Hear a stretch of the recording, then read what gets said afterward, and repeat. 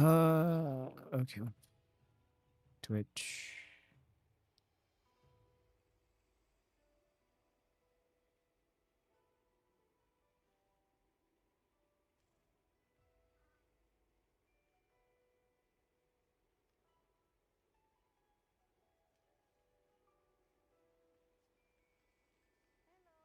Hello.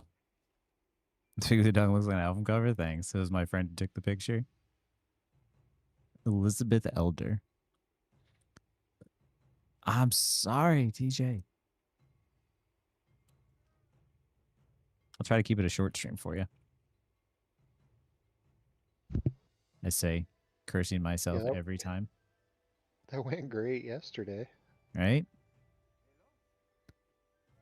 How do I save a layout so that way it saves every single time? Oh, that's a little button up there top that says save. Yeah, that checks out. You know what I mean?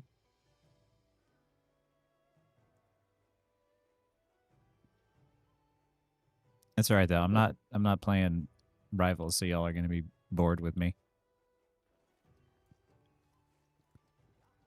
Okay, the game runs hella smooth right now. I'm not gonna lie.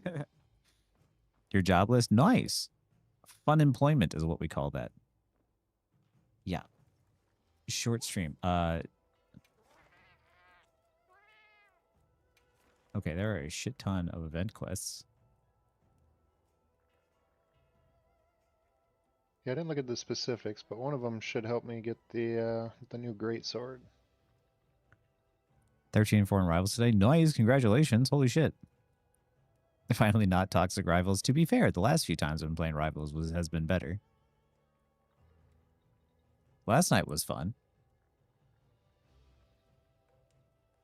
Was I playing main last night? No. What did I do? I played with a lie and then I played with you guys. Mid GM1 to high C2 to mid C2. Wait. That's a big jump. The fuck? Goddamn. I live my unemployed friend at 1 p.m. meme. Since a month ago. That's valid. Jump. Right? For one day. Arc-tempered Jin Jihad. Have we never done that before? Hey, Acosti, how's it going? I think I did. I don't know if we did together, though.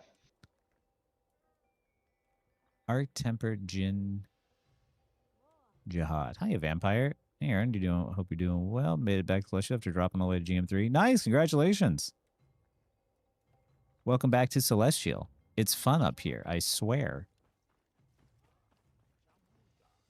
I was going to make a video about how we need to start banning people from Rivals, but never got around to it. Hey, Salem. Good to see you again. How you doing? Did your buddy make it back to, did Trevor make it back to Celestial?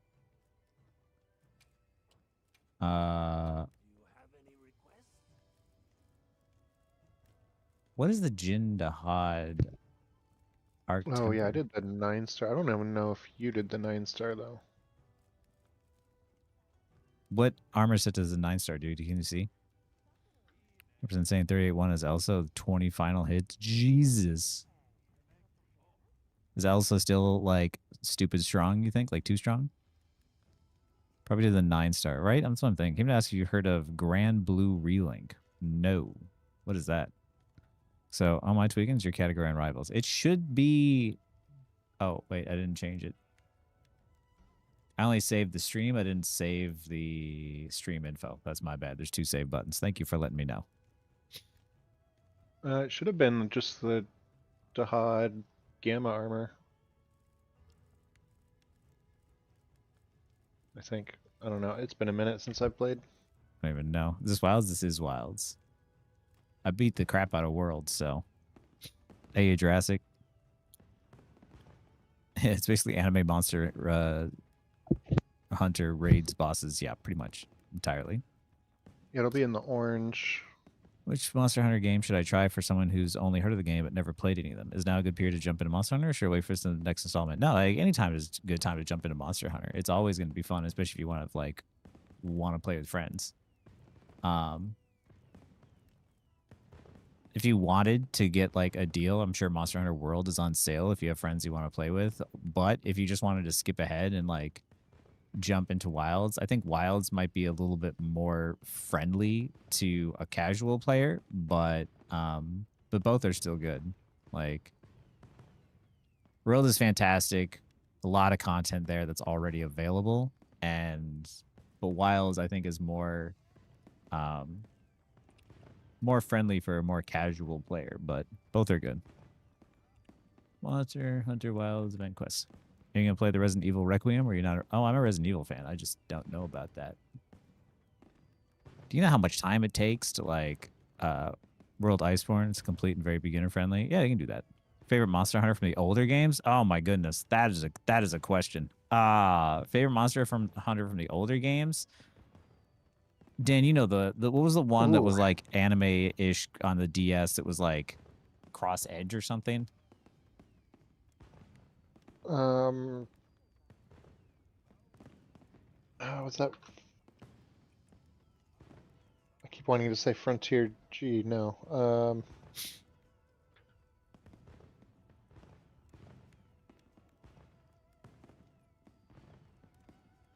Was it 4 Ultimate? The one with the different styles? Yeah, the different styles. Was that 4 Ultimate? Monster Hunter Double Cross? I think that might be it. Double Cross might be right. I think that might be right. Double Cross was really fun. AT Arkville is tough if you haven't fought that yet. I mean, I do want to fight something tough. Another stream so soon. How have you been, Aaron? How you, Ballplar? I'm doing pretty good. How you doing? 1,000 hours and try offline only is kind of crazy. I'm not gonna lie. Get Monster Hunter World in. Anything I should have expectations? Is it a mouse and keyboard game? Controller? It's better on controller, I'd say. Yeah, Generations introduced the different styles. Something like that, because there's like 4 different styles I think you could choose from, and like the dual blades turned into like a flashy anime protagonist. That reminds me. Me and you played a lot of Try, right? On the Wii, a fair Yeah. amount. There's a monster that was in Try that I literally have no memory of, and I want to know if you have a memory of it, and I completely lost that memory or what. But do you remember Dire Morales? Dire Morale. I'm Googling it now. Oh, it was like the fucking Lava Fatalis looking thing? It was ginormous. Yeah. I forgot about it though, I'm not gonna lie. I literally have no memory of ever fighting that. I just remember the Sadius or whatever, the other like underwater elder dragon. Yeah. He's from Can't remember this 3U. guy for the life of me. Oh, Dire Morales was from 3U. Was that, did we play 3U? Oh, that's why then. Okay, yeah, no, we didn't play 3U. Oh, then maybe I'm thinking of a different fire dragon. Someone told me it was from Try. They must have meant 3U. That makes sense. It is very easy to get confused. Hey, Deke, how's it going? My controller left stick is dead. Time to shop for a new controller. What's that controller that you have, Dan? That was actually, because we just replaced yours, and it was a pretty good deal.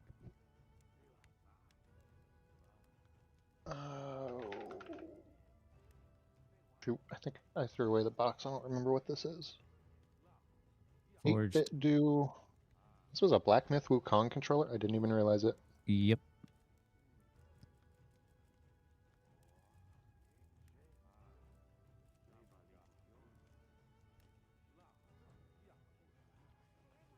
Online grand final boss of 3U. That makes sense.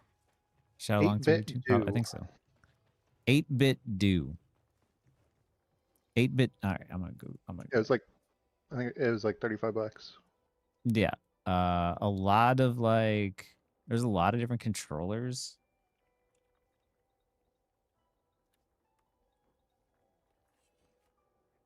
Eight bit do BITDO is all one word. When researching a bunch of controllers for Dan because his controller was breaking down, 8-bit do had some of the best ones for the price, especially. And they were like some of the highest rated in terms of, especially for like the value that you were getting. Because I know that like he had like an Xbox controller. I have an Xbox One or Microsoft Xbox One now, but if mine fails, I'm gonna go with one of these. It's worked really well for me so far, and the battery life's pretty damn good. Uh, yeah, yeah. I think that like especially like just due to like the the value of it is super worth it. Care one of the few content creators who's all doom and gloomy about rivals and getting all tired of the here game is dying when it obviously isn't. I think that like content creators live in a different world than like the rest of like the player base. And so when they get upset about the game, they're upset about it from like a high elo player's perspective. But since considering most people are still learning positioning and fundamentals, the game is just an entirely different beast for everyone else. So I definitely don't agree with like all of the doom and gloom because then it also spreads to the player base. I still have fun with certain heroes, even if my heroes aren't necessarily meta. And I just play around the fact that like sometimes some seasons are just a little bit harder than others. Like I played support still during dive season in season 2. Um and I it was harder to play support back then, but I still played it. And then the next season came along and it was easier to play support. So, you know, like I get where high elo players are coming from. But for me, I'm like, I think it does a disservice to like players, the majority of the player base who is like, you know, like my next video is alt tracking 101. Like that's a video that like high elo players don't need at all, right? But it's going to apply to like the other 99% of people. Do you guys want another person to hunt with in wilds? This is going to be a pretty short stream. I say cursing myself, but if we get hung up on something, hold that thought. I might, because I think I want to go just jump right into this this Jin Dahad. Not gonna lie. 8-bit do Ultimate 2C. Yeah, there we go. Game won't die. They have Thanos waiting. Saw spam do a bit about it. Nice. But yeah, I don't think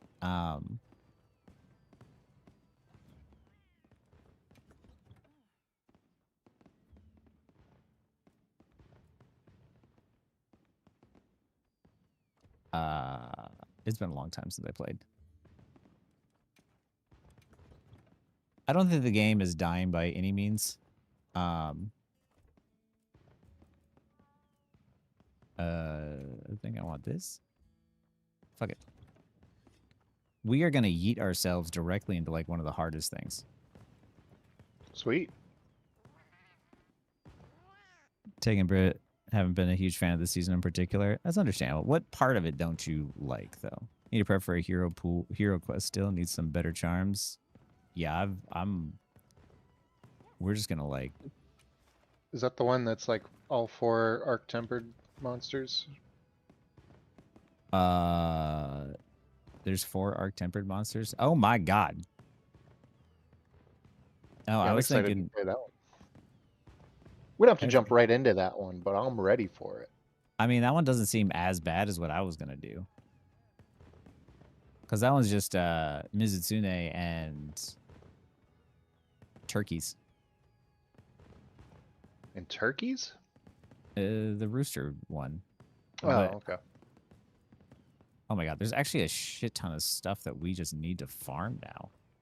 This is how this is going to be from now on? Like, I hope all these event quests are available from now on. Yeah, I saw something about them doing the limited event things every week or something. Well, I was going to do Jin Dahad. Arc tempered 10-star. Because that sounds hard.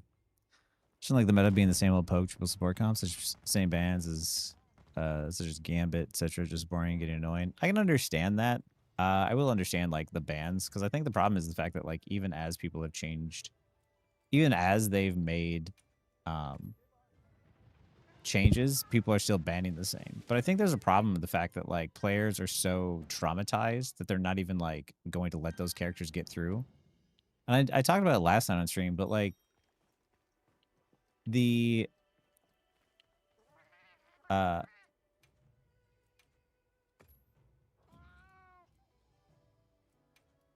can't look at the other stuff. Oh, I can't do it preparing for quests. The triple support has like a much lower win rate than 222. I think it's just one of those things where people think it's necessary, and sometimes it does work, but it doesn't win as much as people think it does. It's just an annoying team comp to go into. I think the best way to change that is to like probably rework the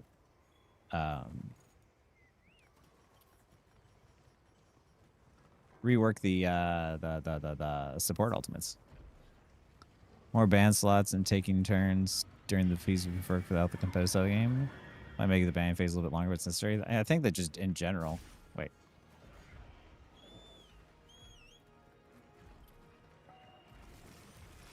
I think in general, just removing double bans would already be a good start. Just do that.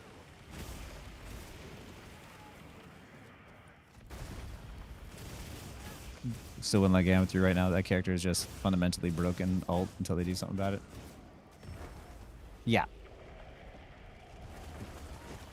Oh, I just got fucking nailed. There we go. Counterattack, bitch.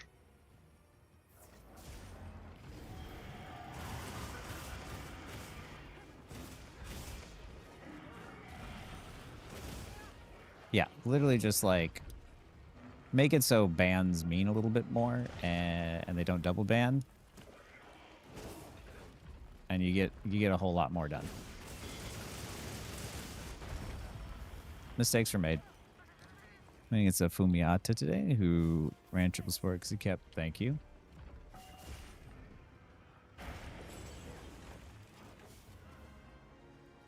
We kept shutting them down, so we matched them and lost round 2 because I couldn't kill their 2 tanks. Now, so we went back to 2-2-2. Yeah, you have to understand what each comp gives you. I think the biggest problem too with a lot of players is that like triple support succeeds.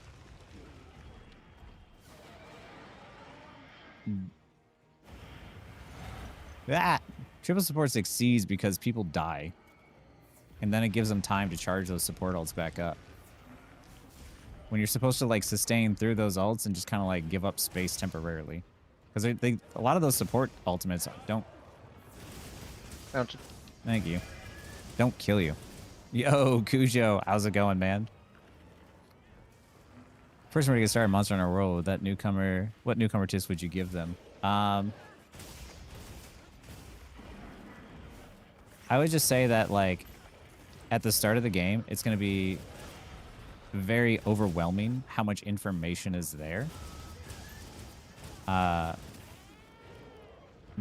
if you're playing with friends, like it's fun to go on the discovery together. Oh, and don't get too married or too attached to armor sets as your armor improves as you fight harder and harder monsters. So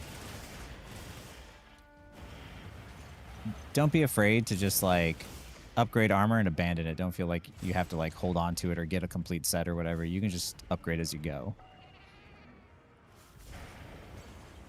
I've noticed in 3 support comp, my supports never have their ults when we kind of need them. Yeah, and 3 support doesn't work really well when there's only one tank, which is a lot of times what happens as well. Because, like, you need tanks to charge support ultimates. And what's going to happen is if you have a 2 support comp and 2 tanks, you charge your support ultimate and you rip it right away. The odds are their triple support doesn't even have one ready yet.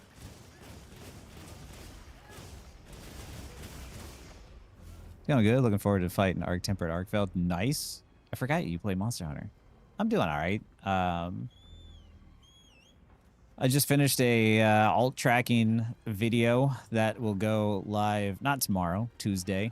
I tried to like cover up the alt percentage on my monitor and see how close I got it. I was a little off. I didn't realize that Venom's ult charged as fast as it did, but I was like, I got to show that even all of us make mistakes. But yeah, once Shaggy is awake, I can have him create a thumbnail for that. But oh, and then of course that was like after my mic wasn't working, so I had to buy a $50 new cable. And then that was when my fucking mic arm fell down, so I had to purchase a new mic arm as well. Paid $150 to make a video that's going to make me 20, which is just your average small time content creator life.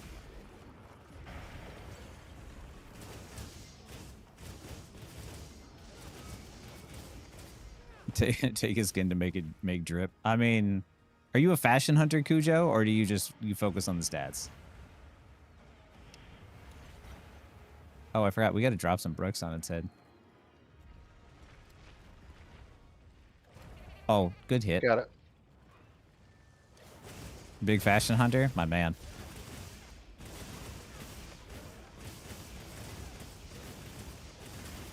I am a fashion hunter as well.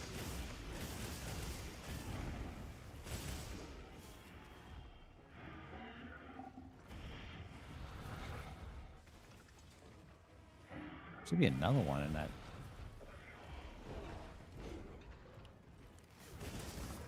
Just make one layer set so it looks nice. I do that, and then I make another. And then I get bored. Oh, ow.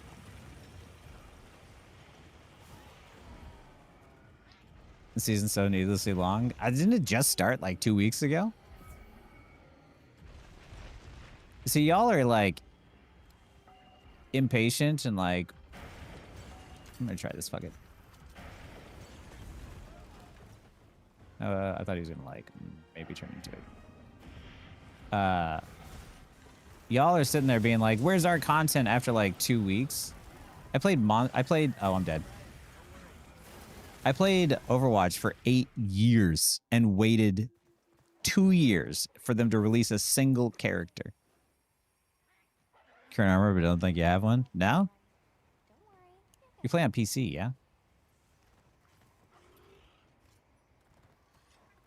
In the West Coast, it might still be Sunday. Nope, it's 1 a.m. Rogue Gambit season was short in comparison. Was it? It was still 4 weeks. What's racist? Whoops. See, not right now though, unfortunately. Yeah. What other game franchises do I like to play? Devil May Cry. Devil May Cry. I did play. Me and Craven played the shit out of the Resident Evil 4 remake. That was fun. Yeah, I'm excited for Requiem. Dan's an even bigger Resident Evil fan than I am. Oh. I do enjoy Resident Evil, though.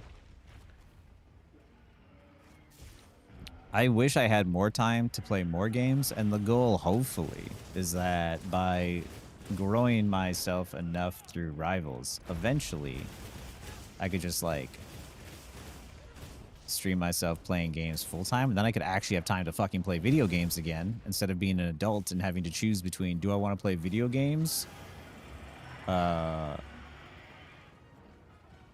Or do I want to, like, you know, fucking do my adult shit? Decky, what are you on about?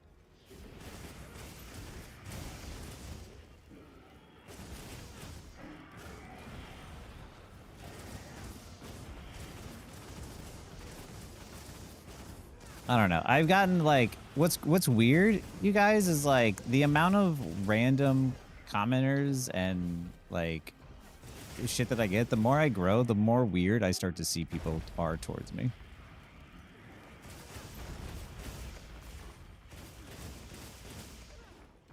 Be pretty sick to see a RE9 stream, not gonna lie. I mean, I would love to play video games. I mostly just focus on Rivals because that's what most people usually tune in for. Like right now there's, I don't know, it's not entirely accurate through OBS, but it says there's 10 on Twitch and 14 on YouTube. Whereas like last night playing Rivals, I had 70 on Twitch and like 260 on YouTube. Fuck. Hey, Nihilist. Ooh! I should probably heal myself while I'm low.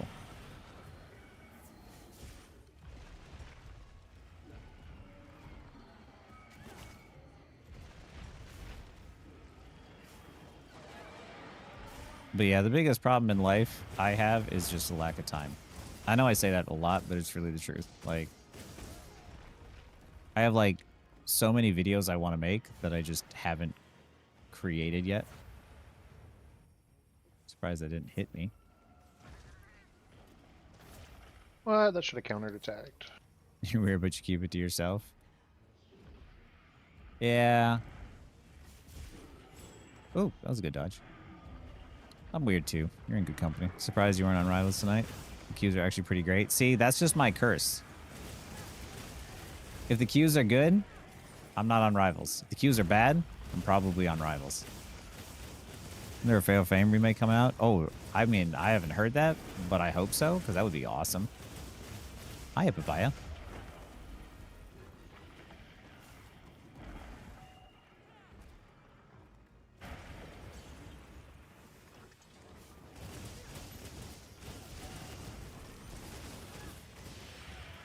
Oh man, I should like put all my hate comments in like one place on Discord or something, because they're actually kind of amusing. I had one that like told me that I was full of myself and how poorly I played in like the game and that I was just lucky. And I was kind of hard to put together because it was like there was no punctuation. Like there wasn't a comma or a period throughout the entire time.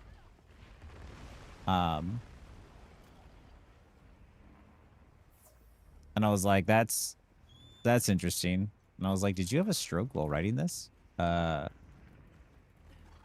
one today called me a liar in my video because I said I went looking for the res beacon and I couldn't find it. So I gave up on it. But then later I said I knew where the res beacon was, but that's because you could, I saw it after that. How's my day been? It's all right. So, Oracle. Oracle. Oh yeah. I wasn't even planning for that. Nice. You tend to not be mistakes you have. Know where your skills are lacking. Full of yourself seems off, right? Like, I'll say if I fucked up. I'll say if it's my fuck up for sure. Like, I know my fuck ups. My thing is always like, I don't like it when people give others shit when it's just like, listen, man. Like, I'll admit that I fucked up and I'll admit that other person fucked up, but don't act like you're perfect and start giving them shit like we haven't been watching the rest of you. Osor Ickle. Thank you. But how's your day going? It's like you climbed a Celestial using the strats you discuss and talk about when you're playing and in your vids, right, TJ? Exactly, man. Because people are always like, wait, I don't think I was close enough for that. Found a screenshot. Nice. Wait, I want to see this. Am I allowed to post links? Yeah. It should work. It should work. The wise man said luck doesn't exist. It's just factors you can't see. I would agree with that to a certain extent. There's things you influence for sure, but there's a certain amount of luck. Like me getting shouted out, I will say, in Shotty's video, which spit me into the ooh, fancy boy. This is Cujo's armor set. Oh shit.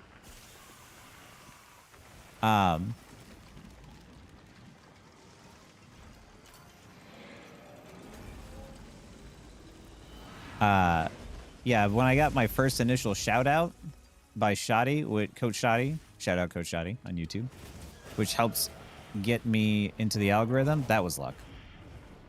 Yeah, I put this stuff out there, but like I think every person online, YouTube, streaming, whatever, will admit that there's a certain amount of luck and skill. That's what life is. And hi, P-Dot. How's it going? But yeah, I do think it's funny how many people are just like, yeah, you only climb up because you got lucky or because you use this broken character or because like before it would be like it's like, oh, you only climbed to Celestial because you used Psylocke. And it's like, oh, well, you only climbed to Celestial because or to high rank because you played Rocket. Oh, you only climbed to Celestial because you duel with these other players. You only climbed to Celestial because you use whatever. Like, it was always like, there's always something. And no matter what, as long as, like, I have haters for like the weirdest shit to me. Oh fuck. In my mind, just because I'm like, yo, I work full time. I make guides for free for people. And they're like, yeah. Where's he going? I have no idea. I feel like he's confused. I'm confused. Trash, not gonna lie. I was in Marvel. I was looking for a game. Ran into a girl with Prince Street. We got into an argument over it. Said the right to call it. Iron Fist pushed up alone while our solo tank died. Told him to back up since our solo tank died, and she got bent out of shape over it after I explained. I mean, like, when your solo tank dies, like, fight's over. Like, that's something we need to spread throughout the community in general. Like, if your solo tank dies, fight's over. I could easily be C3 if I played meta, but I want to have fun. Yeah. Ever thought about learning Daredevil? Just got him lowered and thought he's honest reading my love for the game because his kit is so diverse and fun to use. I have thought about it. Especially because of the fact that he's banned a whole lot less now. Man, I played one today. I couldn't do crap against him. I was just dead in 2 seconds if I looked at him. Yeah, he tends to do that. He's one of those heroes like Iron Fist where, like, you can't leave him alone. You have to have someone mark him who's good at it. And it's not everybody in the roster who can do that. Oh, I need to sharpen. I need a ration. Oh, I need a hot drink. That's my problem. Clues in the game. That's what I get for reading. Like, I kept losing the game, even 99% of them, because there was like 1% still me. That's my fault. Yeah. Oh. Yo, good hit. I fucking say as I run directly into that shit. Don't get me wrong. Like, there's definitely a shit ton of throwers in Rivals. Like, way more than other games. And if Cujo's here, he knows. Like, people will just toss the game for, like, the most fucking dumb shit. Is he leaving?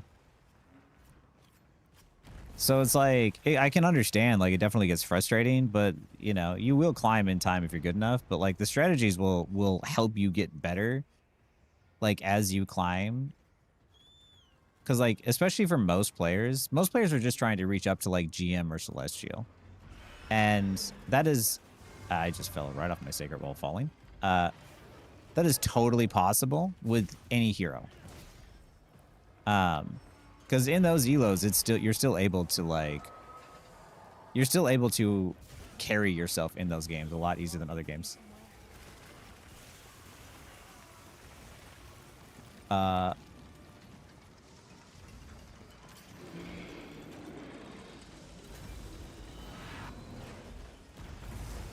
was close. 64 this season. You've been counting Cujo. I believe it. Oh, Hell that point. came quick. Oh, that was a really lucky dodge. I'm not gonna lie. Fuck. I held the point fighting Invis and Angela hold the point for like 2 minutes while my team couldn't push up. We still won though. Nice. Held it as rogue. Nice, even better.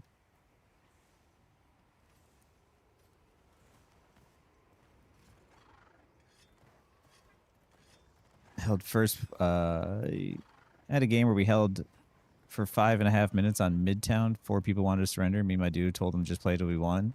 Play and we won. Held first point for 5 minutes in overtime. Yeah, exactly. Well, people, here's the craziest part is like in sports, right? Like everyone loves those crazy comeback games where all of a sudden you're behind and then out of nowhere you manage to like win the game, right? Like, but anytime in video games they're like, fuck, we're behind, we want to give up. Like, just imagine like Kobe Bryant being like, fuck, we're down, I don't want to play the rest of the finals. It sounds so lame, but it's so much more fun to have those games where it's like you should have lost it, but you won. Yeah. And don't get me wrong, I want to quit. I do want to surrender some games when I have people just like trolling. I'm like, I don't want to play this game if I'm just getting like atom rezzed into the enemy team, or if our healer pool is like Strat pool, Jeff, and Gambit. Like, I don't want to play this game when they have support ults that just naturally counter ours. Like, God damn it.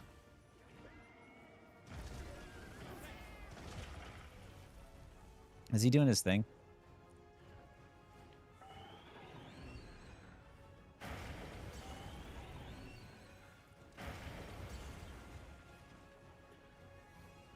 Just hate how people want to give up immediately after losing the first point. Every time. Every time. And the game is about momentum. You can lose momentum, you can take it back.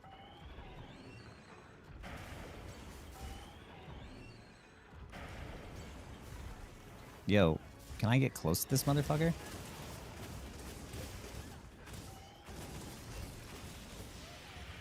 What the fuck kind of... Nope. Nope. Nope, you cannot. I am in... I can't even see myself right now. I'm gonna die.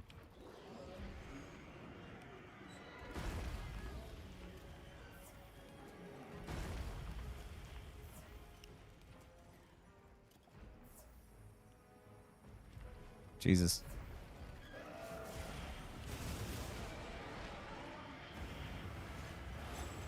Whoa. I am fucking... I have not hit him at all in the last, like, fucking 4 minutes. I'm in a bad position here. Okay, I thought he was doing a different attack.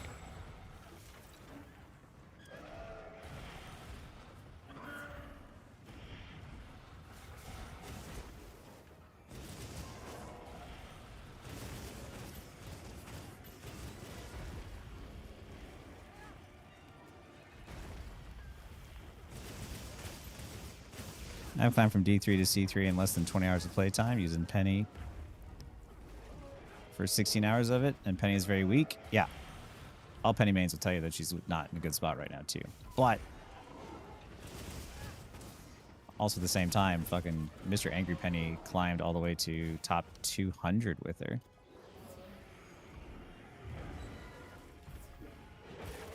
So who knows? Tank can I really didn't play control a season 5, game. 5.5. Doesn't matter. Am I lucky, or did I apply concepts? You apply concepts. And what'd you say, Dan? Can't control luck, but... Oh, tank controls the game, so it doesn't matter if it's a bad tank if you're good at it. Yeah. Especially because the most important part of a tank is pull attention and resources.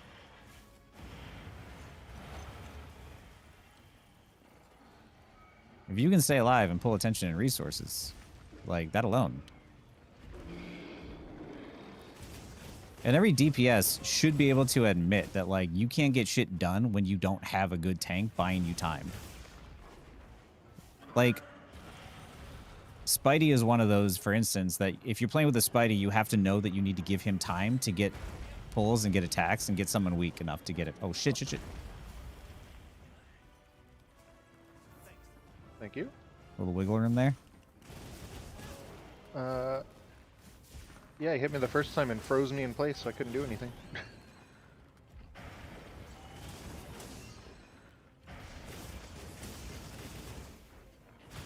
You just want melee characters to be viable? Are they not viable, though? Are they not viable, or are they difficult? I think there's a difference. People surrender after losing one round, or a support messes up and all people want to give up. Yeah, and you want to know the funny thing is, too, is like, supports will mess up, and they'll be like, God damn it, supports. It's like, all right, I'm sorry, I don't really play support. Do you want to play support? And they're like, no.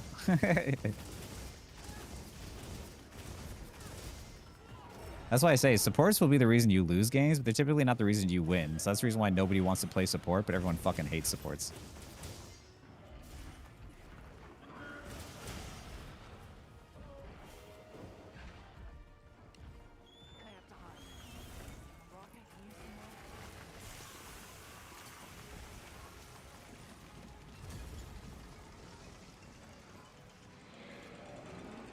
I don't see a... Oh, you got one there?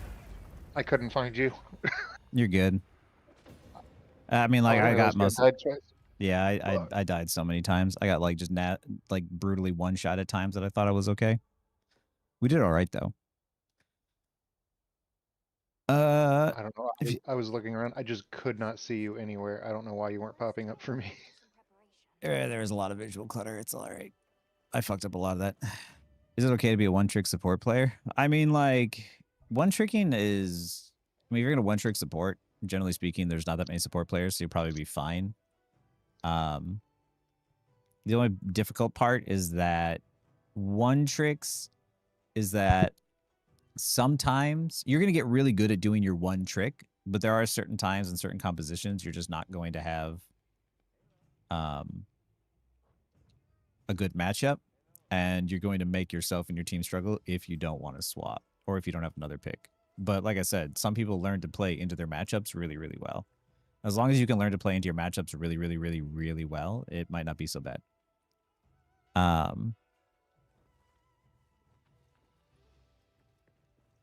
But yeah, it is tough in a game. Like Marvel Rivals incentivizes you to switch a lot more often, I think, in my opinion. My game stage just we were starting to we are Groot, Penny, and Moon Knight is in band going into Loki, so my Loki player complains about it. I said, let's see what happens. We won that. Yeah. Like, people complain at like the start of the round, and I'm like, yo, the game just started. Like, let's just play it first and we'll see what happens. And then we can complain later. Okay? If you don't have a distraction, it's hard to do your job as a DPS, but they love to blame everyone for themselves when they're not doing their jobs. Oh, every time. I mean, because people don't understand what their jobs are. People only understand they hit tab, they see no big number, you must be doing bad. It's like, no, like all of us are winning, and I get like the our tank is like 2 and 6, but as they're focusing him, we're winning. So if it's working, who fucking cares?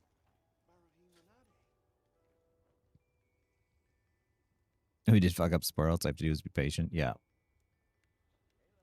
Melee is viable. It's just so difficult compared to poke, and it's not fair.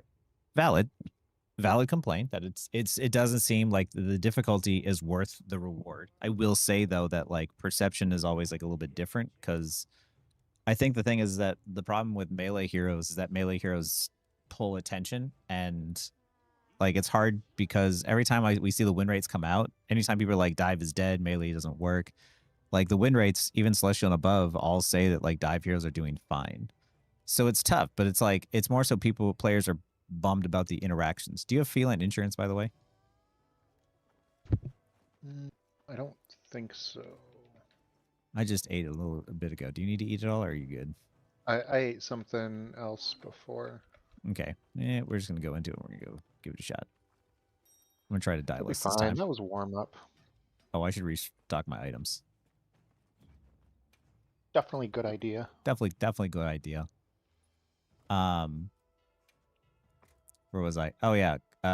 People want melee to feel fair, even though right now it might not actually be doing so poorly. But like I think of the game as just in terms of the objective. So when I dive their backline at the exact time to distract them, like I did in yesterday's game on Hall of Jalia, where I dove their backline to Psylocke, I got 0 kills and their Groot died. And to me, that was value. But to other people, I think they're going to assume that because they couldn't get kills when they flanked, that they're like, oh, this game robbed me. But it's like, no, you did your job. If you distracted them and you got out, you're winning the game. What supports do you think are worthwhile to learn? Used to be an OTP rocket, but I've been trying to expand my roster these past 2 seasons. Honestly, I don't know about Gambit. I mean, Gambit's probably still going to be... Now, Gambit's banned too often. There's no point. I would say Cloak and Dagger right now. Adam is really, really good if you can get good at understanding how to utilize the broken res mechanic. Yeah, Cloak and Dagger is probably the best one right now. Luna is not in a great spot. She's much more weak than people give her credit to be. But she can still be a good one if you're really good at hit scan. And if you want to have like a little bit more carry potential in terms of the ability to weave in damage. Loki seems like a good one.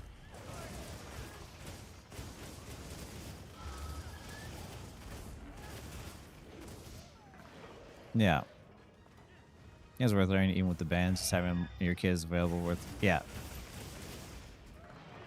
I will say that, like, it's worthwhile to go into quick play and go into quick play and play some games as Gambit so you understand his kit and you're prepared when he's available. Or is that they'll nerf Gambit around the problem point where he becomes sort of a play like they did with Human Torch? Yeah, they might. But I will say,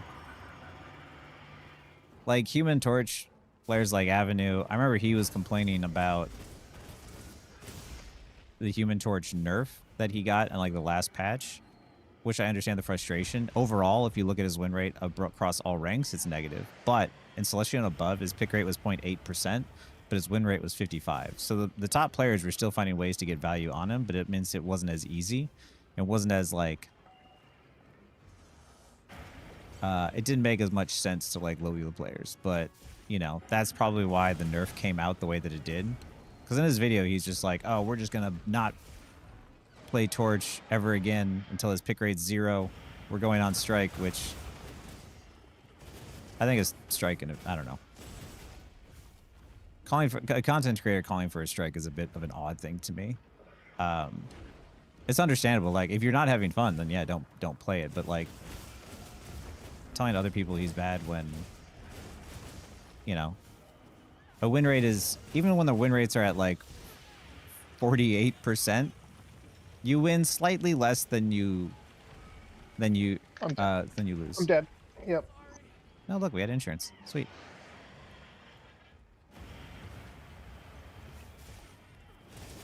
But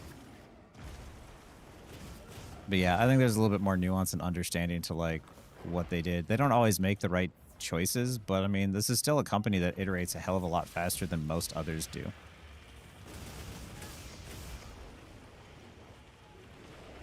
Don't remember what happened to Torch. I don't know either. I didn't play Torch, so it's hard to say. I don't have issues with support players on my teams in Eternity, at least. Yeah. Like, and having enough support players in Infamous, or like support players or supports being bad. Support Strike was so pussy. It was like, I think that Support Strike was just like, that was the time when Dive was really good, and I was like, why are we striking? Oh my god, I'm just avoiding my fucking... No. I don't even remember what that was about, but I was like, throughout this entire time, people have been like, tank isn't fun to play. The flyers are broken. The supports aren't fun to play. This sucks. This sucks. And the entire time that I've been playing Rivals, like, I have no idea what the fuck people are talking about.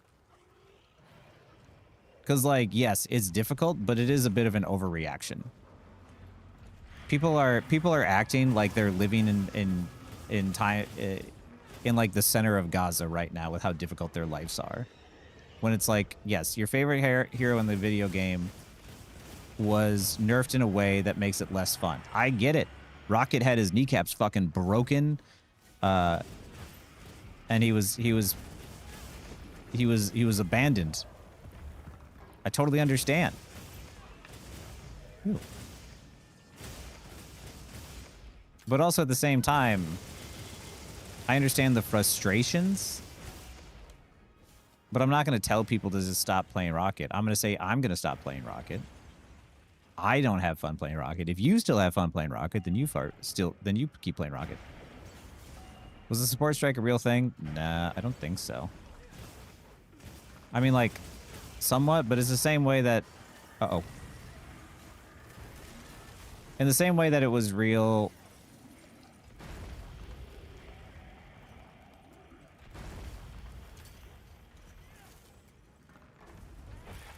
Ah, I got him. Finally. Oh. That's the hard one to hit, too. I think when Die was really good, it was the best time to play support. You learn a lot from that time. Exactly, man. If you could survive Season 2 support, you could survive any season. Play our roles and ranks, so if we, so I just feel if we was missing support. Oh, see, that's why. Because you're like me. You're like, if I want a good support, I'll just play support.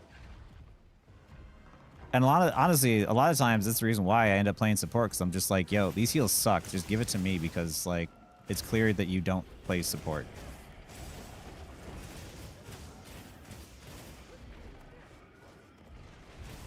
Uh-oh. I'm okay. I'm okay. I'm okay. I'm okay. I'm okay. I'm okay. Thank you.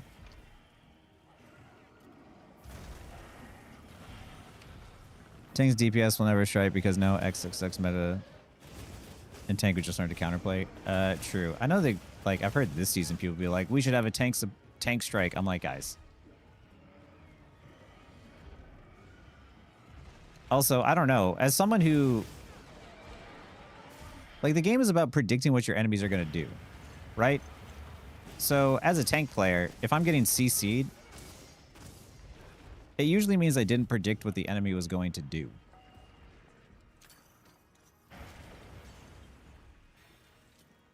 So, like, a Bucky hook, I block, I bubble.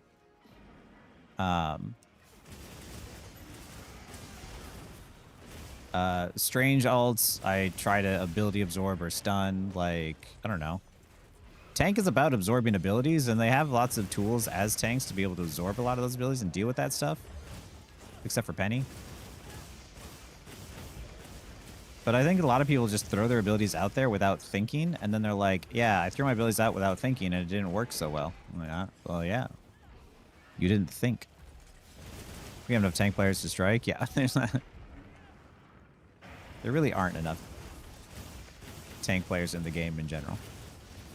I want to support out of spite from Overwatch. I just got tired of bad support players, so I'm going to throw myself. Yeah, that's what I did too. People be like, this role is much harder than it looks, and I was like, so I was like, all right, bet I'll learn the role, and then I learned the role. I'm like, yeah, it's not that hard. The most annoying part is solo tanking, and how the game rewards tank and SR and ranks. Oh yeah, because if you're a selfish tank who just wants to sit there and pump out a bunch of damage, like, sure, you might get more than 20 SR, 100%. But if you're a tank that actually, like, looks back, bubbles, peels, like, focuses on just, like, trying to stay alive and controlling space, which usually means playing a lot more defensively, a lot more passively, because your job is to stay alive and hold that space as long as you can, so that way your team can do something with that space that you've created. Sometimes it means that you don't always get a bunch of damage. Motherfucker, dude. Oh, I am... Oh, shit.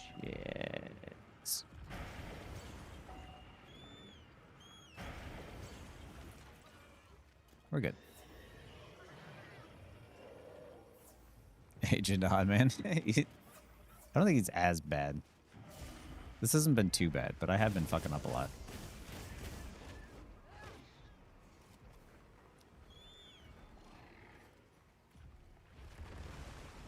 Hot drink. Thank you. Actually.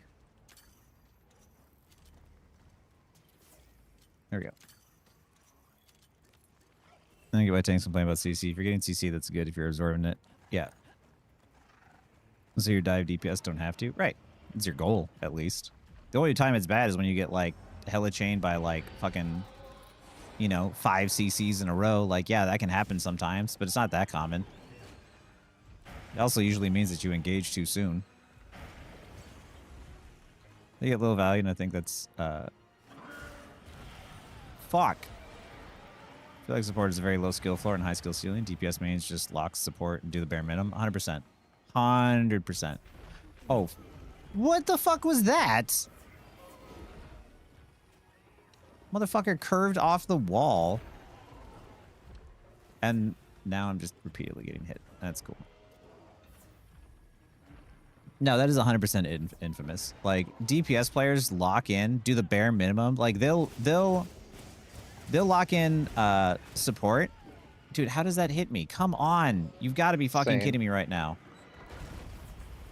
Thank you. They lock in, they do the bare minimum and heal one game, and then they get carried, and they're just like, oh, this role is so easy. But if you look at their support win rate, it's like 42%. And then they're like, yeah, it's the most brain dead role or whatever. Like, I don't know, man. Like, I hate this guy. Okay, I'm starting to hate this guy more. Can't we, like, shoot this thing down? After the next one. fucking... Coming down. I'm popping a max potion. Fuck it. I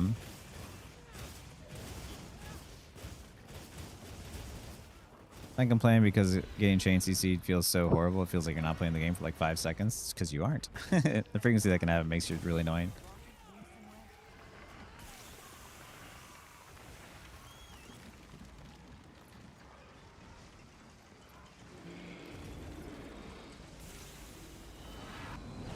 Almost overshadowed there. We're good. We're good. We're good. Yeah, just a little.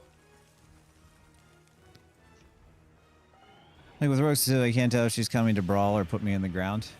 Yeah. Rogue she's got a shit ton of CC. Oh, I hate this thing. I'm starting to see. You're a DPS player, don't cook you? To be fair, I cook all DPS players. What is happening right now?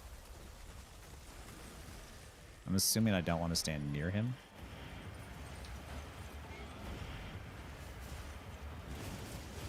The lock support, heal bot tank, never track ults, use them to create tempo advantage, die to one diver, ignore their support, let them die and cut and stay in half. Yeah. Oh, fuck. Mounted.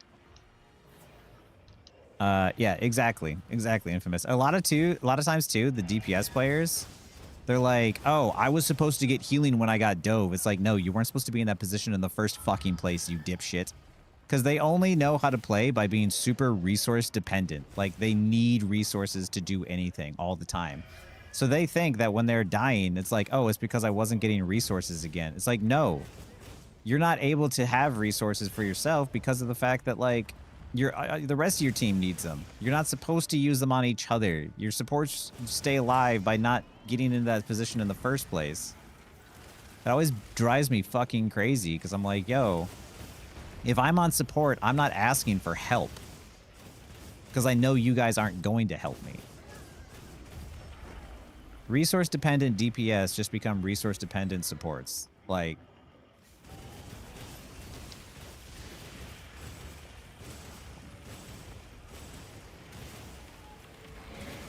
Okay, that was really cool, and I don't know if anyone... No! It's no longer cool.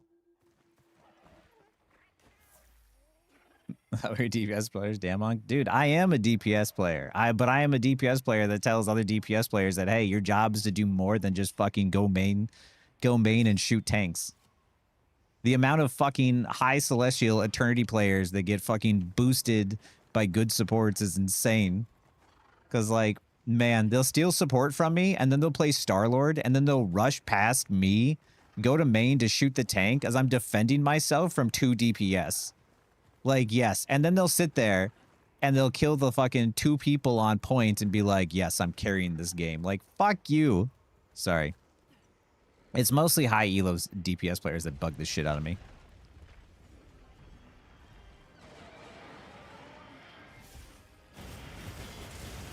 Because it's like, they look at you and they're like, why aren't you just patty caking? It's like, I did. And then you died because we were patty caking and you complained about heals. I remember there was one game where it was me on Rocket and someone else, another extremely survivable support, like Cloak and Dagger or something. And our DPS just ran in there and died repeatedly over and over and over again as we were trying to push on a Rocco. And they just kept dying. And they're just like, I don't understand what's so hard. Like, if you're having trouble as Rocket or Cloak and Dagger, all you have to do is just, like, use your shift to stay alive or whatnot. And I'm like, dude, I haven't died a single time. Like, what do you mean, like, us struggling? We're not the ones struggling. Like, but that's DPS brain. They're so focused on, like, that main character syndrome that they're like, they don't even realize that it's like they die while they're actively getting healed. And then even while the team is struggling, they're still so blissfully unaware that they're like, oh, it must be my supports that are struggling. I'm like, nah, man. Like, I've been doing fine. You know, the deepest players on support, then blaming their DPS for going negative when they never enable them to take an angle. You got the DPS players on support, then blaming their DPS for going negative when they never enable them to take an angle the whole match. Yeah. Like, I went on support, not because I'm a better support than I'm a DPS. I went on support because I'm a better support than my DPS players are. That's why I went on support. Like, it's not because of the fact that I'm just like this amazing, like, god on support. It's just I know how to fucking stand back far enough that I can heal everyone. When I flex and I get dove, I can still heal my other support and the entire team struggling. Entire team, I struggle way less than support. Hey, Ply, how's it going? I'm doing good since I play Monster. When I flex and I get dove, I can still heal my other support and entire team. I struggle way less than support and tank. Yeah. There's some people who just struggle on support and tank, but then they'll blame their entire team. Or they'll blame their other supports and shit. And it's just like, yo. Hey, but how you doing, Ply? Were you streaming today? I feel like you were streaming earlier today.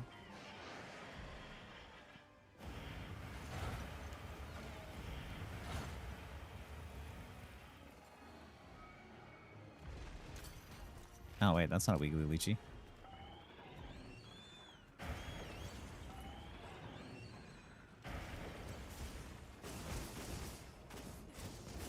Doing free coaching for a bit today? Nice. That's nice of you. I was, dude, legitimately, because I knew Dan wasn't going to be around for a little while. I was like, oh, I will. That one-shot me? Really? Was I not at full fucking health? I did not notice. Jesus. A lot of people in my community is growing. Nice, Ply. I'm glad to hear. That's how it starts. I used to do a bunch of free VOD reviews. And then then my community grew a lot more, and I just fucking ran out of time.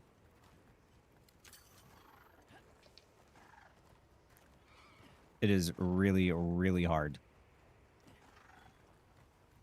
I play Phoenix. Hello, Bucky. Am I a rat? No. I mean, I say play what you enjoy, and if it just so happens it's meta, that ain't your fault.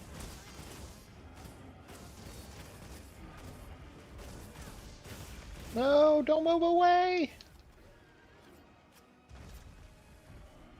Oh, he ain't leaving. No, I want him back by this wall.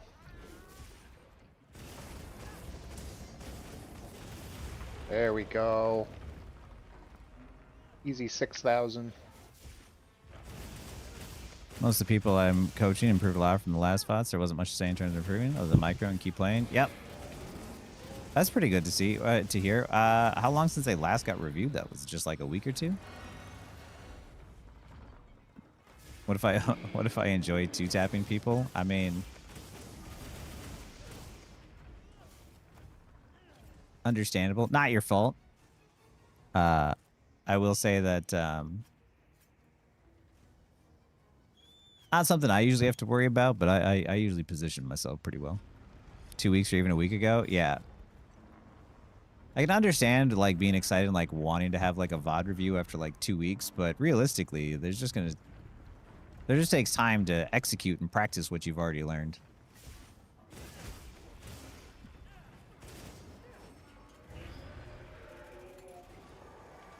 if it's my fault, Meslave, I mean, then you're just gonna get your shit nerfed. But I'm not gonna complain.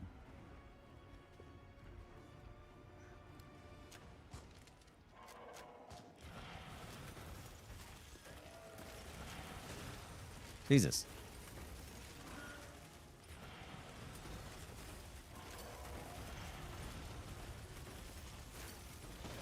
Fall down.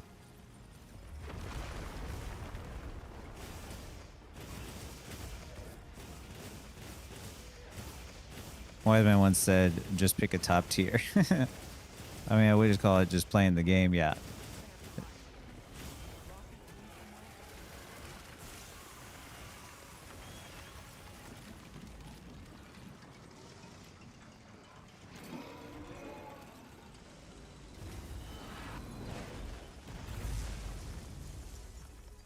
Wasn't close at all.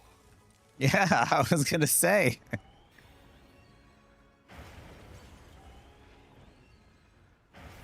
Oh, fuck. You have to limit how often I should accept the vase, or, you know, still growing. Yeah, when you're early on, you can just accept as often as you want. You can take that stuff and just like probably clip it and upload it to YouTube as well.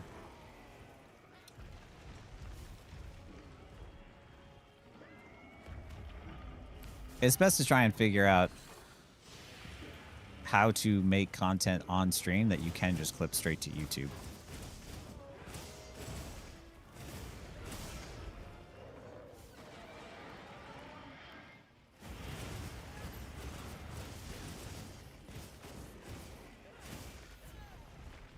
Oh.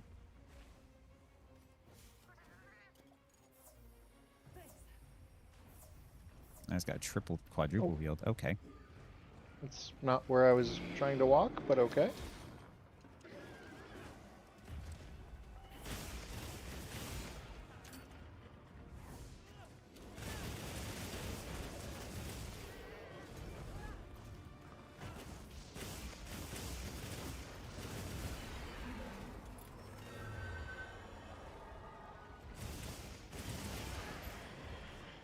Yeah.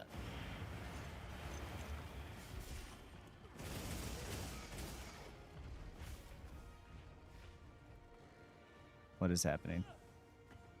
Sorry if I lock in for a second here, guys. I just need to, like, actually win this and not die.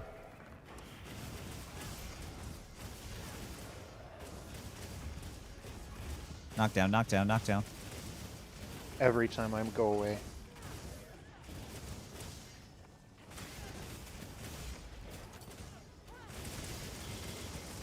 So he's got to be close, right? Yeah.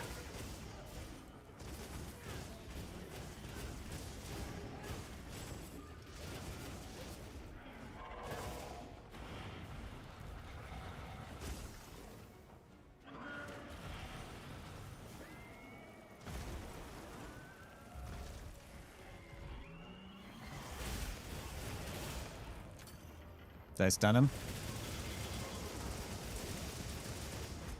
Oh, you did something. Oh my god. It's moving so awkwardly. Knockdown.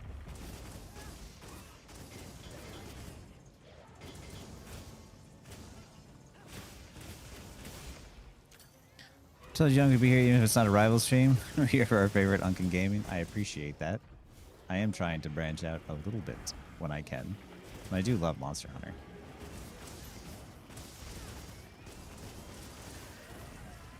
Oh my god, he did that so quick. I know. That's what I keep fucking dying to. I'm so bad at this game. I disfortune. That loves monster design. It's a good monster design. I'm gonna spend the entire game trying to beat one monster. I'm gonna fail. Like people that follow the path of least resistance coin meta says, especially on the enemy team, just sounds so whiny. I mean, like, I fucking play Psylocke, and Psylocke was meta for fucking 5 seasons or whatever.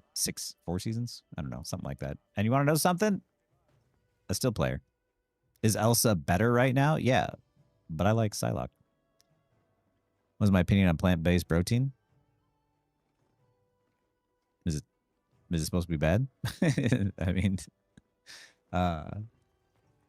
I like vegan food from time to time. You can play whatever they want. I don't really blame people for playing certain characters, just reflecting the game's design. Yeah. Magic was better. I played Psylocke Season 0. Psylocke Season 0 was fucking brutal back then. That burst damage was crazy high back then. Magic is just a fun hero. Like, I'm sorry. I know she's not going to work in, like, Eternity where you're at, but, like, Magic's just fun and cool. Oh, yeah. Monster Hunter Wilds is incredibly stable. It's running so smooth right now. I'm not going to lie. Like, it was never this smooth before. Yeah, they made it an alt merchant now, which is stupid.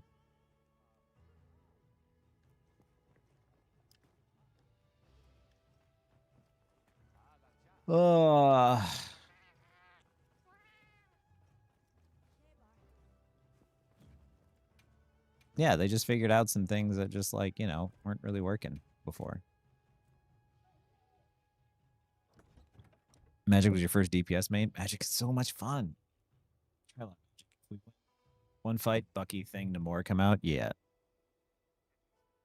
Instant counter pick, yeah. That's my problem is like they Rivals it forces you to counter swap way too much. Like it's not just that you can't play or you have a difficult time playing Magic into Bucky. If you play Magic into Bucky, you just don't win that fight ever. If you play Magic into Thing, you just don't win that fight ever. Like that to me is fucking lame.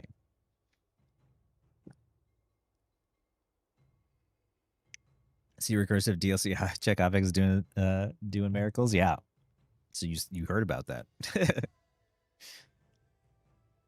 She's so cool. I love her playstyle. She is. Magic is just hella cool. That's why I wanted to learn her. I learned her and like I never kept up with my training and learning on her because it's just really hard to play all that many heroes at once. But she's still my Hail Mary pick that occasionally comes out and works for me. You hear about that DLC check thing too? Yep, it was a real thing. And now it runs super smooth. Set a game and comp. And bless the dude who figured that bug out. I feel like Monster Hunter should give him a gift card for like $120 for all the DLC because he figured out that bug for them. Too many cooldowns to track. Yeah, exactly. Just had a game comp winning against a Penny, Emma, Scarlet Witch, C&D, 2 DPS refused to switch from a Spidey BP. Oh, yep, you're cooked.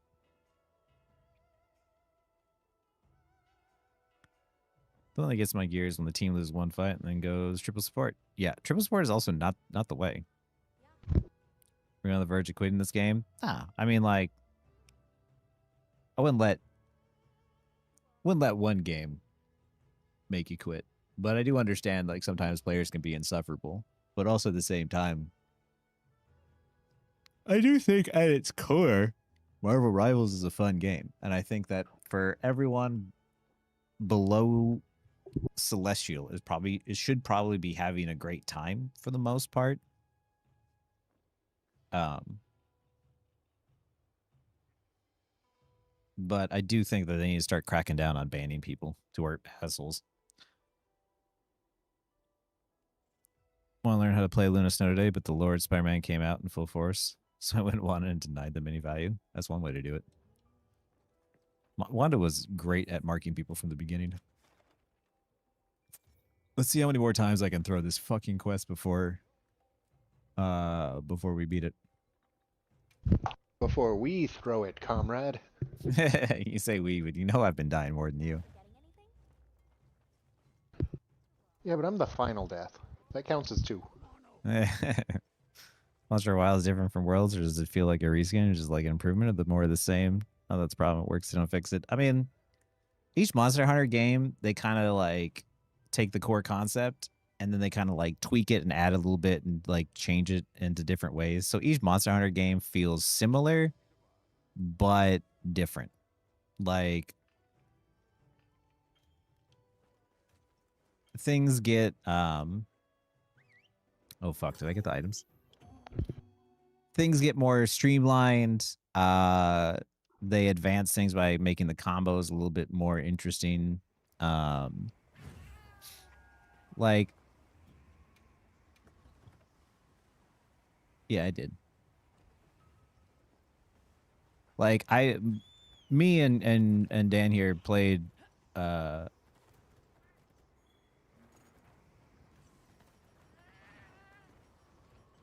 we played Monster Hunter Worlds all the way through Vitalis. We got all the armor. We did everything. We did all the DLC. There wasn't anything that we missed. And here we are playing Wilds. We didn't just play Worlds. We completed it on PlayStation first. Oh, yeah, that's right. Like, I know I got the Plat Trophy. I think you did too. Like, we did everything on PlayStation, like 1,000 hours plus. Yeah. Then it came out on Steam a year later, and we did it all over again. Yeah. And then Iceborne came out, and we did it all over again. Yep. We played all that, and then we just continue to go to the next Monster Hunter. And everyone, like... That's what I mean, is like... A lot of people were whining, being like, oh, Wilds is crap, it's terrible, and it's fucking... This is an awful game. When it first came out, like, yeah, it was pretty easy for me and Dan, who were seasoned Monster Hunter veterans. But we had Shaggy here with us playing, and Shaggy was struggling because Shaggy didn't understand any of this shit. So of course, like the game was sort of like a little bit more beginner friendly as it came out. And then, you know, give it 6 months and the DLC or the free weekly or monthly update DLC monsters or whatever, every 2 weeks or whatever, like started to get gradually more and more difficult. So yeah, all the people, like, I don't know. People were complaining, they're like, there's not as much content as Monster Hunter Worlds. It's like, yes, Worlds have been out for like fucking forever. Of course there's not as much content. And had an expansion. And had an expansion.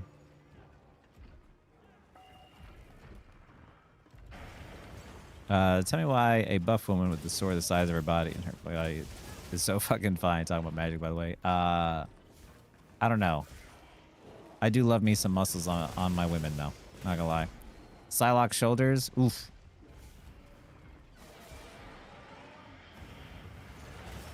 I thank God for female feline defender high. Oh, fuck, fuck, fuck. Play Rose for a bit. Wonder if I should give Wilds a try.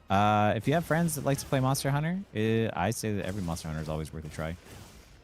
If you enjoyed Worlds, I would say this is similar enough that you would enjoy this. Don't I, don't I, don't I, don't I. Oh.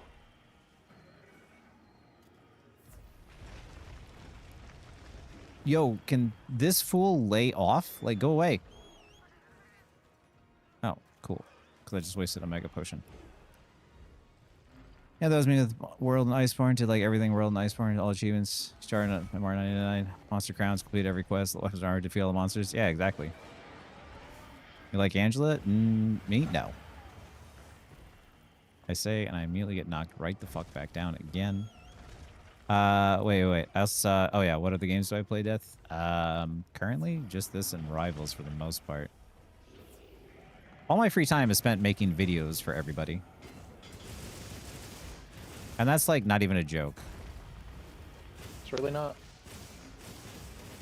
I don't even play as much games as I used to with Dan because of the fact that I am making videos and like make videos, manage Discord, reply to comments, do my day job, adult responsibilities, occasionally go out to have a dinner with a friend and then go right back to working again. I work so much that I have a vitamin D deficiency so bad, I have a prescription strength vitamin D pills to take for the next like fucking 2 months. Like, but it's an investment. It's worth it. It's very rewarding. I enjoy doing it. But hey, I can't stream myself playing just any game just yet, but maybe that'll be the goal one day.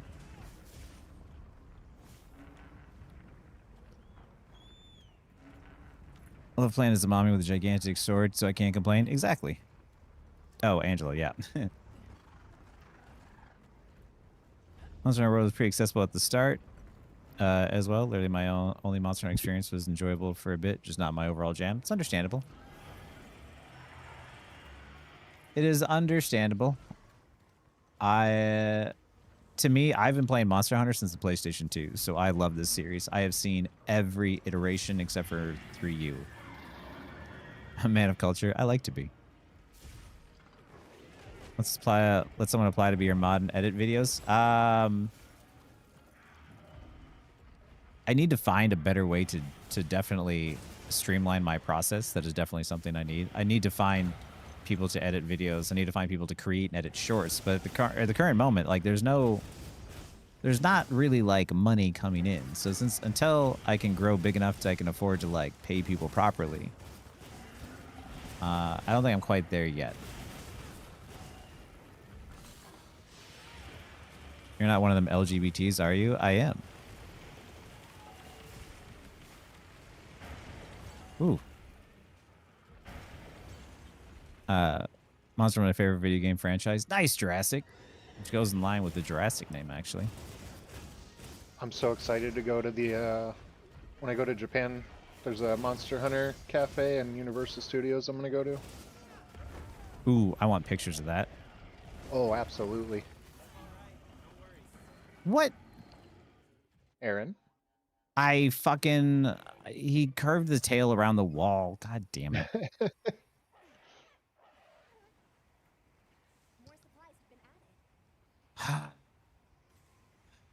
I got hit to the ground, and then I got fucking... God damn it. I know your YouTube chatter, yeah. You're not one of them gamers, are you? Right? Like Monster Hunter 2007 when Tri came out on the Wii. That... Which is funny, too, because, like, Tri came out on the Wii, and that wasn't even, like, one of their better games, in my opinion. Oh, hey. No. So if you got into that one, it was only uphill from there.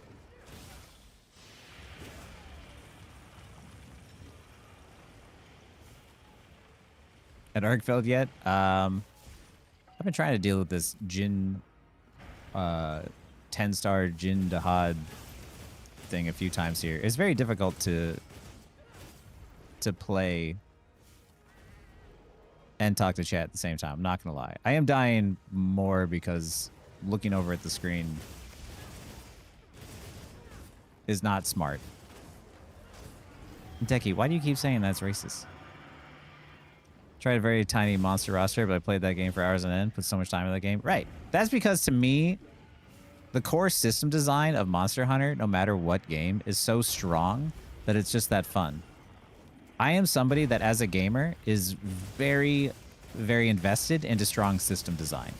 I can get by with, like, you know, some mediocre level design and mediocre story and whatnot, as long as the system design is good. Uh-oh. And, like, fighting monsters with weapons, always fun.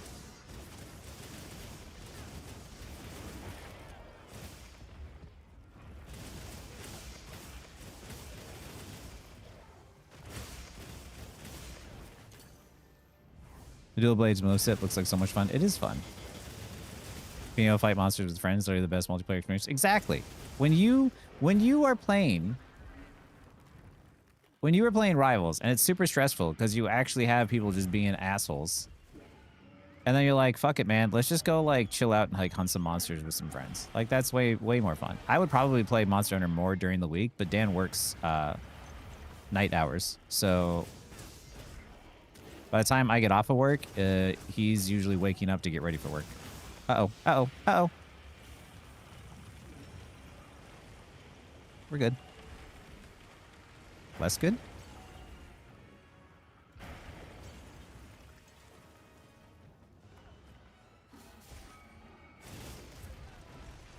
See, that's one of those times that I look over and it was a bad idea.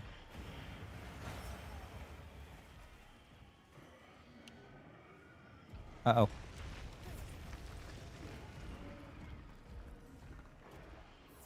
This guy will not leave me alone. Had 3 throwers on my team at once. Luckily, it's only a plat and an ult. There you go. God damn it, dude. Uh-oh. Uh-oh. Oh, I'll be fine. And then I get stuck right in there. No, I got double froze.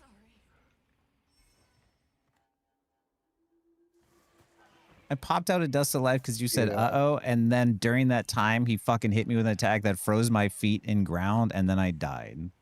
Yeah, I got to watch that. I couldn't do anything about it. Oh, my God.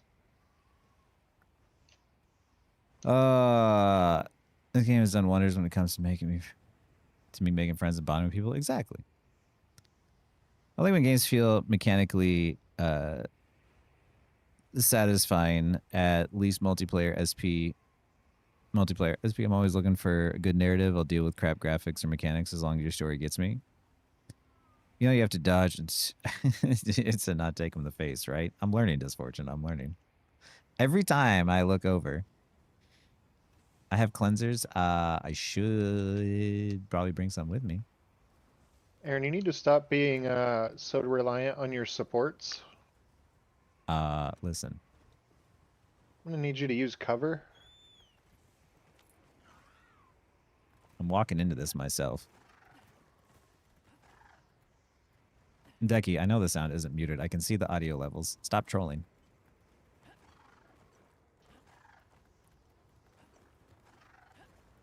Okay.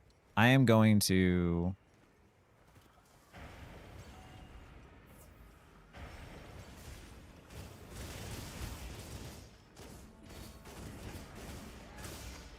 Like the game is low or my mic is low, Disfortune?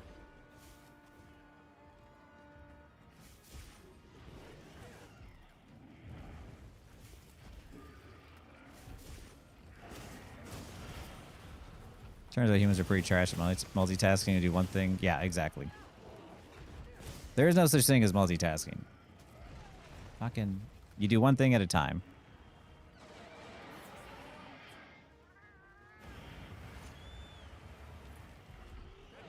Mike is... Go ahead and top off. Use a hot drink while you're at it. Mic is crystal clear, but I can never tell with like the game audio. So I'm gonna need your guys' help on that one. Audio mixing for games is fucking tough.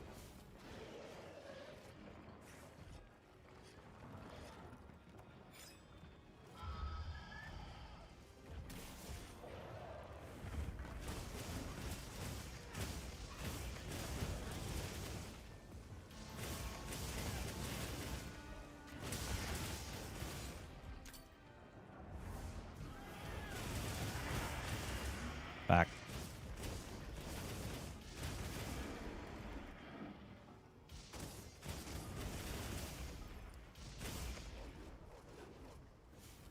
Host Gold, so I'm doing my work at 5 a.m. to the stream. Nice.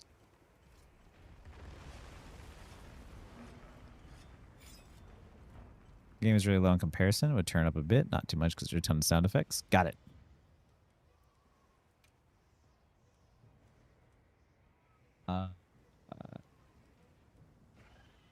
Oh, that might be why.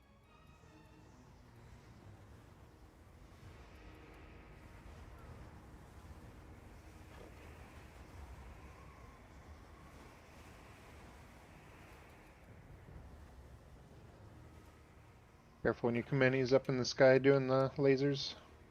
All right, I'm going to give it a second then.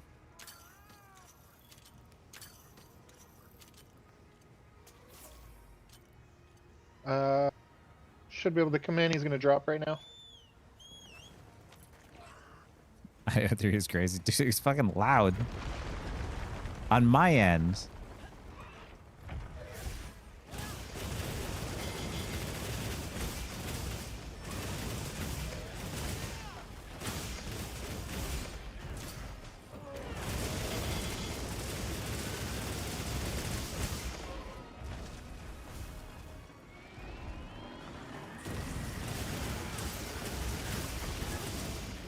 All right, now you guys. Hey, Asa. I saw you playing some Deadlock earlier. Been a year. Yeah, oh yeah. Dude, Asa, if you play Monster Hunter, now is actually a pretty good time because they just put out a bunch of quests of monsters. Motherfucker. And how you doing, Asa?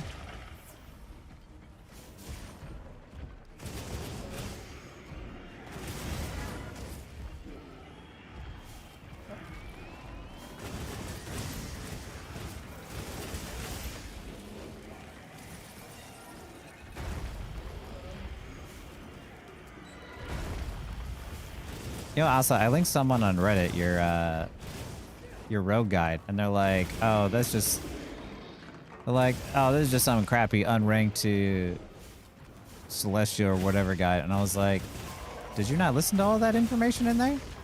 Like, there's some hyper-specific, detailed information about, like, each thing. This goes to show you, though, people just don't bother. Oh, got the tail. People don't bother to, like, look past, like, the first, like, 2 minutes sometimes.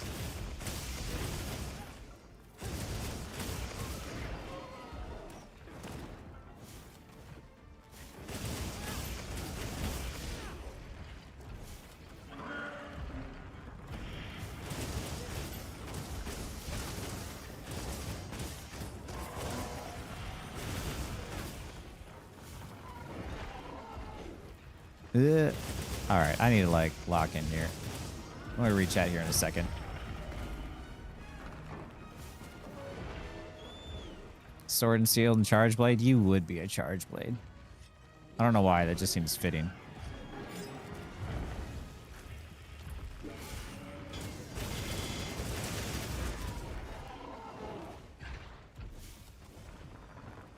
Some people don't have any patience for info like that. Nah. As you upload more and more, like, it's wild the hate comments you start to get. I used to reply to every single one of them. Now,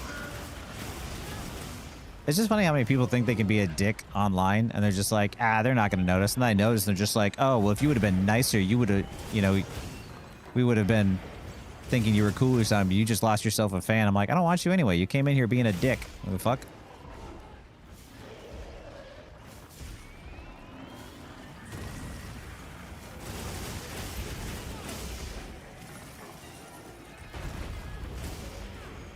But yeah, the amount of like...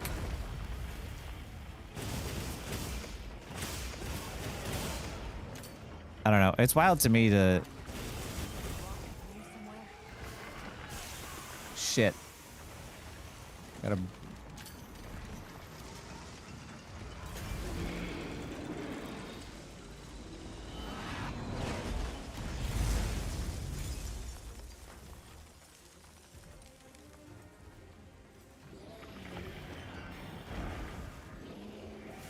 But yeah. Double sword attraction? Yeah. More people are more likely you're going to encounter weirdos, dickheads? Yeah. Not every weirdo's... Almost every dickhead isn't weird, yeah. There's, I try to tell people, too, I'm like, if you try to find the nicest video on the internet. Try to find a video of someone playing with kittens, and you'll still find people disliking that video. You know what I mean? Like, there's no video that's 100% liked. There's always going to be someone who's just like, oh, I can't believe you would have cats as pets.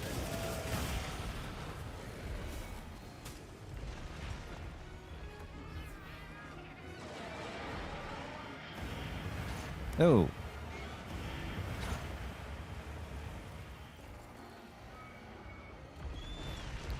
It's like 80% of my playtime. It's my first Monster Hunter. Nice, dude.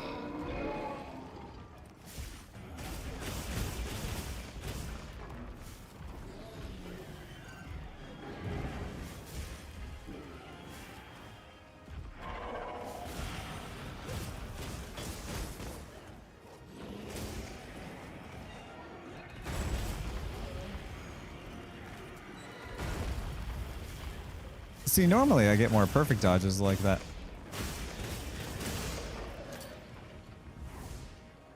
Cats for dogs? Dogs.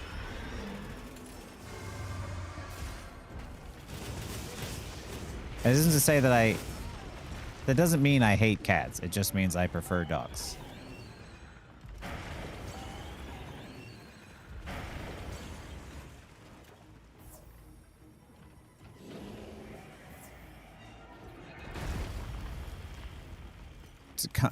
Bring back bullying some people to comfortable breaking boundaries. That sounds like something Shaggy's done to me in college.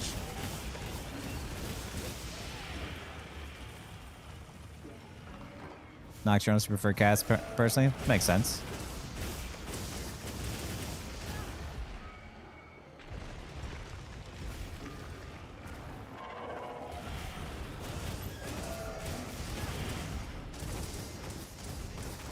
Should go and own a raccoon. I could never see myself with anything other than a dog when it comes to fur, honestly. Cats cute, I always prefer dogs. They're infinitely charitable. You always get a second chance with a dog. Cats hold the grudge forever. True. I probably shouldn't have used...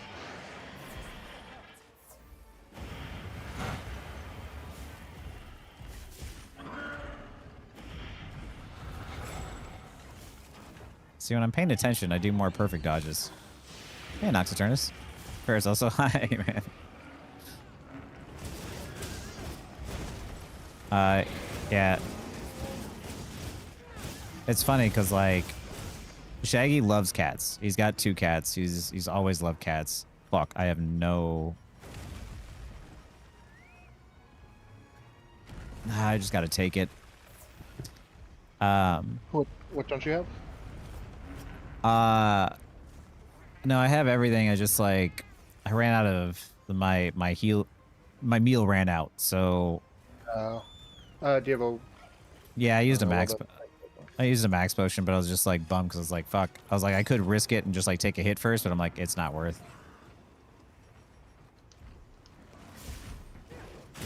Sometimes dragon is really neat. I like the armored frills that are popping out of the head. Oh yeah, the monsters are and Monster Hunter are really fun, really cool.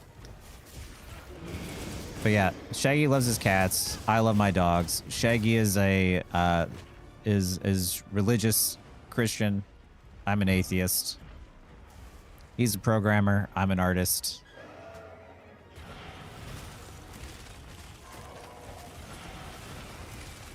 Which is why we occasionally argue back and forth because we just see the world differently. He's like, oh, you have to go outside and pick up poop. I'm like, your animal's shit in the house. Dogs can't understand humans can make mistakes. Not like not to give you a chance to accidentally step on them in the middle of the night. What I love about dogs is that dogs teach you what unconditional love is. That is something that like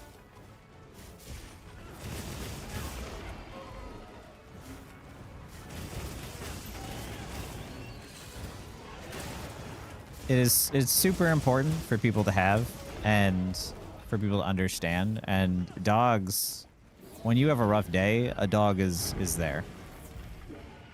And a dog really is your best friend because they are always excited to see you and they really put things into perspective. Because like there are so many times I did not have a whole lot of money in my life, and my dog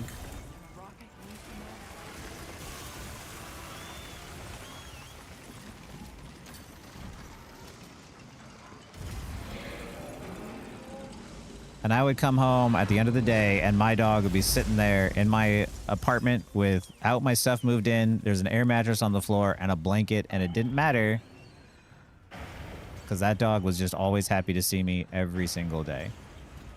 And she didn't care that I didn't have money to get her the nicest things. She's like, oh, are we going for a walk? This is the best ever. Oh, are we going to go skateboard? This is the greatest. And that's something that really put things into perspective for me. Like, I stopped caring about whether or not my shit was...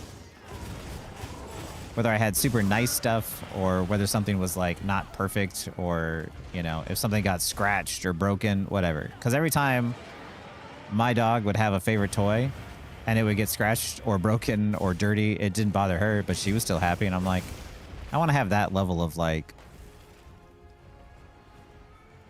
that level of happiness all the time in the world where I just don't give a shit and I'm just trying to always be in a good mood.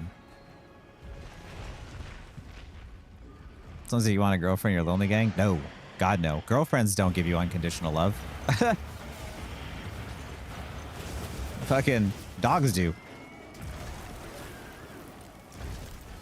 Oh, shit. I'm mid combo. I'm good. Okay.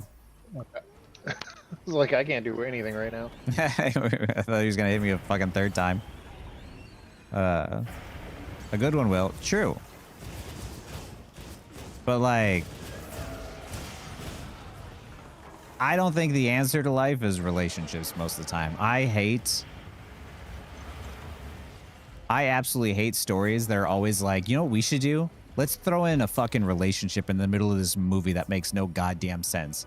You want to know what we want to see? We want to see people suddenly fall in love over the course of like fucking 2 hours. Like, no, that's not how that shit works. And it gives people an unrealistic expectation of relationships. Because then people go out there thinking like, this relationship will fix me. Like, no. This person will completely. No, you're supposed to be complete first.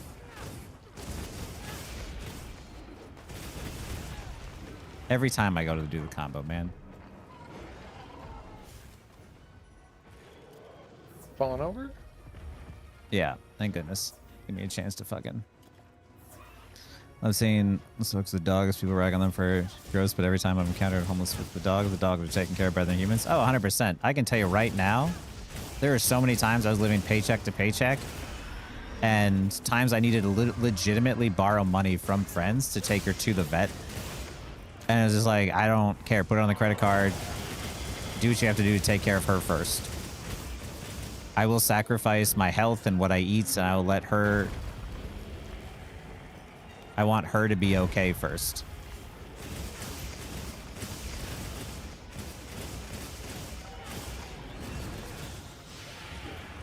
Every time I look down.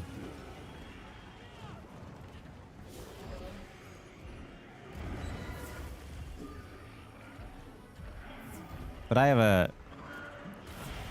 My dog passed away 2 years ago, but like that... She was such a perfect dog that I have such a great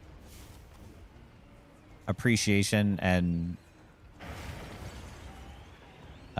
respect for that, for dogs and what they do in our lives, which is also true why it bugs me so much when people don't understand that.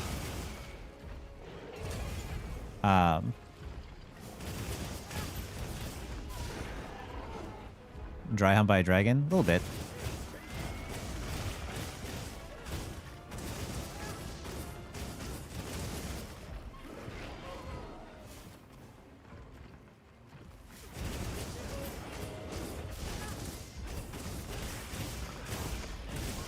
Ooh. Gimme. Knockdown.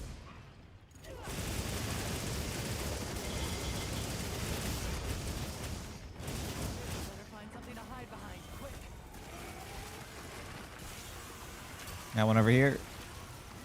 I got one. I just dropped it on my head.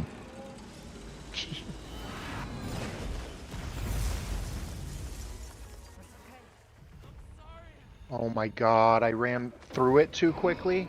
Nah. You can do that? Lures sound like my childhood. Yes, dogs are the best. Ply knows. Ply's got the cutest little puppy. Cute as Cloud. It's on his stream. Instead of a webcam, Ply has a picture of his dog, which is valid. That's so dumb.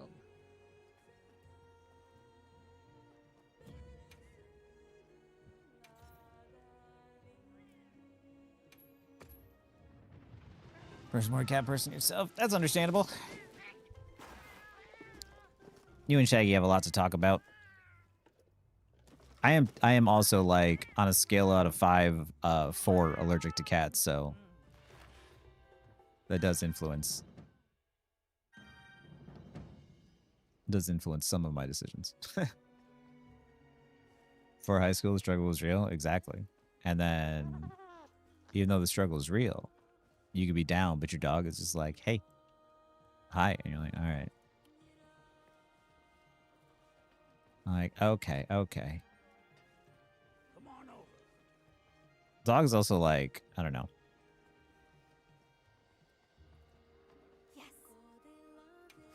I spent a long time like training my dog and like taking time with my dog.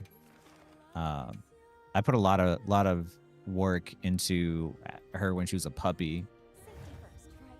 And so I trained her really well as well on top of that. And so yeah, people would come over and they would just absolutely fall in love with her.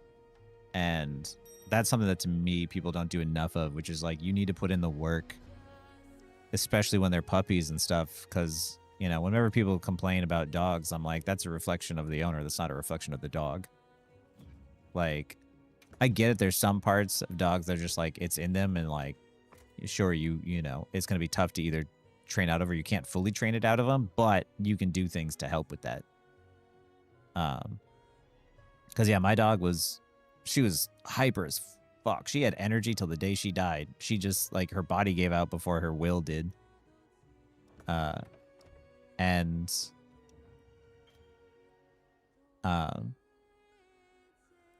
yeah, but by putting in that effort really early, she just made such a wonderful pet as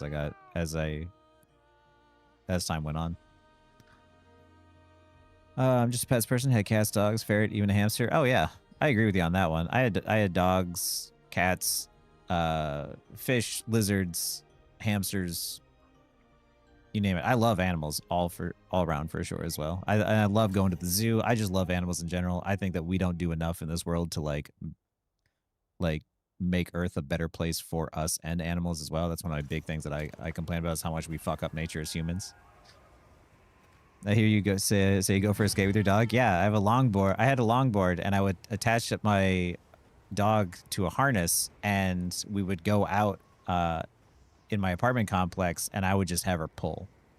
And she would pull until she got tired after like 20 minutes. But man, when she started to pull, you are fucking booking it. Like you are moving fast and it is scary. You wear a helmet. There you go. They were a little over 2. You adopted them. Still working on obedience and desensitization. They're so chill now compared to what they were. Exactly. And desensitization is huge for dogs. People need to do that more and understand what that is. Like, playing desensitization noises for your dogs is so massive, and having them be, like, happier and healthier, too.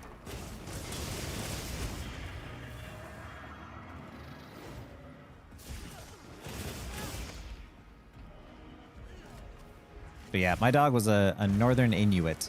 They call them nitwits. And she was about 70 pounds. She was a female.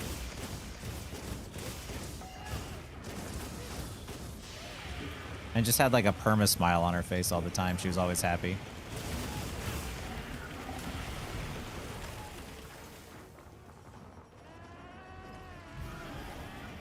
I put my cleansers away. Fuck.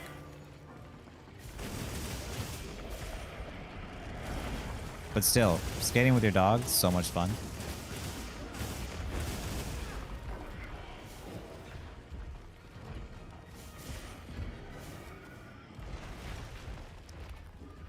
If you've never tried it before, highly recommend. But teaching them not to run in front of the skateboard, that's something you got to be prepared for too. Like, they will want to run wherever they want to run. They don't understand that you can't stop.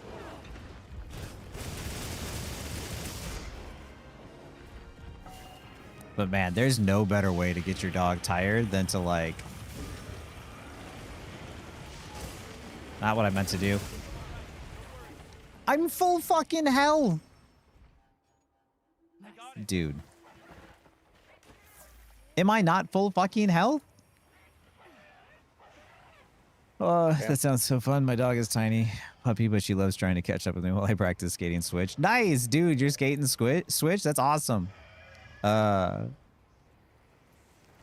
started, when I first started skating when I was in like middle school, I learned to push on my skateboard Mongo. I didn't learn until when I was an adult that Mongo was bad. So when I started skating again, I had to teach myself to switch and push regular. So I could...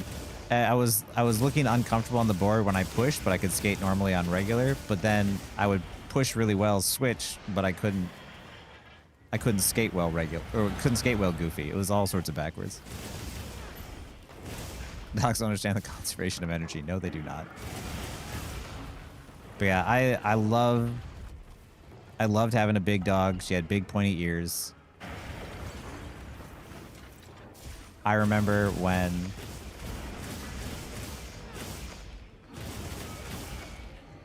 I wanted a dog and I was looking for a dog, my only thing was I was like, I just want a big dog with pointy ears. And then one fell into my lap one day.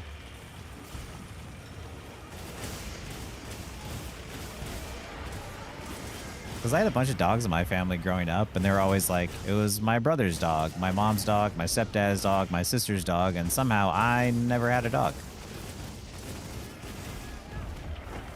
So when I got older and I was an adult and I got out of a relationship, I was like, I want a dog. It's gonna be my dog. Ours are pitties. We adopted them kennel mates. Oh, nice. That one's gonna be aggressive. He's just a little jealous. That's all. Cuddle bug. Yeah, my brother had pitties too. I still don't know how I died that one time. I remember certain that if I hopped my ass on a bike with him, I'd end up tangled in the fork along with him. Probably. I kind of like, my dog was big enough that she could take a hit and I could take a hit. There's so many times that we ran into each other when skating at first, and it was definitely a learning experience for both of us. We got better at it. but it did hurt a lot. You don't, when you're like, as you get older, your body doesn't bounce like it used to anymore. Every hit on the ground feels so much more painful. I had a husky, and boy, did he have the energy for days. Oh yeah, that's what I mean. It's like, how do you exercise? How do you exercise a husky if not running them on a bike or a skateboard? That's what they're literally built to do.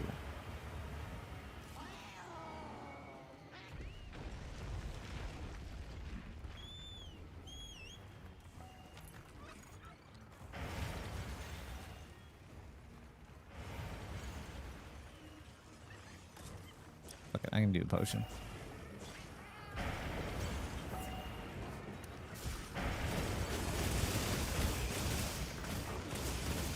But yeah, especially when they're puppies and they have a shit ton of energy, man. Dude.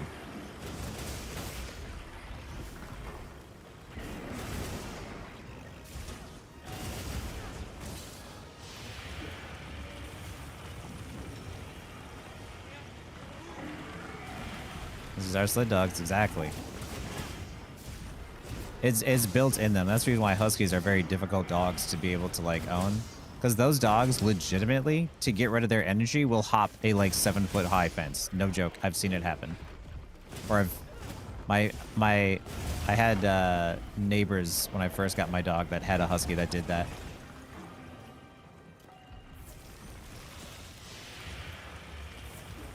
It literally jumped over their balcony like 7 foot tall. Scale 1 to 10. How bad is it?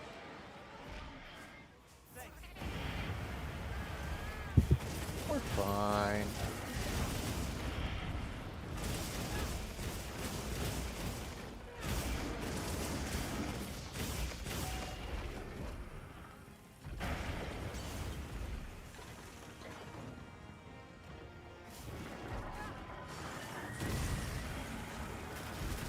Morema Shepherd. Buick with... Just live in the countryside? Nice. I guess if you live in the countryside... Oh, fuck. Worth. Not worth. Okay, what do I do in that situation? I'm pretty sure I just die, right? Like... You get frozen, you get stumbled again, and then he ice blasts you. That's you just die, right? Like,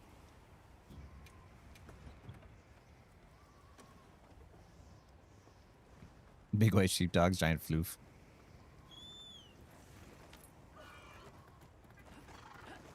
That goes to cat cafes and shit. Dude, cat cafes gotta be fucking dope though. I'm not gonna lie.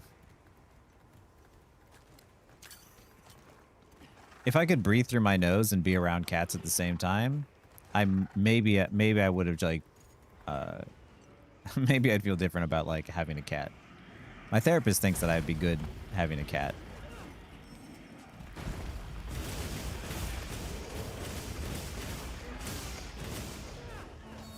I do really like the idea of like cat cafes. Can't you like adopt the cats from cat cafes too? So like if you see a cat that you really like, they're all adoptable. Because I think that shit's awesome.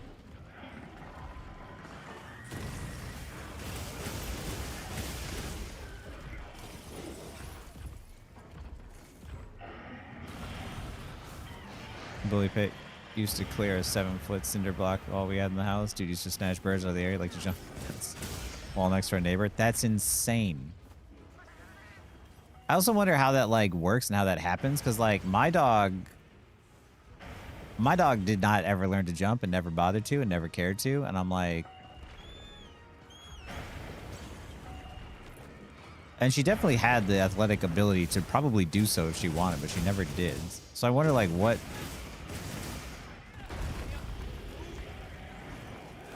That's gonna kill me.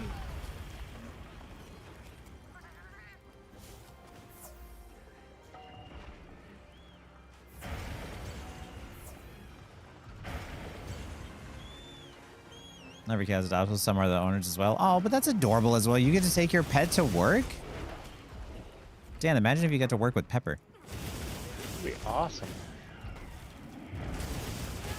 I'd get so little work done. Even less. True. I would love my dog to come to work with me, but if it was a customer service thing, they would, like, I don't know if she would ever allow anything to get done.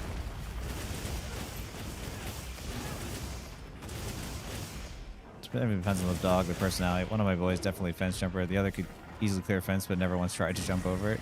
Yeah.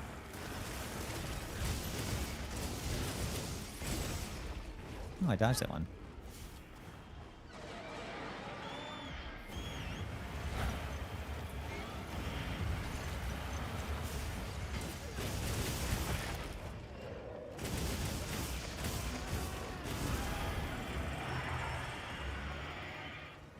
I could bring pets on stream if I get a new one. True. I think once I'm in a better, like, I'm in a decent spot right now. But I'm still so busy with, like, work and everything else that I know that, like, if you guys,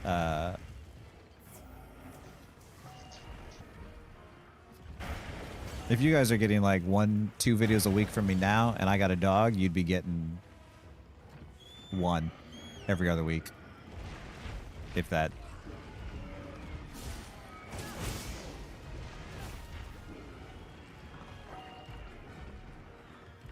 But if I stream full time, well, then I'd have more time because then I wouldn't have 2 jobs. 1 video a month, yeah. Because remember, oh fuck, I'm a single guy, so I'd have to do everything on my own.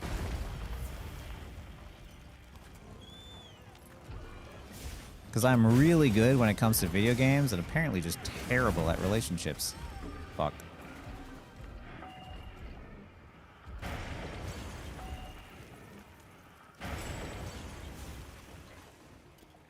I don't know if y'all realize what I just did there, but I really had to time that perfect dodge. No, I missed. Aaron calling chat his dog. No. 1 bonus dog video for members. Oh, yeah. That's a good idea, actually, though.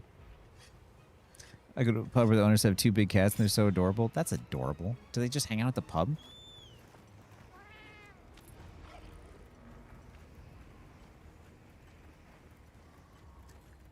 Do my part liking videos and whatnot. If your goal is to stream full time, I'm hitting that button to help. I appreciate it, Ballpart. I notice you. You are always here, especially on my YouTube chat, helping me out. And I appreciate everyone liking videos, leaving comments, all that stuff. And of course, like showing up on my streams and whatnot is massively appreciated. And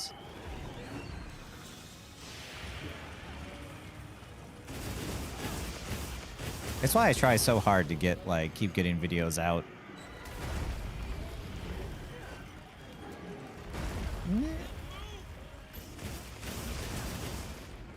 Oh no, oh no, oh no. I can't hit you out of that. Apparently not.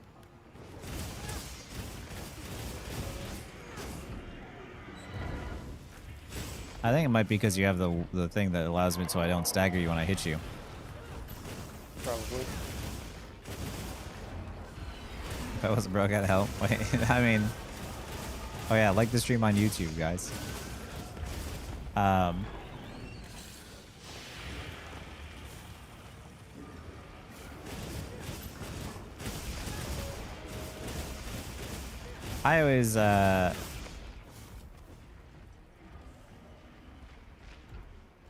I always appreciate what everyone does because, like, I am still growing. I am small, but and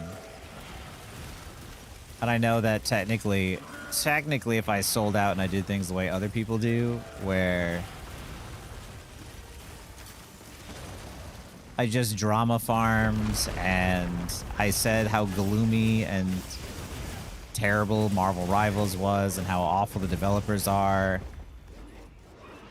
and that Jiang need to be fired and all this other business. Like, I'd probably make more money and it'd be much easier content to make because then I could just rant on stream and then clip it and we could throw it on there. But that's gross.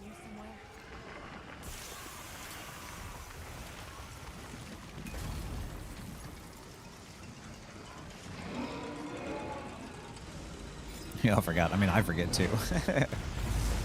I forget to like my own stream. Make a Kingsman video for the money, yeah.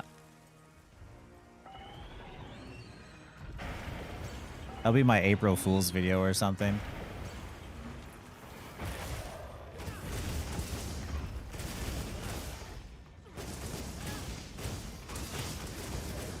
YouTube requires no more drama queens. True. DG logic, but that's icky. Yes.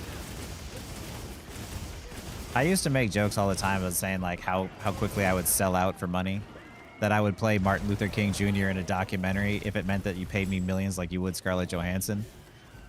But I also know that I am joking because when confronted with the opportunity to sell out every time, there's a voice in the back of my head that just is like, no, you can't do that. And I'm like, why are you so loud and why don't you bother other people? And my therapist says it's just like, because it's the actions you have to be able to go to sleep with at night. And I can't go to sleep at night if I were to drama farm. The monster's exhausted. Good, because I am too. Drama's boring, it's always the same bullshit. I agree.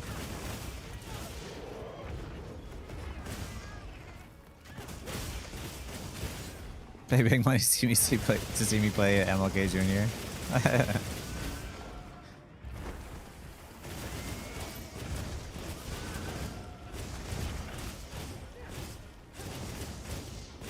I'm making big money. It's tail advantage. My conscience says, no, you're an asshole, but not a gigantic piece of shit. Yeah. Exactly. Oh, now I remember why I wanted a new controller. This L2 button sticks.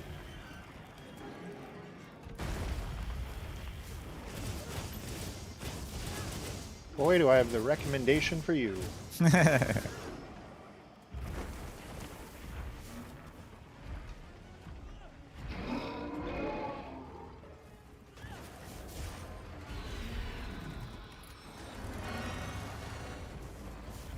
Saw people doing challenge on Riot. See how fast people would ask them to swap off Black Widow. Oh, Jesus.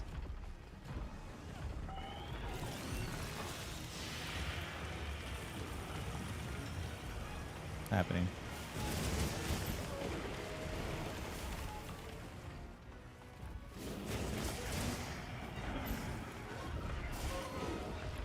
Oh.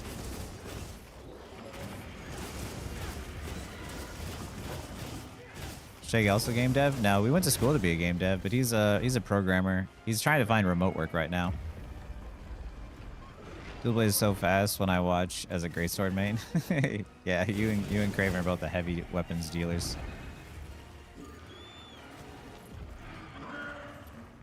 Yeah, heal myself first. Once you hit Celestial, practice Widow for fun. That's valid.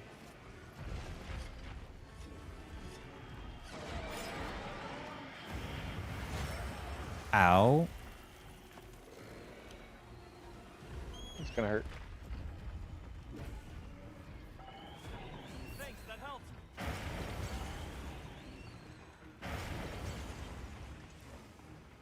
And that was a good time to apply, so I know he'll be able to find something. That's what I'm hoping for, because I can only keep sending him my YouTube and Twitch money for so long.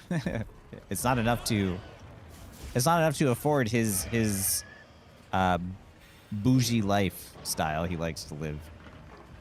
I say bougie because his expectation of the kind of money he needs to be able to live off of in California to survive is different from mine. That's why I was starting quick play for trying Widow for a bit. Do they know it's quick play? Like, don't get me wrong, like, I understand it can be frustrating when you're like, you know, you're trying to like play the game and like you've got someone who's like 4 and 6 on a DPS, but also at the same time just quick play. I've never The one part I really dislike about quick play is that it's just not taken seriously, but at the same time, you can't take it seriously because nobody ever is.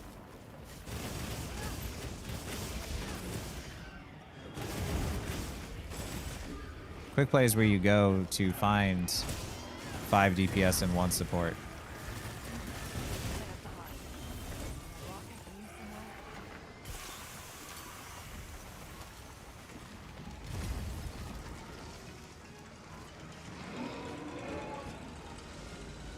Do you program Ply? I forget. You're in school for something, right? Just because quick play doesn't mean I don't want to win. True. I do always try to win.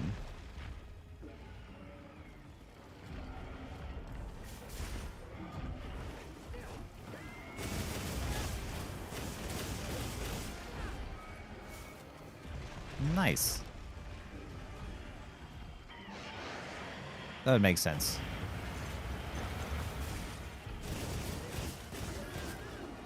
You seem like you have a pretty analytical approach to things.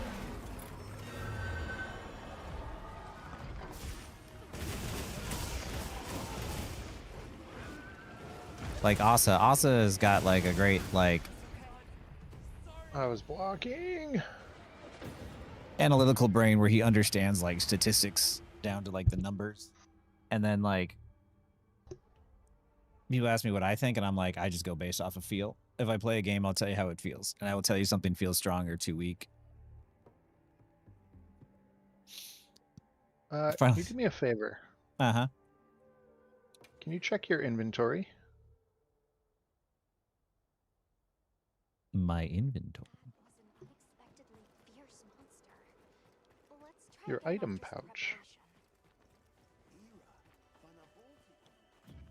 Oh, like on my person or in the box? No, your person.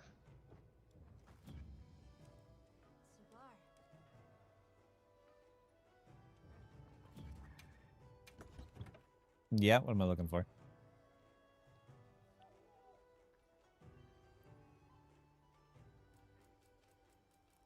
Why do I not see a power charm or armor charm? Oh.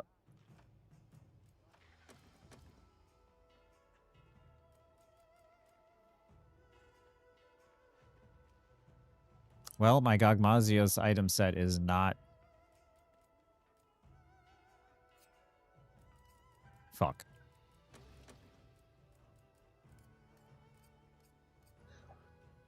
I noticed you were missing something that round.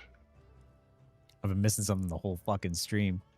Did I Yep. play any fighting games? The fighting game that I fell in love with and I played a long time ago was Third Strike, and I would still play Third Strike now. Where do you play Third Strike now? Where do you play competitively online? Is that possible? Yeah, Jurassic. It's clearly been a little while, all right? Let's... Fuck.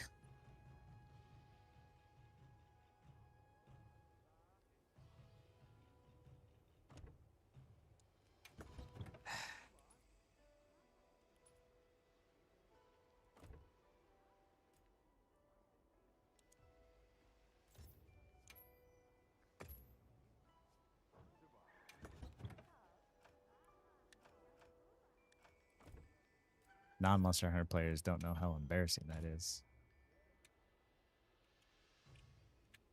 Jin Dahad? Isn't that what it is? Something like that? Yeah. Can you talk about her all older than me? Okay, but hear me out. Hear me out. Third Strike had the best feel of like any fighting game ever. Because I tried Street Fighter 4, wasn't good. Street Fighter 5 still didn't feel good. Even Street Fighter 2 wasn't the same. Like, games need to feel good for me to play them, okay? Hold on.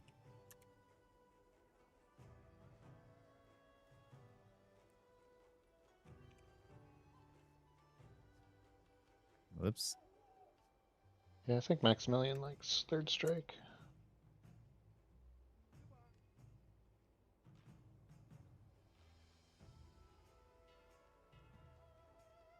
Here, look at this. Look at this video. Look what this video says.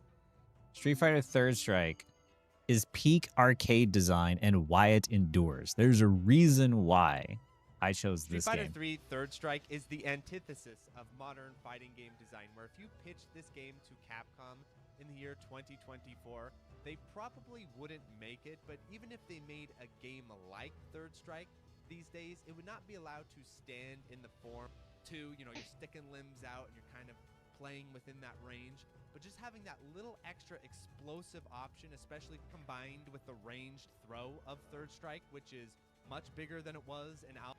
But yes, I played Makoto in Third Strike. Uncle Grandpa.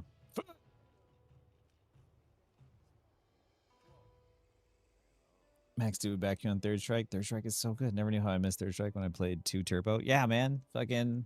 It was funny because like Third Strike was like controversial, I think, like at the time, as my friend said, but it became one of the fan favorites just because of how good that it played. All right. Let's try this with Power Charm and Aura Charm. Also, if you haven't eaten yet, check your. I ate right before the last one. All right, sweet. Yeah, it ran out the same quest yours did. What's next? You can tell us about the Atari? Listen, I'm not that old, okay? The Atari, just because there was one in my grandma's house doesn't mean that I ever got it working. Not that I didn't try. Tell us about the first fighting game. Parry chains always get folks shit in their pants in Third Strike. Yeah, those are huge hype moments. About the good Atari games, Jesus. Nothing like Circus Atari. Did you ever play that with the paddles? No. Dan can't make fun of me because we're the same age. But I can say this stuff because I did play Atari when I was a kid. How did you have Atari? Who had it? My parents. Wow. We had Atari, and then they got Nintendo, and then I got a Sega Genesis. Got Altered Beast for the Sega Genesis. Came out in 1989. Great game. Pong was peak gaming. You're the only one who can manage this quest, Hunter. I wouldn't say Pong was peak gaming for sure, but the PlayStation 2 era was probably peak gaming.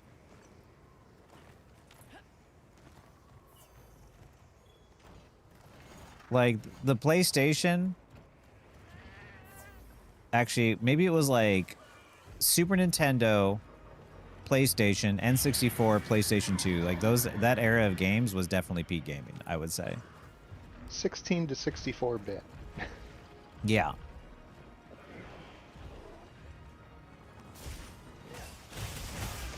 Whoa. Yeah, PS1 is still my probably favorite gen. Just the amount of like quality games. Not quality, but fun games on PS1. Yeah. They were still learning back then, but they were good games. Yeah. Like Final Fantasy 7, 8, 9, Legend of Dragoon. Castlevania Symphony of the Night. Castlevania Symphony of the Night. Offense Tactics. A lot of JRPGs in the PlayStation 1. Breath of Fire. Oh, Breath of Fire.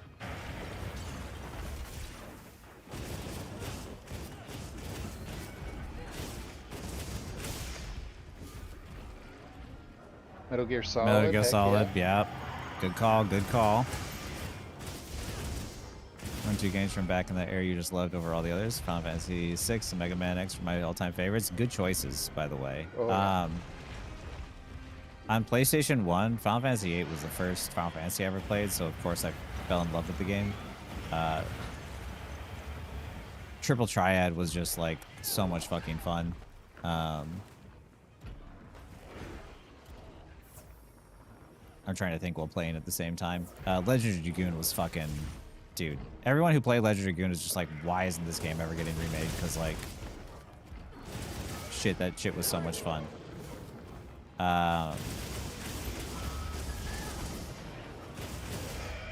On PlayStation 2, Devil May Cry and Onimusha were such good fucking games, too.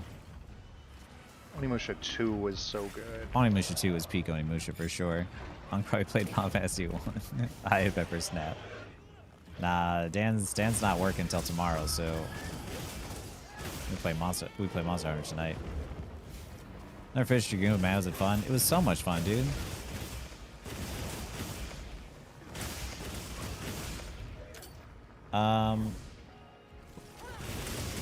I need like an actual list because I remember playing so many games back then.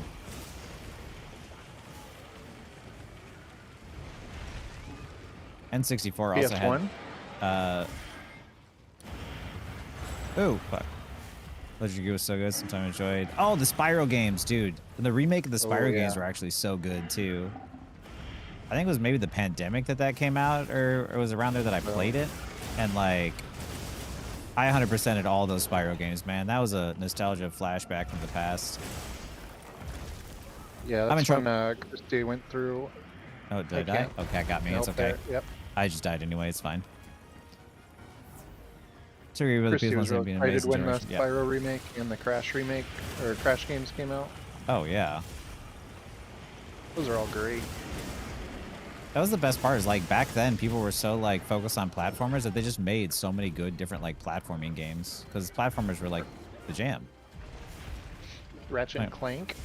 Yep. Banjo-Kazooie, did I say that one? You did not, but that's another good one. Super Mario 64. Super Mario 64 was the greatest lesson in game design, man. True. Spyro was good. Give you on that? Yeah. Spyro was fucking okay.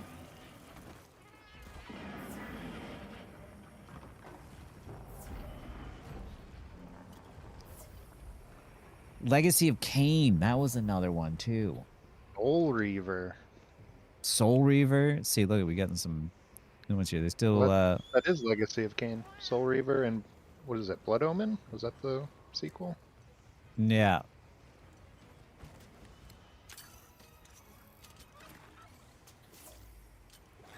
Trying to think. I don't know what this game is, but good luck. Don't die here, you're trash. Thanks, Kurt.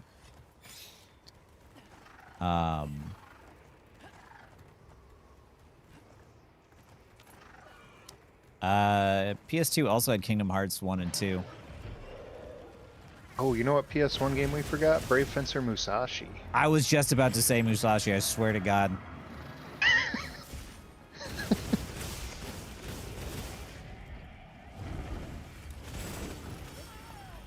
So, wait, there's a Soul Reaver remake? I didn't even know that.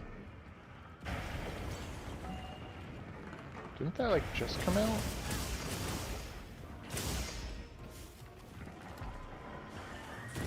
It must have been relatively recent. I haven't heard of it. Yeah. Fun fact, my favorite game director of all time was the one who directed Resident Evil 2. And he went on to direct Devil May Cry and Bayonetta as well as Okami, Beautiful Joe. I never played Beautiful Joe though, or Okami. But every game that he's ever made is just good.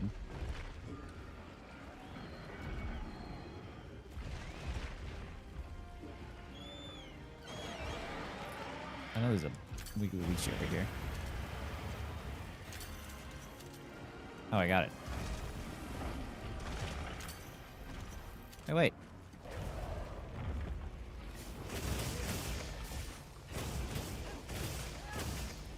I might need to look into those Soul Reaver remakes then, because I never actually played those. And Musashi on it. Many damn times, yes. Demo Did you ever play Medieval? No. This is a armored knight skeleton, wasn't it? Yeah. Yeah. I never played. I had a friend at work mentioning it the other day, and absolutely, that was like one of his favorites. Oh, the nostalgia. The OG Mortal Kombat is here, just. Oh, yeah, dude. What is happening? I remember the OG Mortal Kombat. I used to uppercut my way to victory. Use price, basically timeless. Yeah. Here's the thing. Here's the beautiful part about games, guys. Like, good game design lasts the test of time. Like, you can still play a Legend of Dragoon, and it's still a good game.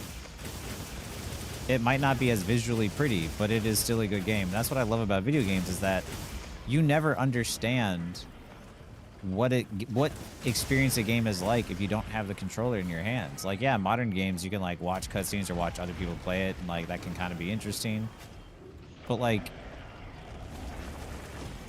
fuck, the moment I got up, man, fuck. But good video games, you can still go back and play. You can still go back and play Super Mario 64 right now, and it's going to be a fucking good game.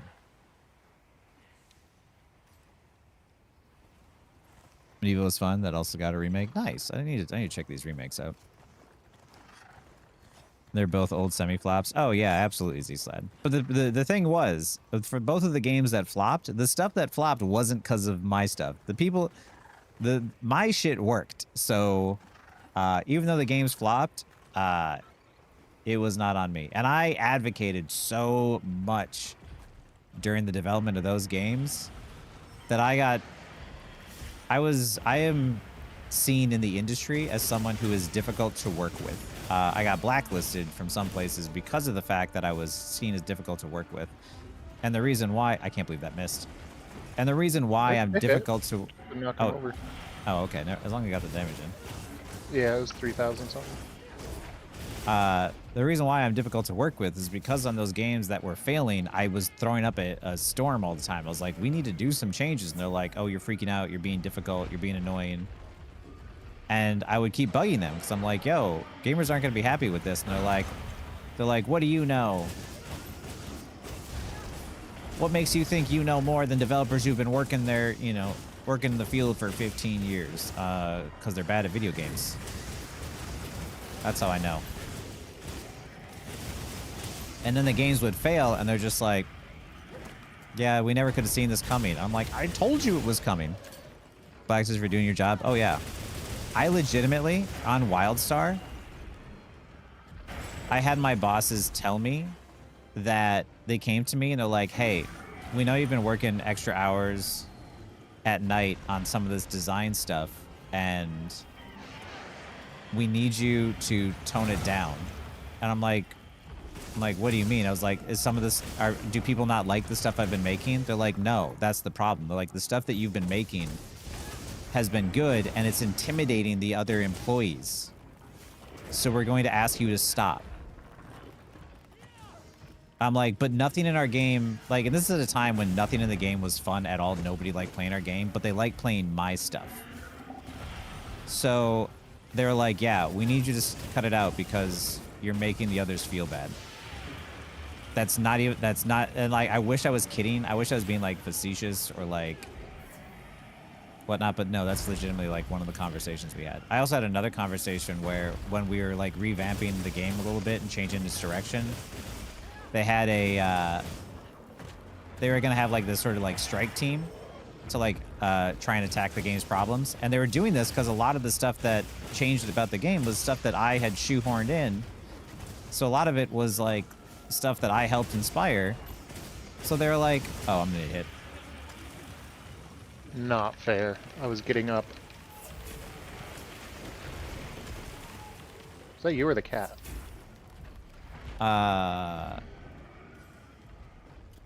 Something Cleansing? just saved my life. It might have been me because I used a cleanse, but it might have been the cat too. But maybe we were close enough to cleanse with both of us. But I also had another the strike team. As they're making the strike team, they're like, yeah, we're gonna make the strike team, but we're not gonna include you. I'm like, why would you not include me? Like, I'm the one that created like a lot of the movement controls and stuff in here. Why would you not include me in the process of like redesigning like the combat and stuff? And they're like, well, you've had a bunch of good ideas so far, and we think that it wouldn't be safe having you on the team because if you have a bad idea, you would just try to force it in. I'm full health. There's no way I die there. We need to get you a better weapon. Weapon or armor? So you can make the weapon that and combine it with your armor that gives you the bonus so you survive as long as you have more than half health. Oh, I forget yeah, what the ability is called. I'm gonna take Mega Armor Scan Demon Drug. And okay, yeah. So they're like, yeah, we're not going to include you because we don't know how you're gonna. We think that you're gonna try and force an idea even if it's bad. And I'm like, so let me get this straight. I've had nothing but good ideas, and because of the fact that I've had nothing but good ideas, that's the reason why you're not putting me on the strike force, which is like the new direction of the game. And they're like, yeah.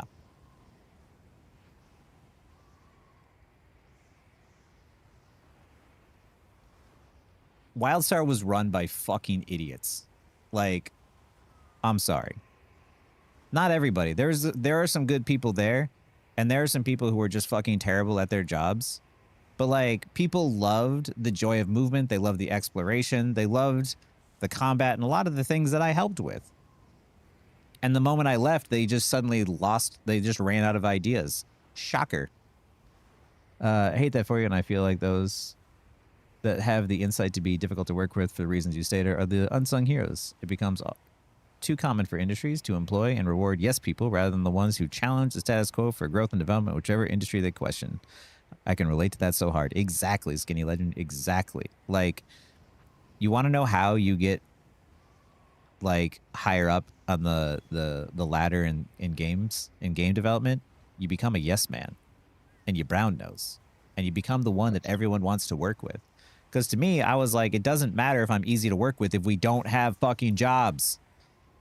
So yeah, I was one of the first. I might be the first to get laid off and blacklisted, but both companies fucking tanked. So I was the one trying to warn them that they were about to hit the iceberg, and they drove the Titanic into it anyway. Not my fault. WildStar had so much potential, it did. Are they allergic to money? You'd think. But here's the thing. When companies do that shit and they lay off employees, they lay off the people like me. They don't lay off the people in charge who made bad decisions. Those guys, even if the company fails, gets to take a year off with all the money that they've accumulated and just figure stuff out for themselves before they apply to the next job and be like, well, I was executive producer on this game, or I was like lead producer or whatever on this game, so hire me on this game, despite the fact that that one failed. And it failed because of my decisions, but I'm going to blame it on other shit. Some odd corporate logic. Yeah, that's why you're always going to hear me like, I defend developers, the bottom of the totem pole people, and I get mad when people cheer on layoffs in the game industry because it's not the layoff, it's not the people in charge who deserve to get fired. It's the people at the bottom who tried to make change. I'd have to say that my career within Apple was one of the few that I excelled because I questioned things forward to help innovate better ways of approaching situations rather than accepting the common, because that's how it's always been mentality that so many people have to come to accept. Yeah, and I'm glad that actually worked for you with Apple, because like, yeah, a lot of people just like, this is just how things have been. But other people are creative enough that they're like, but why? What can we do better? It's fine. Once you talk to anybody that's deep in any industry, you realize that any said industry is mostly held by duct tape and prayers. Exactly. Exactly. When you're going to make a shitty decisions contest and your competition is middle management. Yeah. Yeah. I can't even begin to describe to you like how frustrating it was. Like, WildStar was an incredibly toxic place to work. Ready at Dawn wasn't that bad. I don't agree with them letting me go, but I do understand why they thought it was a pain in the ass. You don't even have to have bad products to get axed. Yeah, you can do everything right and still get punked. Glances at Bluepoint and PlayStation. Exactly. It sucks how much reality in the corpo market works for the plot to the producers. A flop will make more money for the top people. Yep. High Guard failed due to a critical lack of criticism. Yeah, there's probably, and I understand, like, believe me, every studio out there with a failed gaming project, there are developers there who are 100% called it. 100%. And they were probably trying to say things, and they got pushed to the side anyway. Because that's how game development works. Because people would rather have a nice place to work temporarily than, you know, actually have the product succeed. Because more people care about their egos even in the industry than they do about having everyone succeed. Which is the reason why, too, like, even as I do this YouTube thing, I'm not, like, I'm not trying to be, I don't want to be like one of those shitty people where, yes, everything is sort of like running from me, but like, I'm not, I don't want to be the one that's just like, it's only about money. That's why I don't do drama. It's why I don't do shitty products that I don't believe, or shitty videos that I don't believe in. It's why, you know, even though YouTube and Twitch earns me money, I pay Shaggy because he does so much work, and I wouldn't be able to do it without him. And he needs it more than I do right now.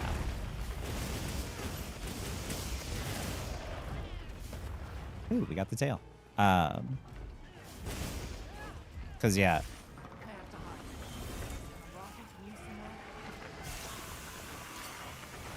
Oh fuck.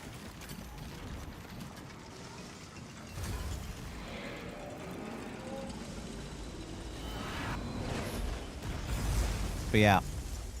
If you ever want to know why games are not good, look at how successful indie games can be. And ask yourself, well, if indie games are so good, how come corporate games with all that money and all those resources aren't better? Why wouldn't more money and more resources make a game better?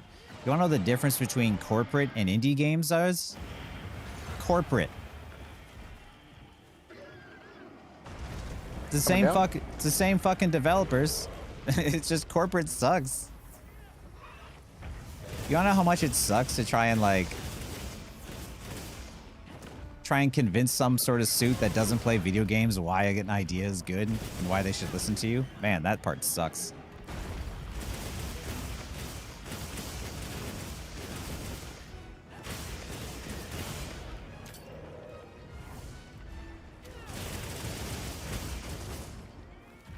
And yeah, and the reason why video games are always pretty but they lack like any sort of decent, you know, gameplay or game design is because how do you impress people that don't play video games? You show them something pretty at every update.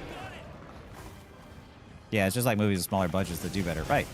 Because there's not somebody over them with some sort of focus group being like, well, the focus group said, I don't give a shit what the focus group said.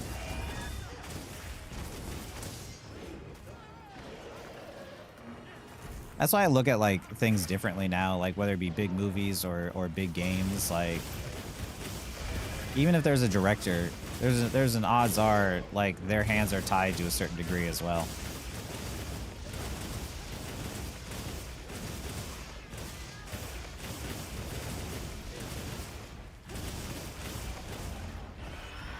You can only do so much on a project. You are one tiny piece. Although I will say, what is cool is that because I added double jump to WildStar, World of Warcraft still copied my idea a year later and put it and added it to the Demon Hunter, I think. Is that what it was? Or the Rogue? Something like that. Hi, Roger.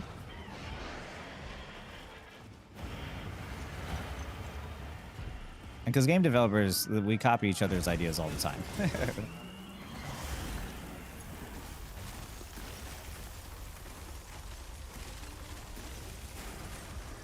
Good evening. Just hanging out tonight? Yeah.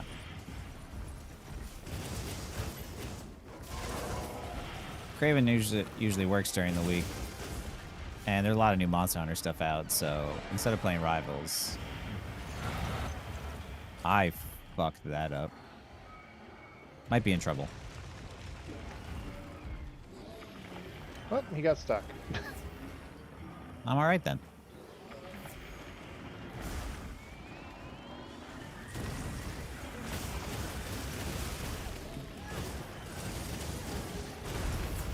Oh, I thought he was... I stopped him. Oh, you're the best. Yeah, I went and grabbed burst pods just in case.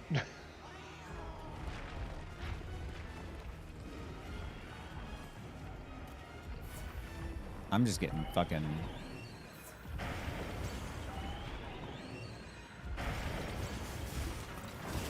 repeatedly beaten up. There's so much WildStar DNA in Guild Wars 2. There is. But we were the same publisher too, so we saw each other's shit. So like,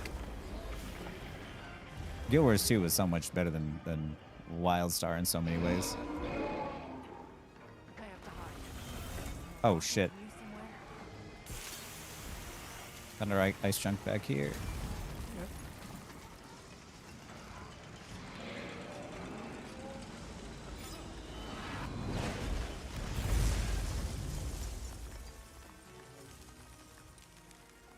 Suits look at spreadsheets and are more concerned with ticking boxes. Game has to have multiplayer, single player is dead. God, remember when they're obsessed with that notion? Oh yeah, 100%. You know, I can't tell you that like they're like, oh, you're making a product for us on like the PlayStation. It has to work with these controls and with like the Vita or some shit. And they're like, but we just want to make a game like this. And they're just like, no, like add these other features in here because this is our proprietary shit. And just like, but that's not how we want to make it. You want to slap whoever made the yellow paint? I think that was Naughty Dog.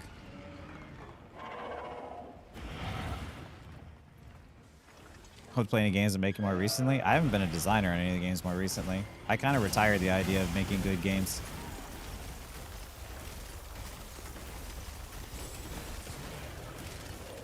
I would love to, but like, I'm gonna be real. My passion for video games, like, not for video games. Whoops. I guess I don't get to carp the tail. My passion for game design, or for, not game design, sorry. I keep saying shit wrong because I'm like trying to play the game at the same time. My passion for the game industry just kind of fucking died. I just don't have faith in it anymore. There's like, because I know of one studio that's actually good and would listen to their devs and work as a team. That's the one that worked on Hades. But now I just do my job. What do I do now? I'm a 3D artist for an independent game studio, but like at an independent game studio, I don't even have time to think about design at all. So and to be honest, working at an indie studio, the designer is actually really good, and the people who run the indie studio are actual gamers who know how to play games. So I don't really have to worry about the design anymore. But the problem is like indie is so much harder to get funding for. So even if we have good ideas, we just don't have the ability to make a lot of them. So we do a lot of filler jobs and stuff like that too. But yeah, because of the fact that we're so busy and there's so few people, I'm one 3D artist when normally there's like a full like team and we all just wear multiple hats.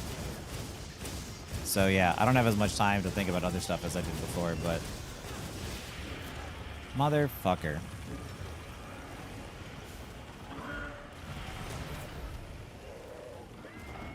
But yeah, still a 3D artist. Just now I clock in, I do my job, I do it well, and then I clock out. Because I used to work overtime for free for these studios in the past, for these game projects that failed. And now I don't work for free in the game industry anymore. And here's the thing. In the game industry too, they tell you that working overtime isn't mandatory, but when layoffs happen, they're gonna look to see who stayed late and worked for free and who didn't. So it's like, technically, if overtime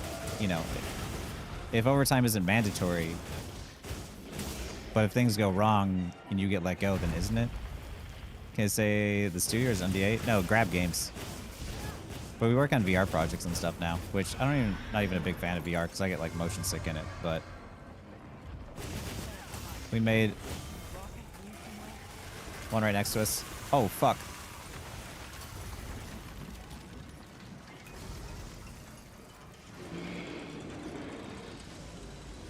We made a Punch-Out style game for VR called Knockout League. Visually, not the best. Like, the art I did on WildStar and on the Order was so much prettier, but, like, what's funny is the gameplay for,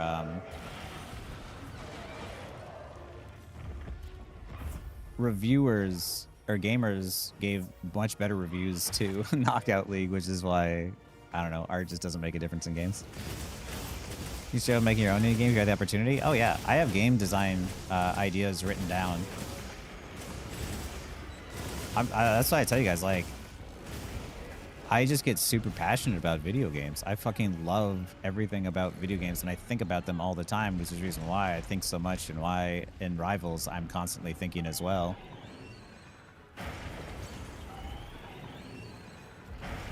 So it's like, if I had the opportunity to make my own little like indie project, would I? Oh yeah. Hey, thank you for the follow there, Benji. I really appreciate that. On my Monster Hunter stream, no less.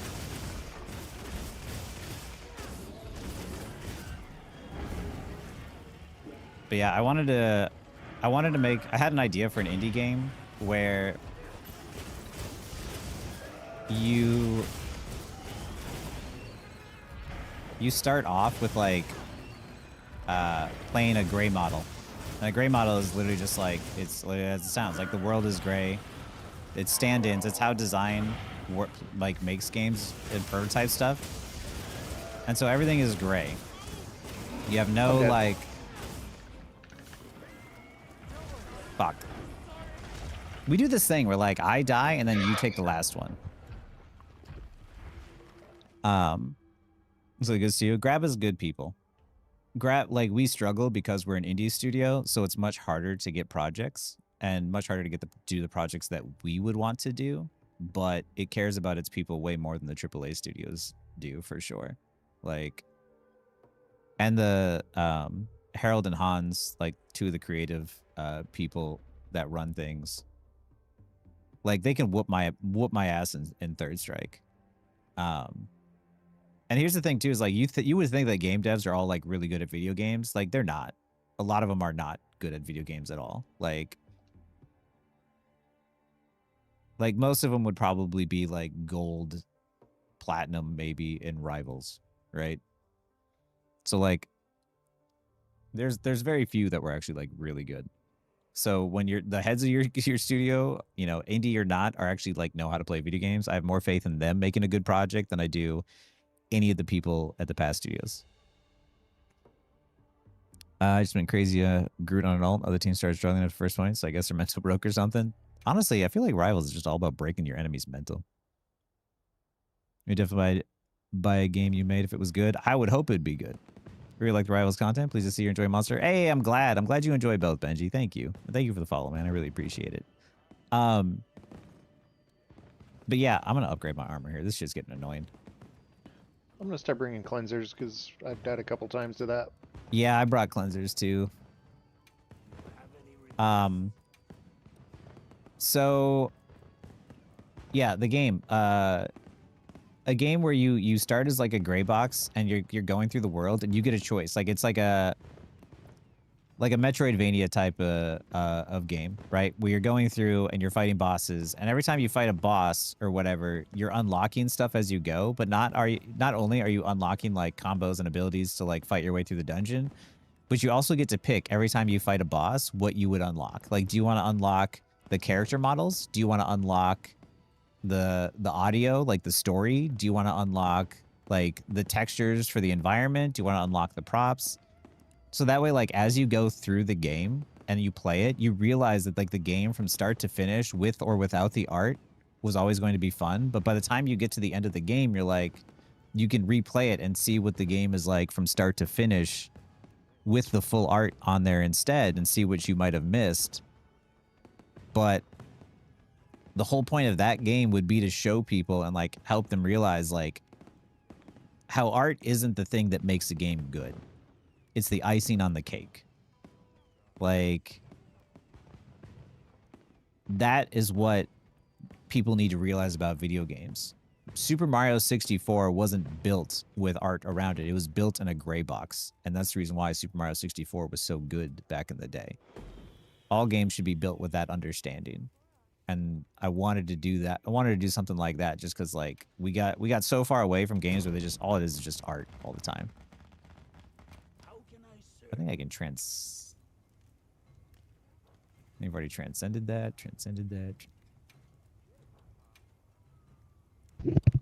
I need a Gore Magala fucking knock gem. That's why I don't have that. Thinking like a programmer. There's a reason why they would put me in between art and programming.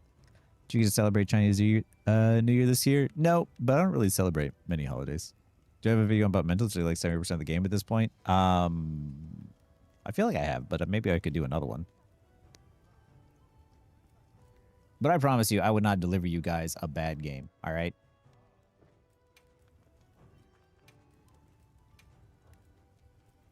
I would not deliver you something that wasn't fun. Because I actually play games. Oh, you know, and a lot of the projects that I worked on, like Wildstar and The Order, you couldn't play the games until they were done. Think about that for a second. I think when people talk on Minecraft and other sad boxes with bad graphics, gang, if Minecraft or any sandbox had good graphics, PC would explode. Exactly. Graphics don't make a game good. Gameplay makes a game good. Games didn't succeed because they were fucking pretty. They succeeded because they were fucking fun. Can I trade for gems in this place?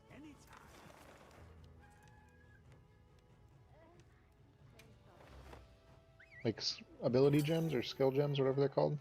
On your slot? No, the gems from monsters. They're New Year's, one of your favorite holidays. Oh, like we used to do with the tickets. Yeah, I don't know if it's in this game. I don't think I there don't is. think I bothered to try.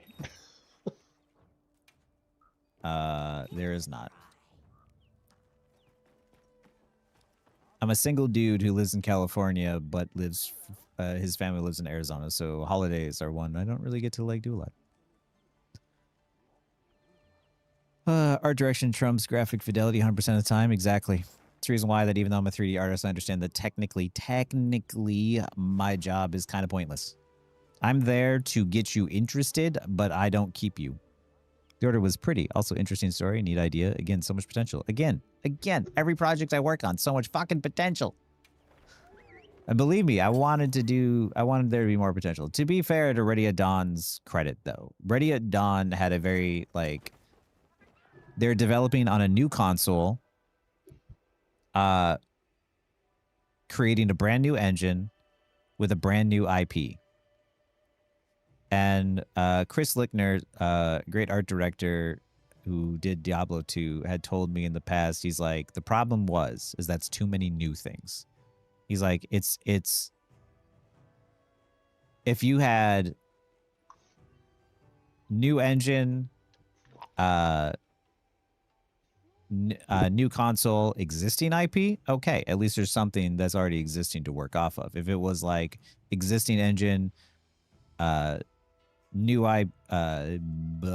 console, new IP, like, okay, but you need to have one thing that's at least consistent. But the problem is the Order wanted to create their own engine, create it for a brand new console, and make their own IP, and that was too much, and there just wasn't enough time to get anything done.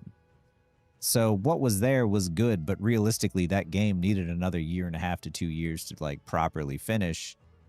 And I think Sony should have given it. And even though the project didn't do well, all of those assets were created, man. Like, even if they made a sequel, they should have invested in a sequel because the assets were there. All of it was created. The engine was created. Now all they had to do was just keep making more of it, and they just didn't do it. Although, to be fair, there were too many cutscenes. And it was too cutscene. It was too focused on the cutscenes. If damage block counted towards alt charge for the tanks while also having alt cost increase, make tanks feel they could make more plays, I don't think that would be a good idea. I don't think that technically taking damage is always a good thing, because sometimes you don't want to take damage.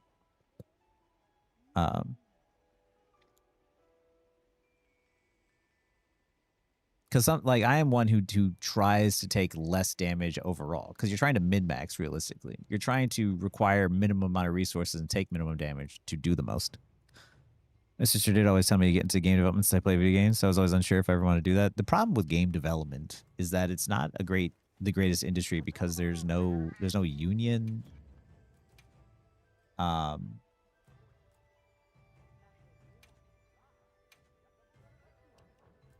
There's no union. There's nothing to protect you. Like,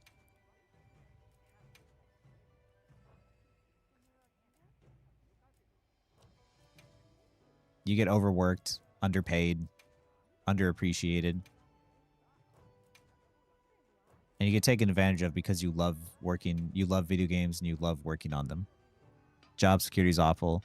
In 2024, I think it was, the game industry saw like 20 to 25% of the entire industry got laid off in 1 year. Because they hired a bunch during COVID. and then fucked up because they're like, oh, we hired too much, so to like save our profits, we gotta let go 25% of our staff. Every job is underpaid. Facts. I've heard marketing budgets sometimes take more than game development budgets in some cases. Can be. I bet that's true for Ubisoft. Yeah, such a corpo move, right? And then those people like up at the top start to make excuses like they get so disconnected from reality. They're like, yeah, we're charging you $500 for like one single skin in a game, but it's like luxury. It's like, go fuck yourself.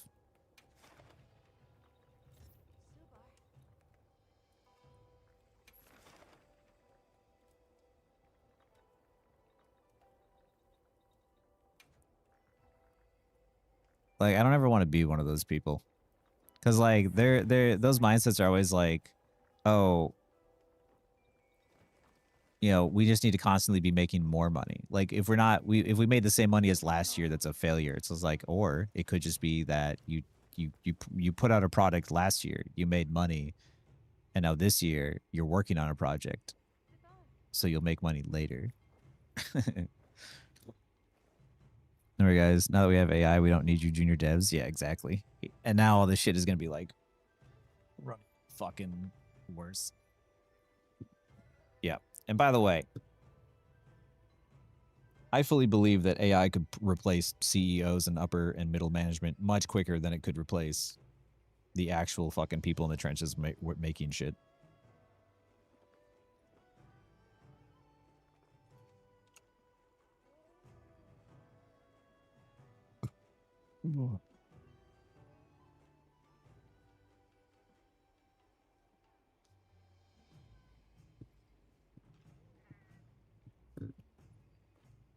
Yeah, C-suite is the only replacement for AI. Because, like, seriously, I've heard so many bad fucking ideas from people who make 4 or 5 times what I make. And I have to just sit there and listen to them. Do you know how I fought so much when I was younger? Now I'm old and I'm tired and I can't fight anymore. So I just sit there and I listen and I'm like, hey, I don't know if that's a very good idea. And they say, you know what? Do it anyway. And I'm like, okay. That's it. That's all I do. I put my thoughts out there, say it's not a good idea. And then they say, do it anyway. And I do it. And then later they're like, oh, this is a bad idea. We never saw this coming. And I'm like, yep. If only somebody would have seen it. Posted, by the way.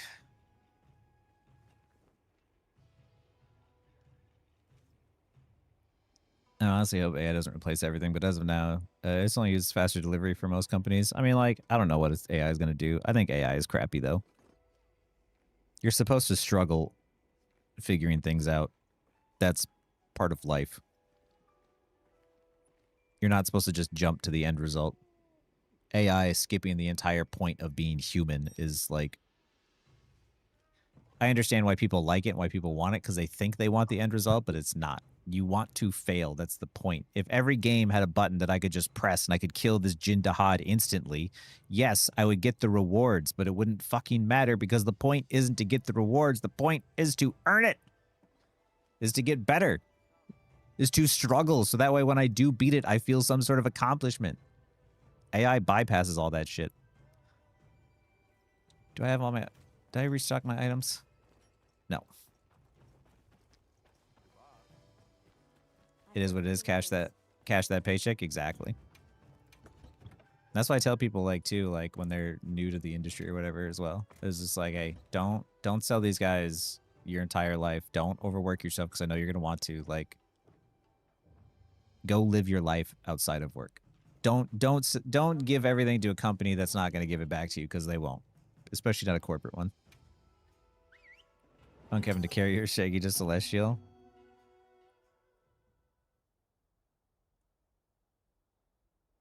I mean,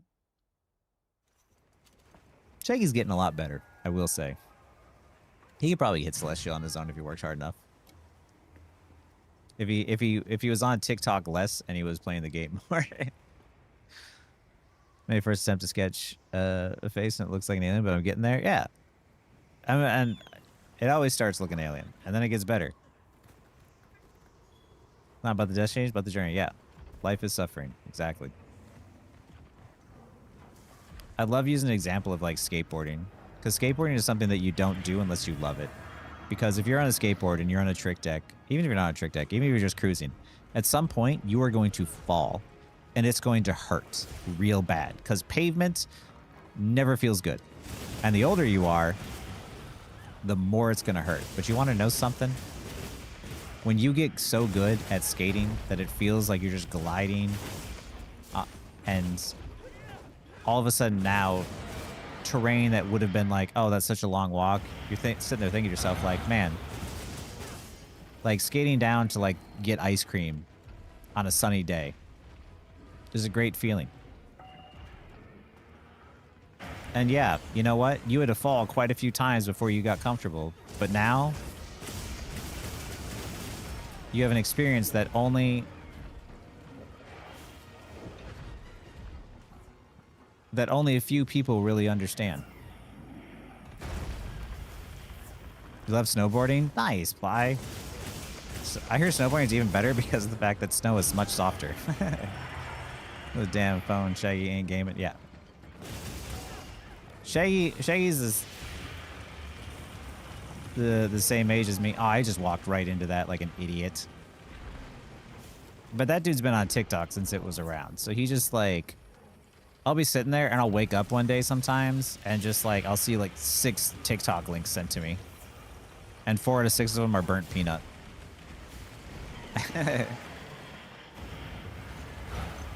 Dodge.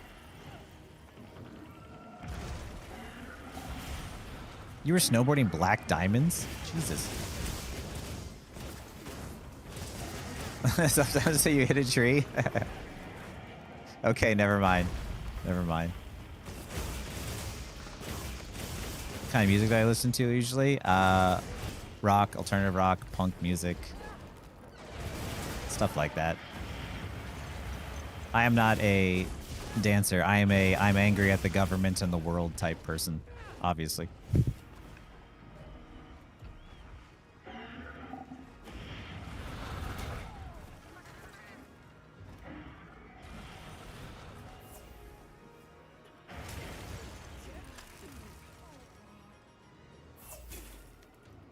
Do you need ice resistance? No, I need to not get fucking tagged 4 times in a row.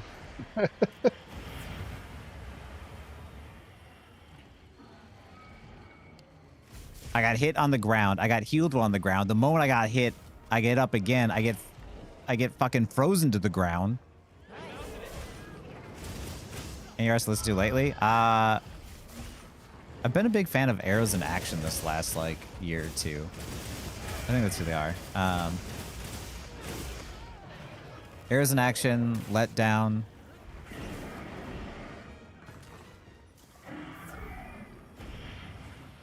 If you remind me, In Between Monsters, I will definitely look again.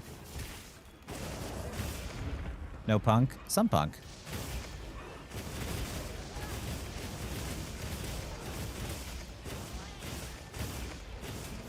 But I have always been like the rebellious nature that questions everything and says like, why is it this way, right? And here's the thing, you might, at every studio, there might be people who sit there and say that I was difficult to work with, but also in that same studio, there's going to be a lot of people that said, oh, he innovated and changed a lot of things. Like, on WildStar, the reason why the game had platforming quests and you were able to double jump and move around was because of me. And a lot of the ways that the tools were designed for some of the combat and how I changed a lot of it to be much more efficient was because of me. On The Order at Ready at Dawn, even though I worked on the physics side, I still did art. I still helped design some of the tools with the programmers and with the tools team that helped that shit like function and get more efficient. So like, because a lot of artists, a lot of other people just sits there and they're just like, oh, this is just how it is. And they just never bother to change anything. So what it would look like, because of my super bad ADHD, would be like, oh, I'm not doing my job because I'm not getting it done super quickly. But the thing was, is like, I was doing my job, but I was also doing all these other side projects that I get like distracted with, where I'm like, oh, I'm using this tool, but it takes me 4 hours to get this done when it could just be a button. And the programmer, it takes 30 minutes to make the button, so I mock it up and then I make it. So like, yeah, I've always been the one that's just like, I'm like, why does it work this way? Like, oh, that's just how it is. But I'm like, but it doesn't have to. So yeah, I have always been, I relate more to the rebellious, you know, fuck you to the world, fuck you to authority. Oh no. Honestly, No! I was about to do it too. That one hit. Nice.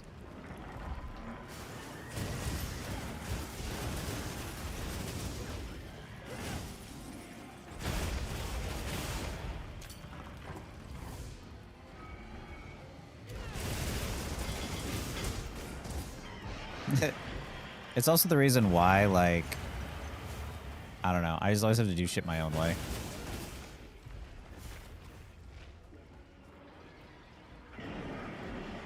It's also probably why my relationships don't work out a lot of times, because, like, anytime I find someone who's had, like, a secure attachment style, who was raised in a healthy way, I have nothing to relate to them on, so... Or so my therapist says.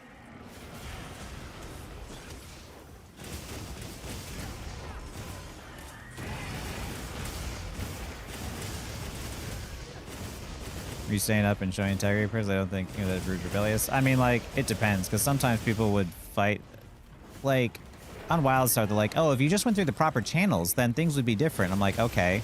So I go through the proper channels where I would ask someone about it, and they're like, oh, well, we'll talk about it in the meeting. Oh, yeah, we'll talk about it later. And then, like, a month would go by, and they'd be like, yeah, we decided that we're not going to listen. We're not going to let you try to do anything anyway. I'm like, okay, so if I do stuff on my own, and I don't ask for permission, you'll yell at me, but people will love what I do. And if I ask for permission, you'll tell me no. So I was like, well, fuck you, I'm doing it anyway. Yeah, let's circle back. Yeah, I know you had this idea, but let's circle back on that a little bit later. Hey, can you focus on just doing this one thing that I'm telling you to do?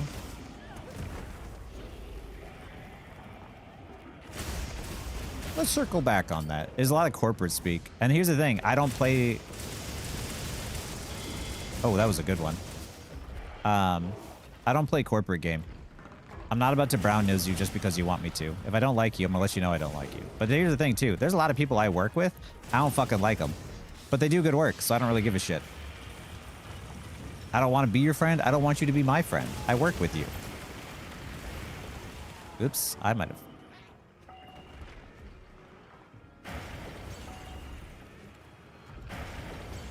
I think there's this misconception that if you work with people, you have to like each other.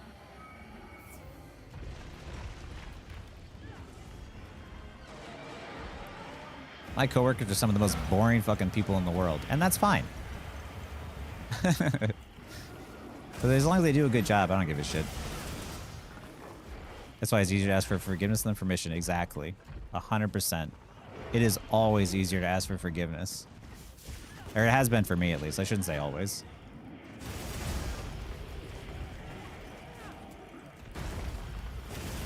That hit?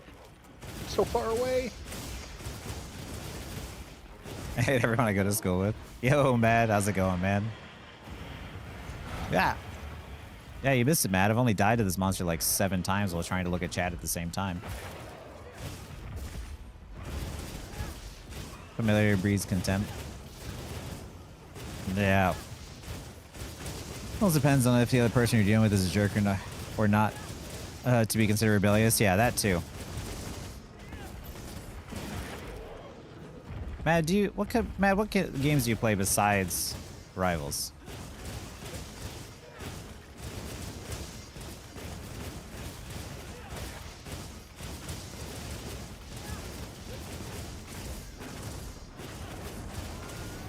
Also, I noticed that we're taking a break from the scrims. Is that because of Ramadan and stuff?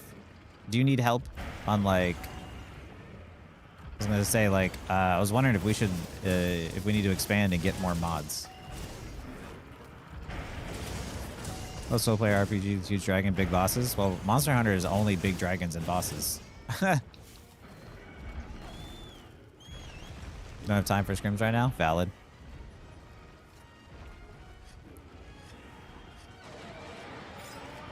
Yeah, I think I probably need more mods for, like, YouTube and Twitch as well. Probably some, I imagine, for Discord. I can't keep leaving everything to, like, you and critters to take care of. There's just, like, there's always a lot going on. You up with Twitch? Are you not modded on Twitch yet? Jesus fucking...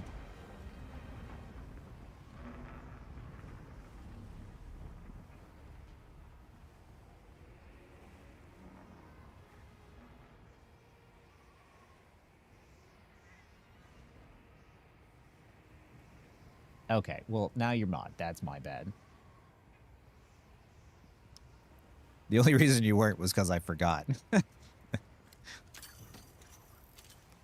Playing some Witcher 3. Nice. I'll especially find a lot more ways to relate to others now that I'm learning secure attachment. Dude, I'm working on it, but it's so hard. I'm still the avoidant type. I'm working on that. Did you slip in? I've been slipping, to be fair. Bestow the sword, my lord. Yeah, so much work building. It is so much work building a community. What a time to enter a room.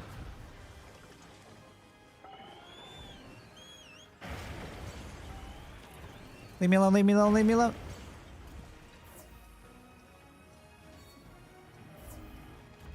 Take care, Nihilist. Thanks for hanging out, man, and all the conversation. What is secure attachment?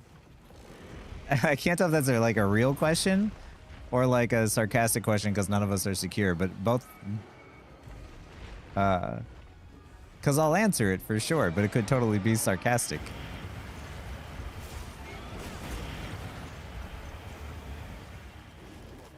It's like when you're a room full of like ADHD people and they're like, what's neurotypical?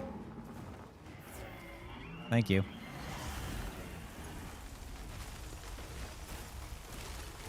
Don't know for real. Okay, so there's different attachment styles that you have due to usually your childhood trauma that you had growing up. There is a secure attachment style, which means that you have healthy relationships, or you have a healthy attachment style with relationships. You're probably raised in a very healthy environment. And there is avoidant, which is you tend to avoid your problems. It's just like, those are the people who are like, oh, instead of talking, I'm just not going to talk about it. Or instead of addressing the problem, I'm just going to try and distract myself with something else or not bring it up. And then that builds resentment and causes problems. There's anxious, who tend to overthink a lot of their things. And there's anxious avoidant. So a secure attachment style is someone who, like, that's someone where, like, you're usually such like a healthy mindset that you're not going to question, you know, if your partner is upset at you just because you didn't hear from them or something, right? You're just like, oh. You really love Soul Like? Did you ever play Monster Hunter, man?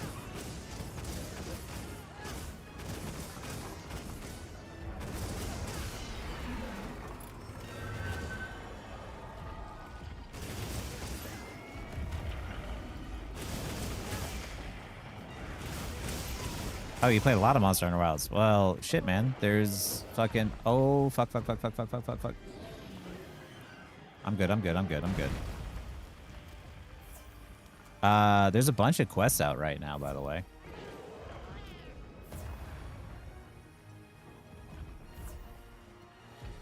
Use the music instrument, the horn? Fuck yeah, dude. Love me a good hunting horn. Love me a good hunting horn. Hunting horn is one that doesn't get enough appreciation. When did we get the tail? I just got it. Oh.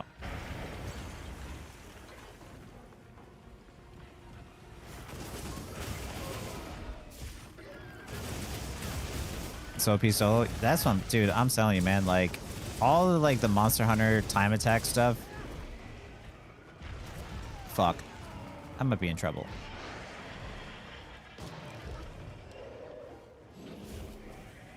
Less trouble? Sweet. Hey, lethal hunting. Do we have a lot of people in here to play Monster Hunter? Oh, there we go. Just picked up hunting horn. So fun. Dude.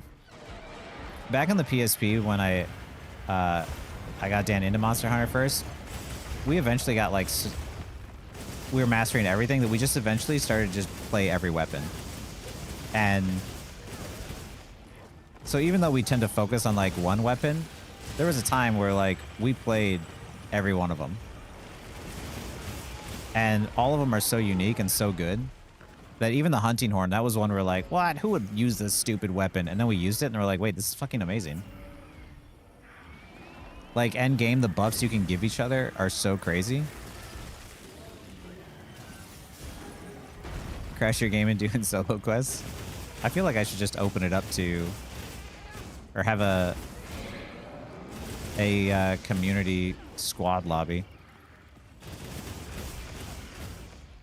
Think ping would be horrid? I mean, maybe. Need infinite buffs so I can get a passive heal buffs on it? Yeah, that's what I'm saying.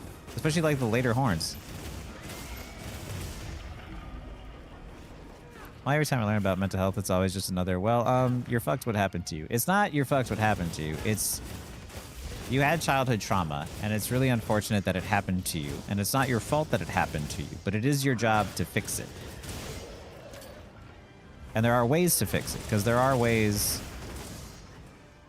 through therapy and talking to someone that they can help you improve and become a secure attachment type. And the thing is, like, it's not even really like entirely your parents' fault because they were taught by their parents. That's why they say, you know, breaking the cycle. Watch a content creator called Heidi Preview. Learn attachment, and that's what they call healing work. To be honest, I would say she literally saved my life. I could totally understand that. Personally, wouldn't hesitate to recommend to everyone. Yeah, there are... I would definitely say it's definitely worth looking up for everybody who's curious, and especially if they're curious about their mental health, which everybody should. You should definitely take care of your mental health.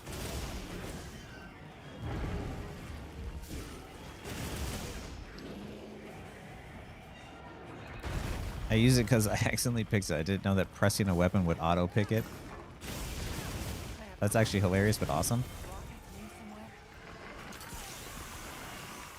What the fuck knocked me over? If you're just close enough to him when he starts that animation, he has a knockback. You want to try the new Monster Hunter? This is Monster Wilds is the new Monster Hunter. Wait, which one are you talking about? Dude in World that went crazy with the hunting horn, like 3 enters would just meld all of their effects. I would like to not be frozen against this guy. I would like that right now.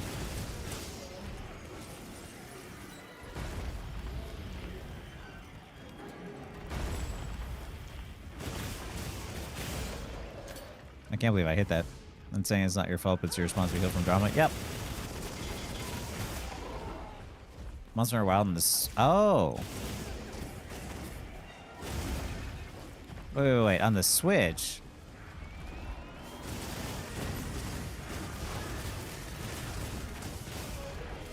Was Wilds on the Switch, or are you talking about a different Monster Hunter on the Switch? Rise was on the Switch. I don't know if Wilds is. Yeah.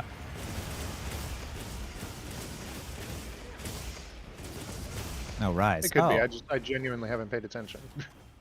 Mads, we need to get you Wilds then. Oh, you're good.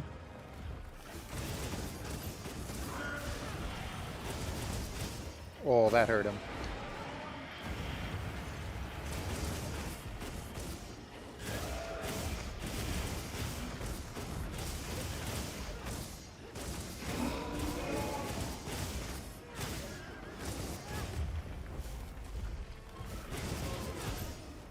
Why did Rise get such bad reviews? I don't know. I mean, like, me and Dan stopped playing that one. It wasn't our favorite to like lock in on, but I don't think it was like bad. Oh, Wilds. Performance issues at the start, which have been mostly figured out. There wasn't enough. People weren't happy that they beat all the content in like the first week because they grinded all the way through it really quickly. But now with Monster Hunter, because they come out with free updates, they improve the performance and there's a lot more content. So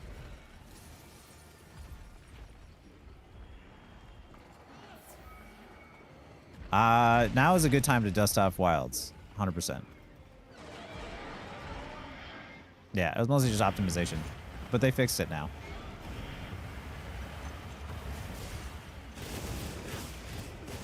Oh, did my food buff run out? God damn it. Yeah, mine did too.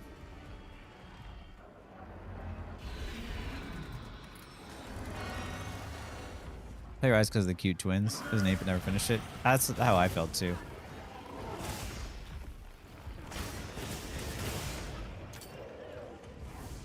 I would consider going back to it and trying it again though. What's that, Rise? Yeah. Yeah. The Let me some movement insect- was really fun, but I really didn't like some of the monster designs toward the end.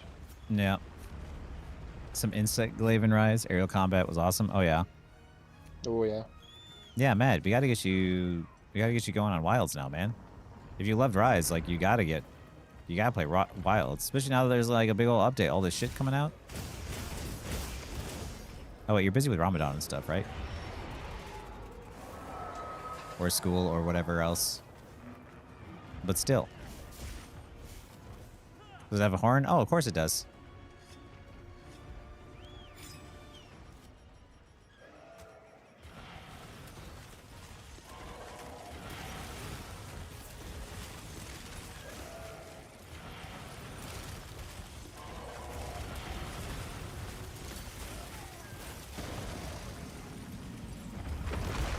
How many other things we got in Wilds now?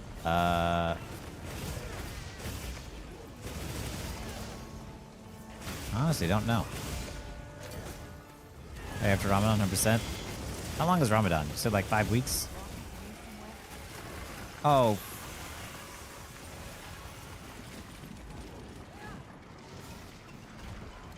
Thank you. We're good. Everything's fine. 1 month, 29, 30 days. All right.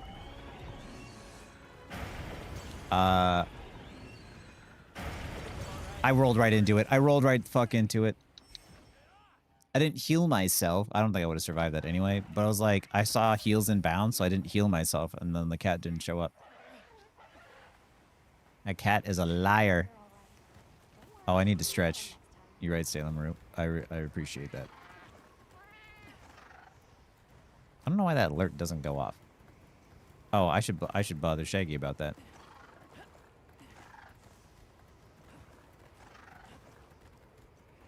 But it's true. I haven't moved in like fucking... Mounted. Oh, fantastic. Unquit Rivals match because of Ramadan. Oh.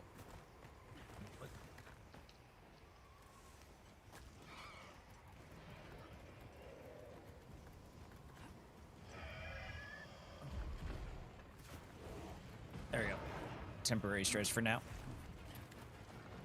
Coming down? 3, 2, 1.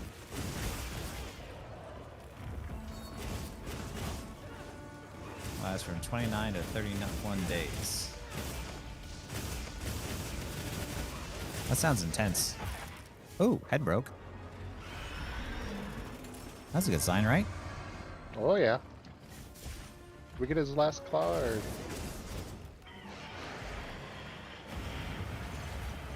Right one looks busted. Yeah. We're not gonna get the shoulders, but we can get this claw still.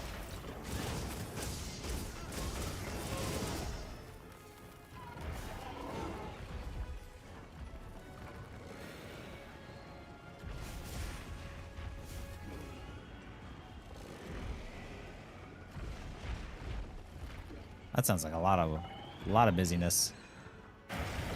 Oh my fucking god.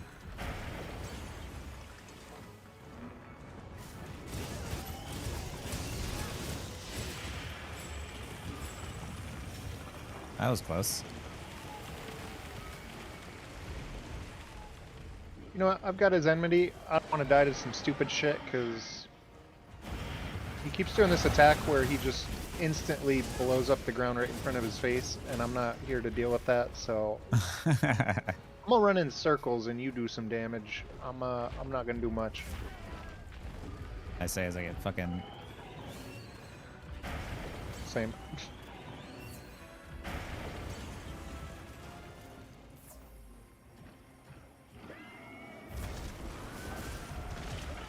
I'm fucking nowhere near you.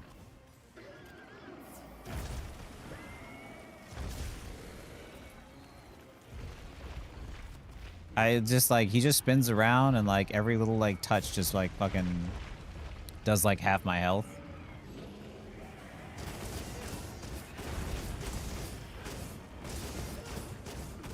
There we go.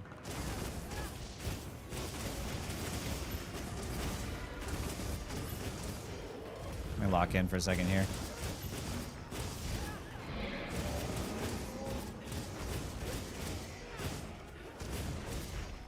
There we go. He'll Oh, come go up back. there, cat. No, he won't. Every pet owner knows the sound of their pet throwing up so well. I can hear Maka now.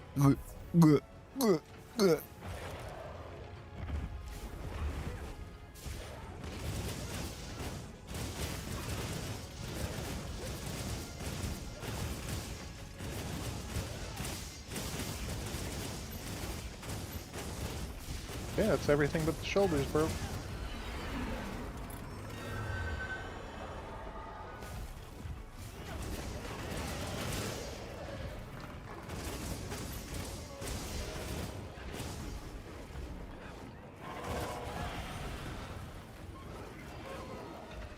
Oh, you have enmity now.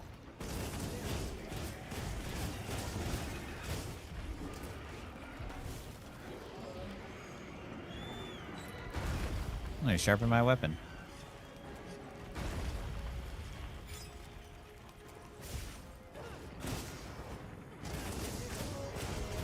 Your weapons are super small. Yes, but I move very quick.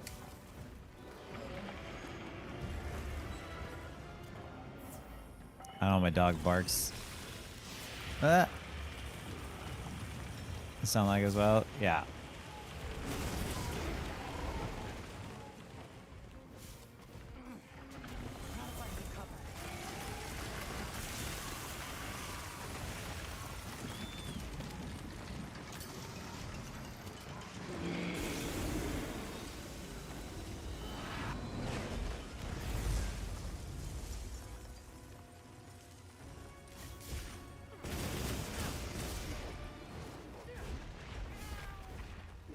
Hi, Esra. How are you doing?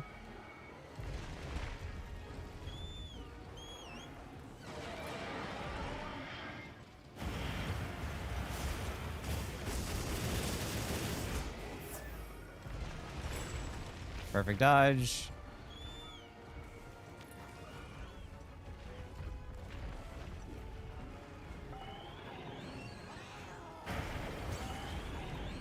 I think she's sure trying to bait us. No, I'm just bad at fucking. I have what they call Minnesota goodbyes. It takes me like 3 hours. It doesn't still say short stream, does it? It should say Monster Hunter today, right? Yeah, I think you somehow turned the title for yesterday's to Monster Hunter stream also. Oh yeah, it does that when it whenever I reschedule a stream or whatever, it just renames the previous day.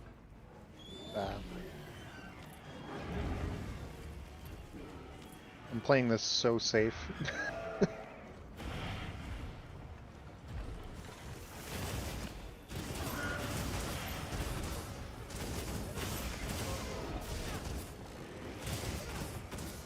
Closely woke up to all my schoolwork and we're still going? Still going for now. We should probably stop soon, but I can't believe I just got hit by that.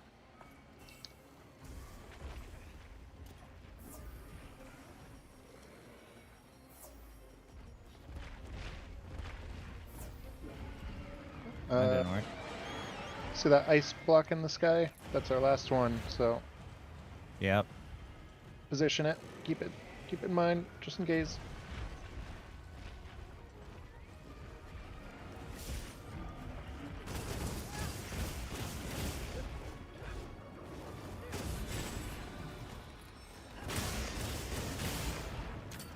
Please knock down. Please knock down. Please knock down.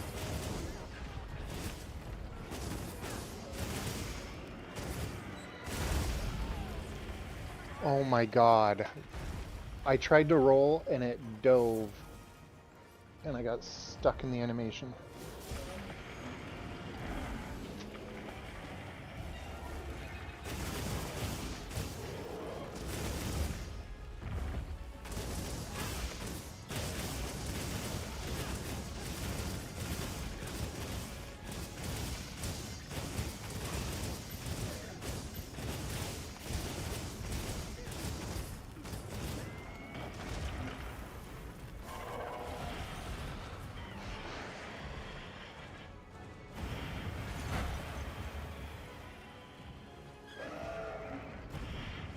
I might have to run all the way to the top to run all the way to the bottom.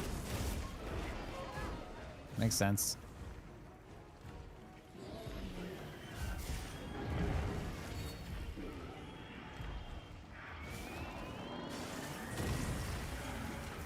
Yeah, that's the one that kills you all the time. Yep.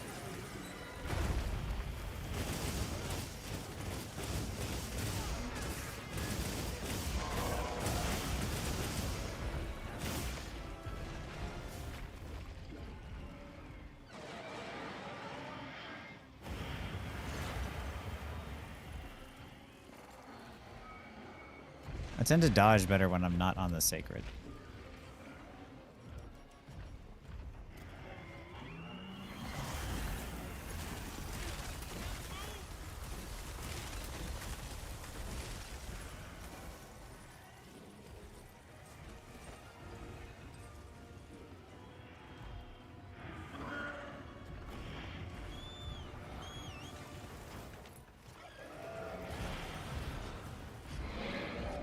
Oh, Master Touch for my weapon?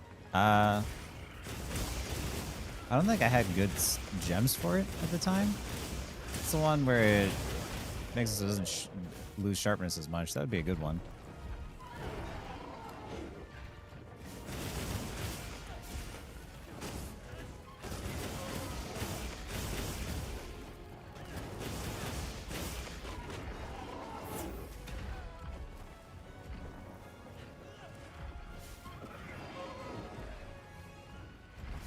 Master Touch is like half sharpness, right? I think so.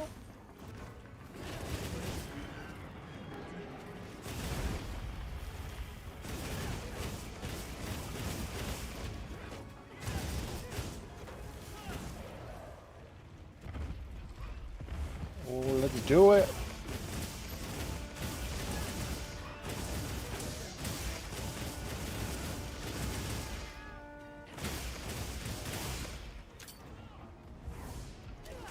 If you create 8% chance you don't use your sharpness. Oh yeah, that's what it is.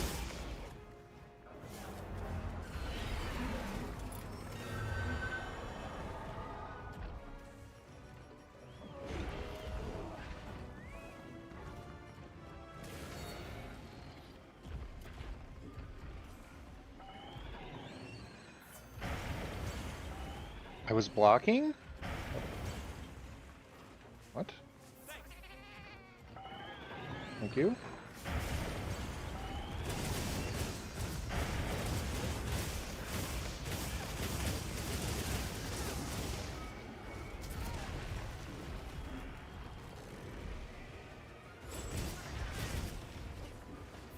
Oh, cat saved my life.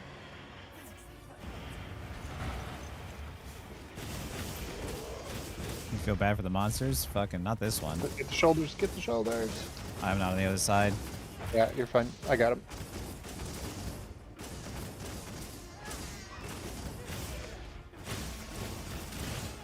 Everything's broken. Will it please die?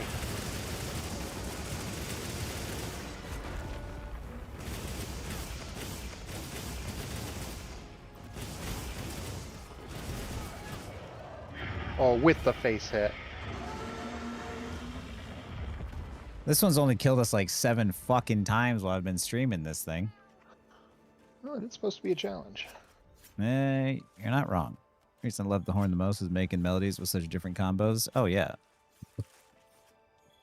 The horn is one of their most unique weapons that does not get enough appreciation. Sweet, now let's just do this a dozen more times.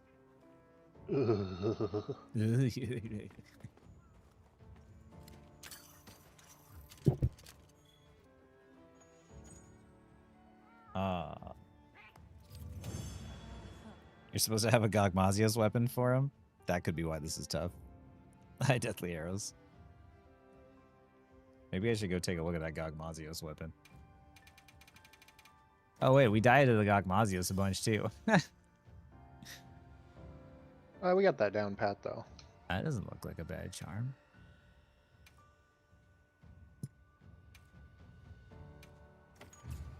Yeah, that's how you get, or that's how I got Lord Spirit or whatever it is. It's from the Gamma armor sets. Or you can get it on that weapon. See, the problem is I've been playing too much fucking Rivals. No, you haven't. You should play more. Yeah, there's so much powerful the GOG weapons are compared to regular weapons. I don't know, not that I underestimate it. It's more like I just don't. I haven't had time to get them.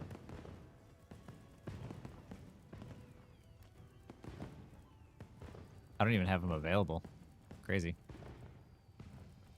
Yeah, no, they're the ones you upgrade from your Ardian weapons. Yeah, they're the ones you upgrade from the Ardian weapons. All right, I'm doing all right. How you doing?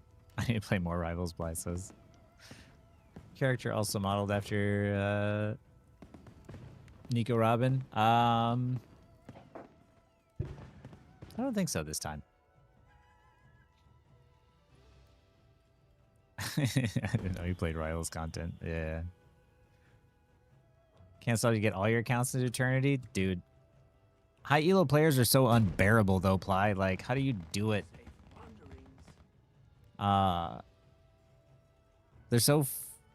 like, there's no competitiveness in high elo with these players.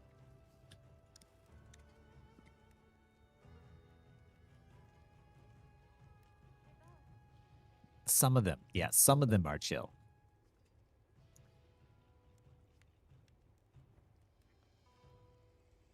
That's my problem, though. You're playing to get lucky.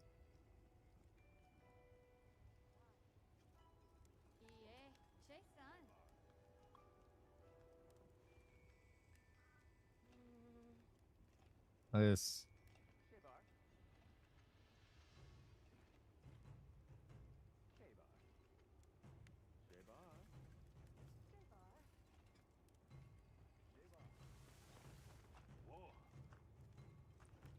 Yeah. The game does kind of come down to luck sometimes. It's about whether or not you get the people that want to try. You get the people that are willing to make swaps around. You get the people who are like willing to play around each other. You know, I get it. Everyone's a DPS main in High Celestial, but RNGesus, yep. That's life, though. Sometimes you're just playing to get RNGesus.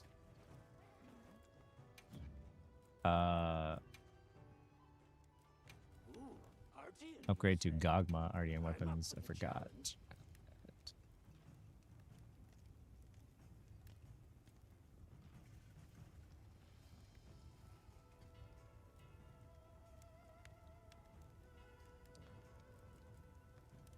Oh, that's right. I upgraded one of these at random, didn't I?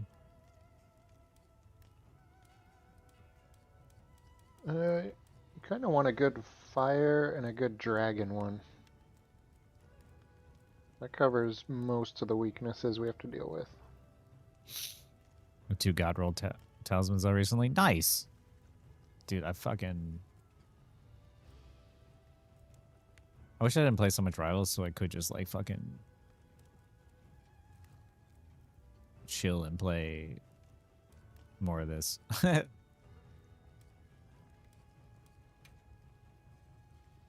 Hey,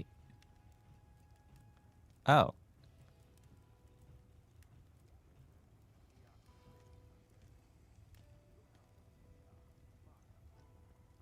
Should I begin?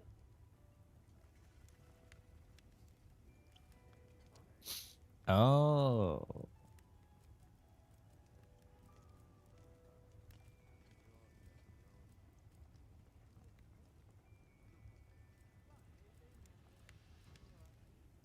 I feel like I want affinity focus.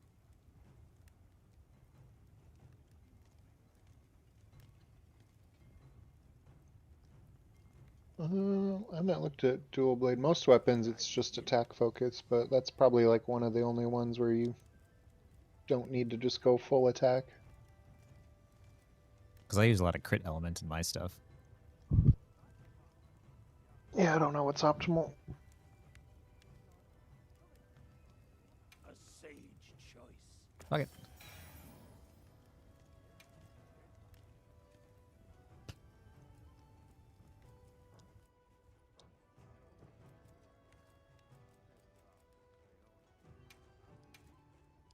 Ancient tech. I want a...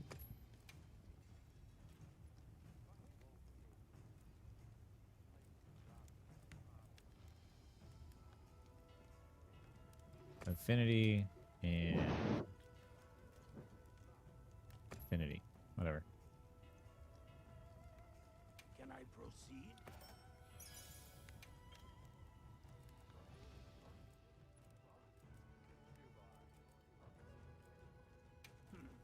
You can leave this to me.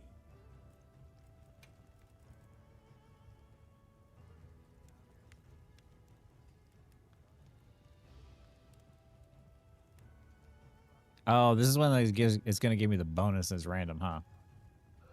Yeah, but you don't have to like. It used to be where you had to like dismantle it and make a new one to get better bonuses. You can just like overwrite the bonuses now if they're not good. Oh, I have a question about coaching. I'm wondering what your thoughts about scrims. Have a few teams asking help against other teams in MRC, but not gonna lie, it feels kind of scummy looking at the other teams. I would.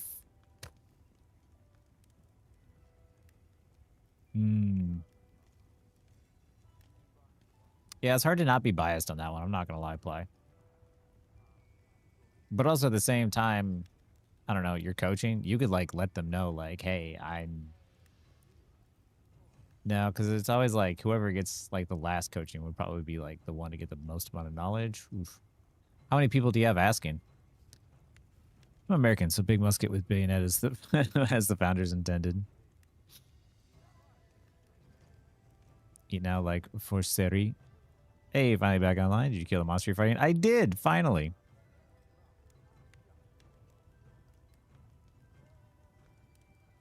Three teams now? Yeah. I mean, how many people playing MRC? Isn't it a lot?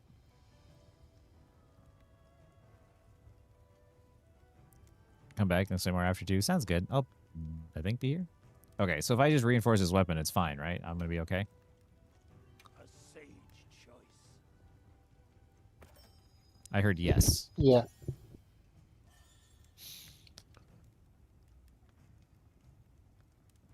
Yeah. Okay, I didn't...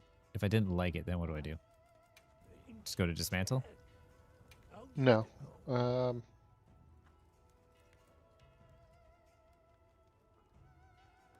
Reinforce, I think. You can leave this to me.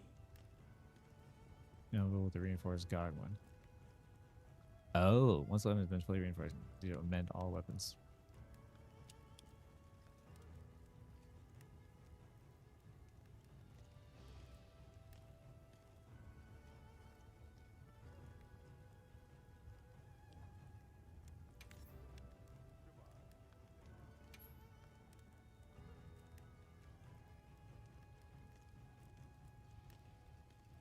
So yeah, you can either keep the sharpness, affinity, attack, like what's there, and Oh, just yeah. upgrade what they are, or you can re-roll to try and get different bonuses if you wanted more attack I'm up for the challenge. or elemental. So once it gets upgraded to a Gogma weapon, then you can Yeah. reinforce it. Guardian, you say? I'm up for the challenge. this to me. Oh, interesting. Amend reset bonuses.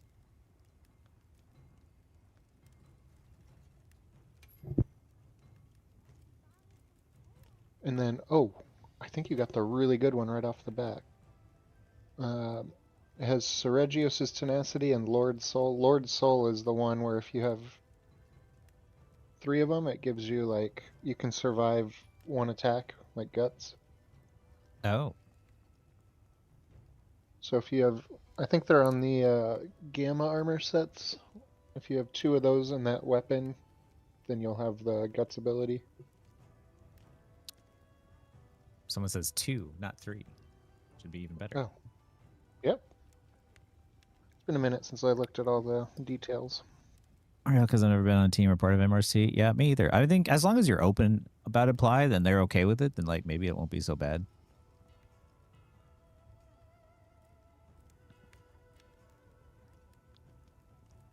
Okay, so I don't have to dismantle weapon, but it's still random as to what these new bonuses are going to be. You can keep those bonuses and then upgrade the levels so they won't all be level 1. You'll get random higher qualities. Or you can change it and they'll just, random like element, attack, affinity, or sharpness. Hmm.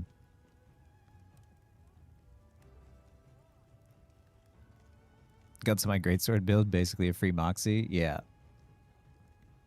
Our creator stream when? I want to play Monster Hunter still. I don't even have time for Monster Hunter and Rivals. Basically want to try and replace Sergio's skill with Gore's skill. That makes sense.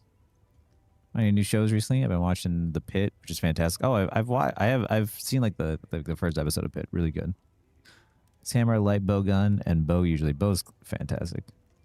Dexter. That's the hard thing. Huh? That's the hard thing. You really want to get Lord Soul and like another useful skill.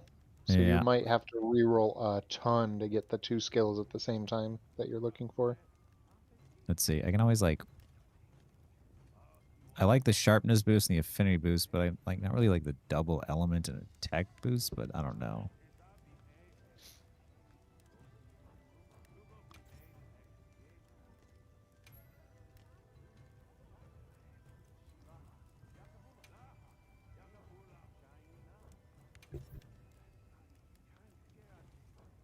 Let's see. If I reset bonuses, does that make it go level 12 or is it just... You're just joking about hard crash? Okay.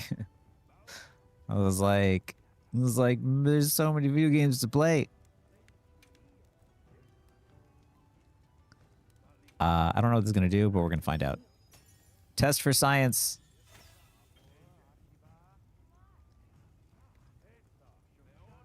I like that.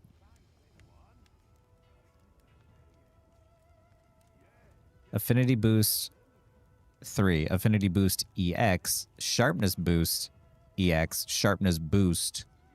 And element boost EX. I'm okay with this.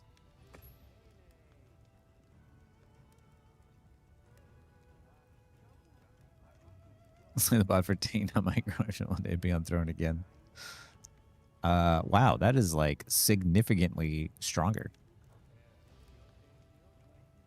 And this, keep bonuses.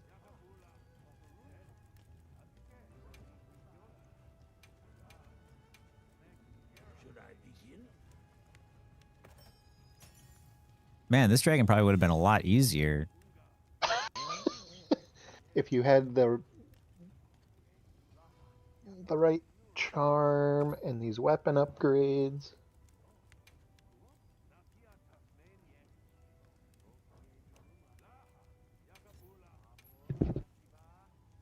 Can I upgrade them again?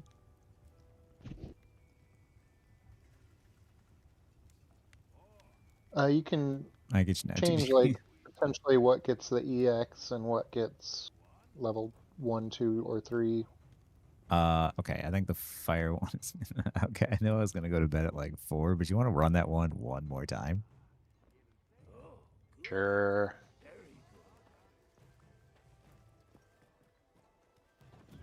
Insurance.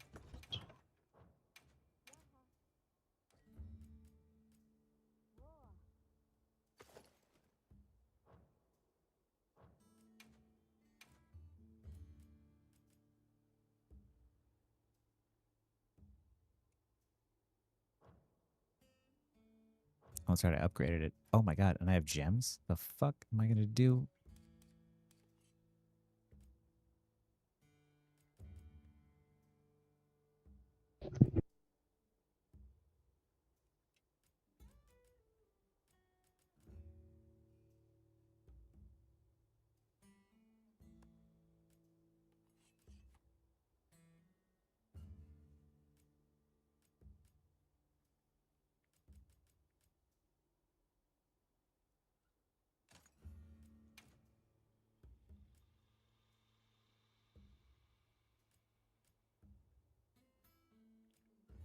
They're all 3. Fuck yeah.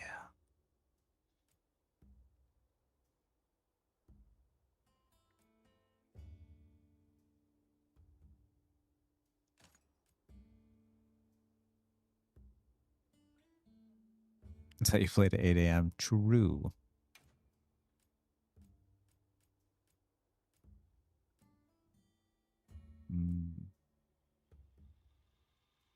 No.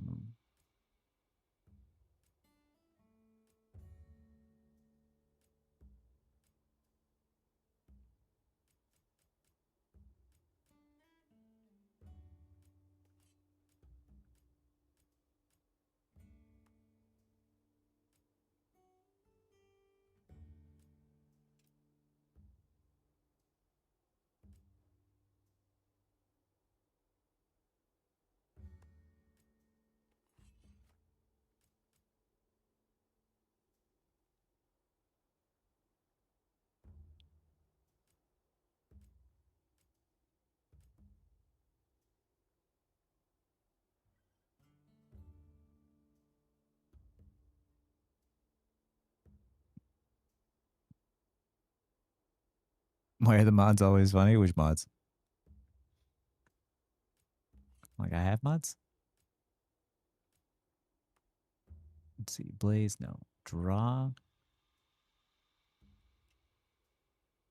No.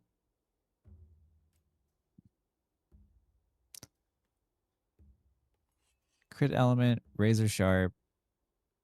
Both good. What is increase the normal? No, not that one.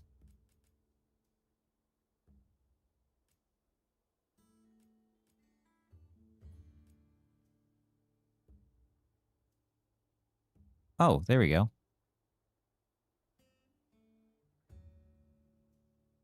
I wish I had like Master Jewel. Oh yeah, Craven. No, yeah, Craven is yeah, he's a mod. I wish I had one more Blaze like Mastery Jewel with like this, but this is actually pretty good. I'm gonna go to the bathroom.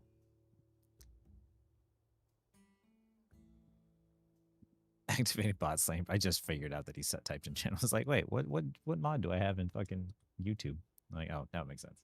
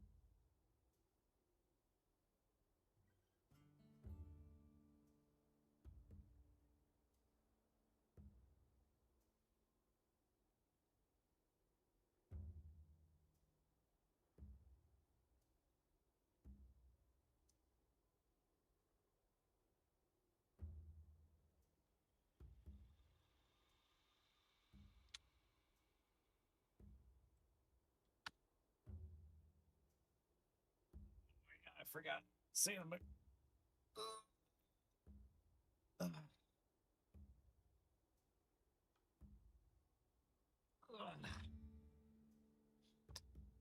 Did you guys know that I went to the store today and I bought a $50 XLR cable? Now, I know some of you might be thinking, Aaron, there's cheaper XLR cables already. Why did you not just buy the cheaper XLR cable? And that's an excellent question. But I had a cheap XLR cable before, and then it stopped fucking working. And I was going to stream tonight, but I couldn't stream without an XLR cable.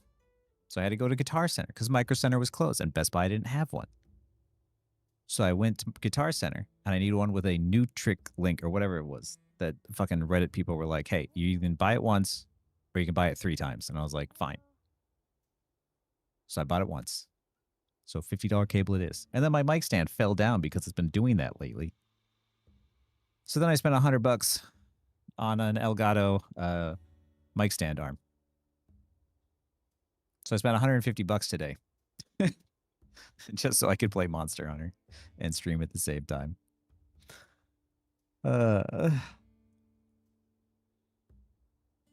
Just make people pay along with certain Discord servers, but certain streams such as Kingsman pay their mods. Oh, nice. Yeah.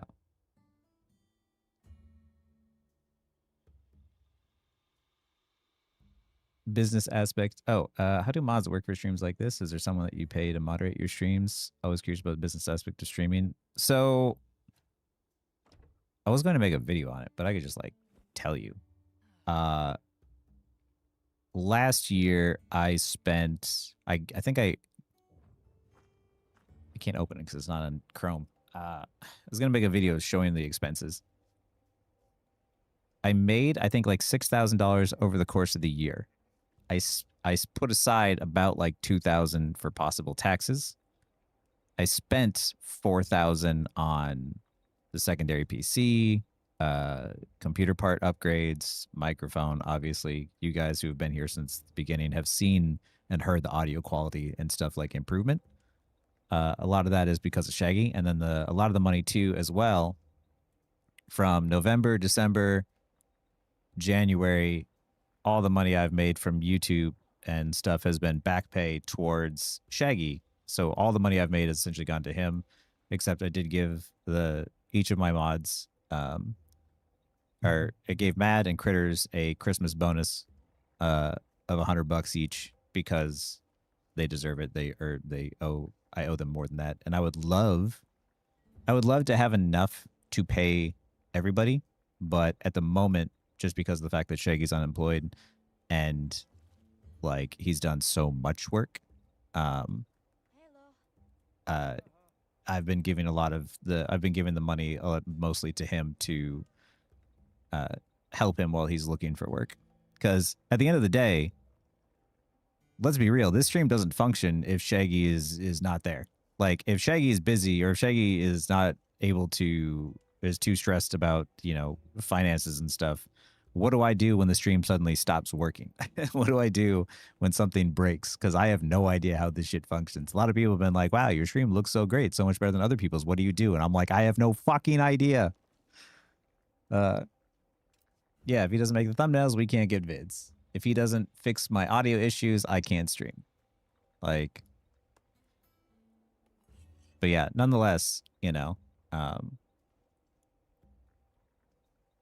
yeah, like in terms of like for streaming, it has given me certain luxuries, as in it has upgraded my PC for me because I need it upgraded in order to stream for you guys. Like I've needed to like upgrade the graphics card when it wasn't able to stream and run the game at the same time until I got a secondary PC, which the old graphics card went to the secondary PC. It was just this whole thing. As I upgraded my computer, that at the same time was also building the second PC because I had old parts now.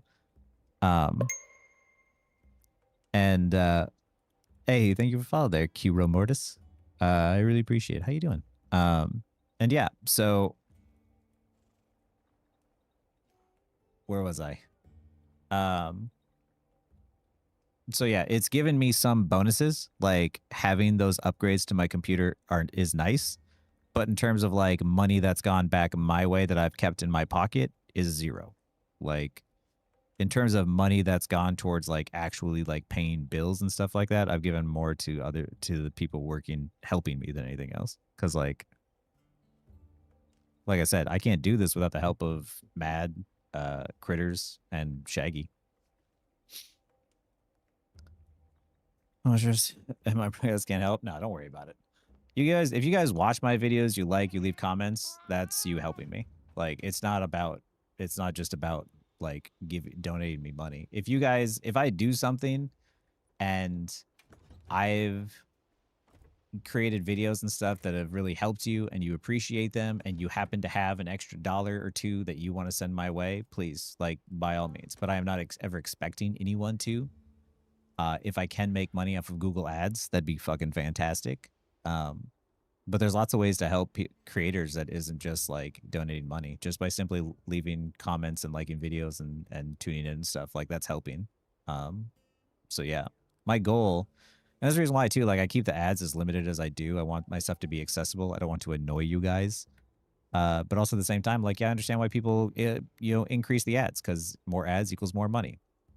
But I don't want to irritate the fuck out of you guys, because I don't like being irritated the fuck out of. And I'm hoping I build a following of 1 million people who would help me earn $1 each, then have, 100,000 people give me fucking, $10 or whatever, or $100 or whatever it is. I don't know, math. But yeah, I even heard rumors Shaggy feeds you a script on a teleprompter. No, that would be funny. But yeah, I want to be, as I do this, I want to be one of those YouTubers that, like, if I have, hey, thank you so much. I really appreciate it, Ballpart. I really appreciate it. Thank you so much for the cable. That really goes a long way. Because I've learned, even though I set aside money for taxes and I paid a bunch of money, or I had a bunch of tax deductible stuff, it's not 100% tax deductible. So all that stuff really goes a long way. I really appreciate it. But yeah, I want to try and be that person that does, like, give back. So Right.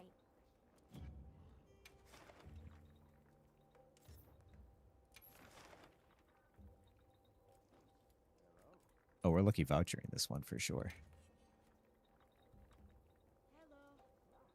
But yeah, Shall we get started?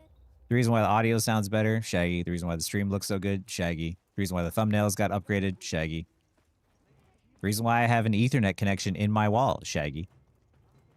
The reason why we diagnosed and figured out what my internet problem was, Shaggy.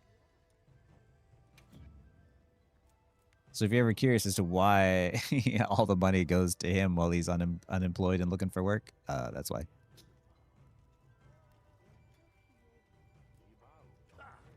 Leaving already?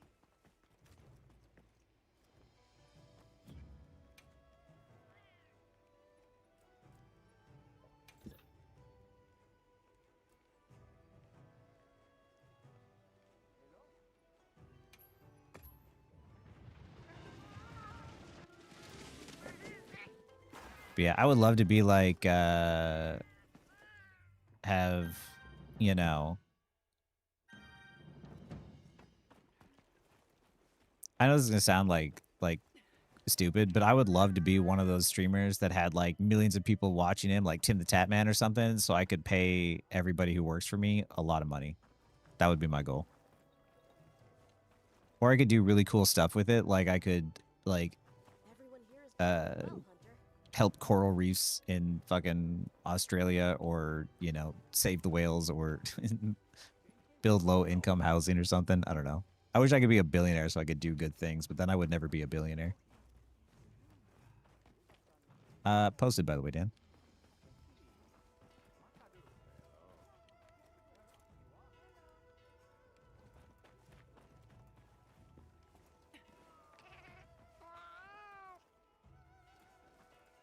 Because my thing is, too, is like,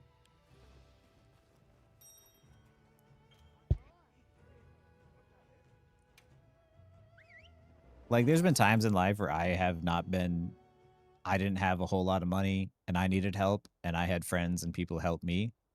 And then there's times where they don't have money, but they need help, and then we chip in and we help them. I think that's the way that life is supposed to be. You're always aiming for new heights. I doubt there's anyone who could match you. Like, if my friend says that he's not in the best financial spot, but he needs help, like, but I am, that means that I'm there to help him. Peak. Thanks, Z-Slad. Could happen. Shaggy even killed the possum. Yo, that's fucking true.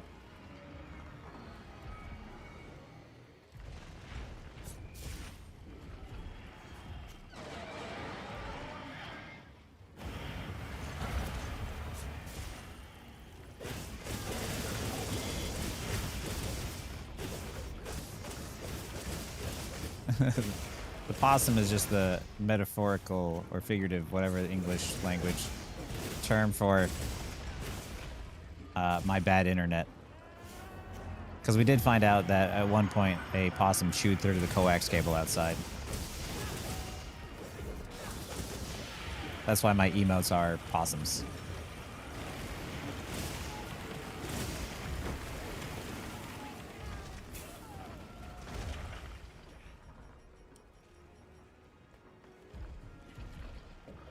We didn't actually kill a possum, though.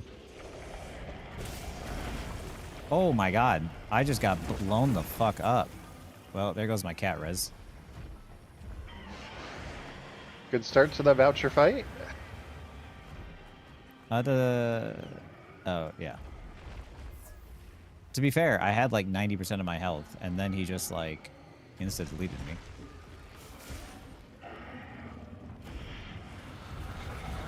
Oh my fucking god. Right at the fucking end. Uh-oh. You okay? Yep. Wasn't sure how much damage I'd take. I had to shoulder check it.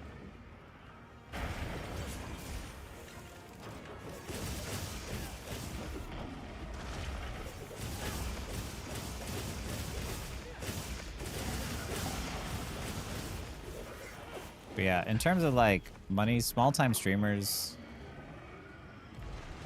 like I don't know about everyone else, but like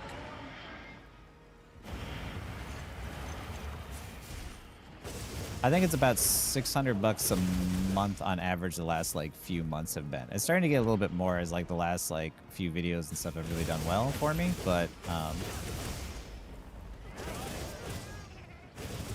$600 a month is nothing. Don't get me wrong, like there's something about like content creation that's like so rewarding where if I put out a video, no matter what, it's cool that Google ad revenue will make money from that now. Like, so technically I'm incentivized to put out low effort content because the less effort, the more money, the easier the money is.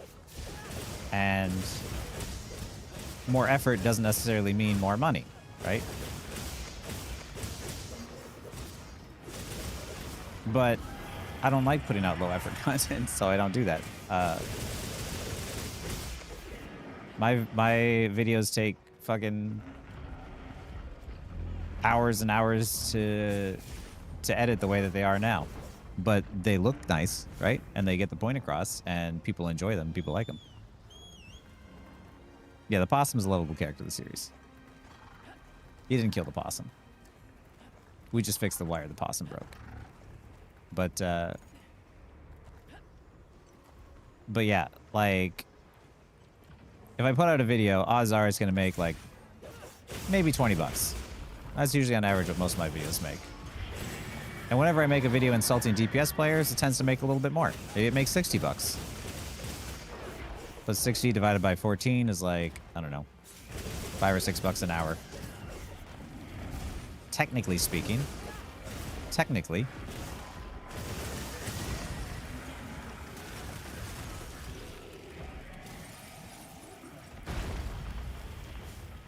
Technically, working a minimum wage job in California would make me more money, but that's not less fun. Which is why, also, like your guys' donations and everything, and you know, watching, liking, sharing, getting my face out there, my videos out there, goes a really long way.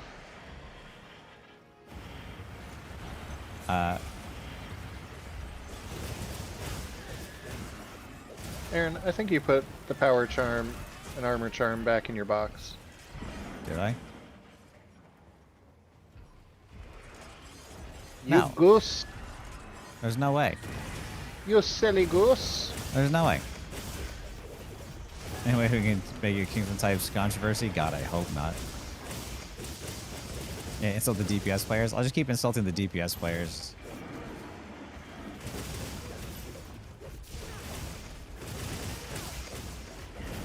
Oh my god, dude, you are DPS brothers. It's because I'm a DPS main that always gets DPS taken from them. So Punisher can go fucking 24 and 17 and say, but what about my finals? As he's got 15 finals and 17 deaths. And meanwhile, I'm stuck in support jail for that dumbass.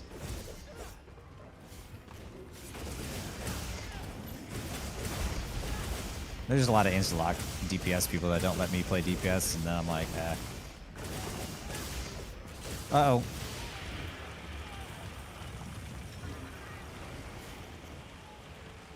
I'm good. Oh yeah, not to mention the tank tax.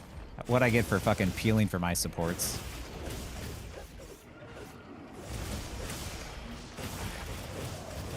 I'm not gonna lie, these weapons are so much cooler looking than the Ardian weapons. Like, what the fuck?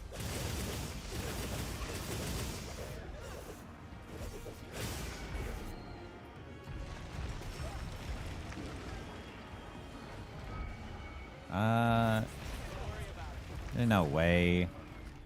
Dang, I use the life powder too. I didn't have any. Every time I get fucking like killed, I'm always like, he hits me back into a corner. The one time I get hit. Don't worry, you'll get him next time. Alright, that's 2 down. More supplies. Check your sacred's pouch. No, I have the fucking power charm and armor charm this time. Okay. Death Place Final Fantasy 14 went. Did I not install this update? I did. The fuck, is this another update?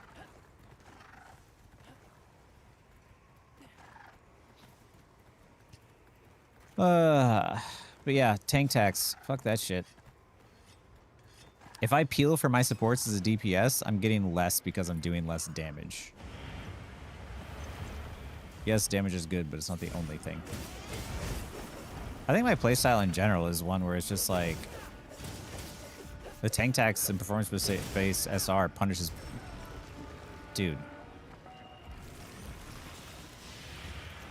Punishes me specifically because of the fact that, like, I don't carry my games by doing damage. I do carry my games by shutting down the enemy and protecting my team. No, I got a demon's... Mega armor skin and demon drugs.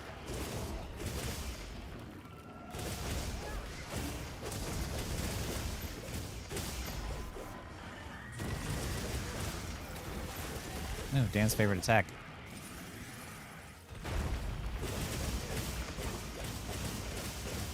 Yeah, it doesn't reward good play, it rewards flashy play.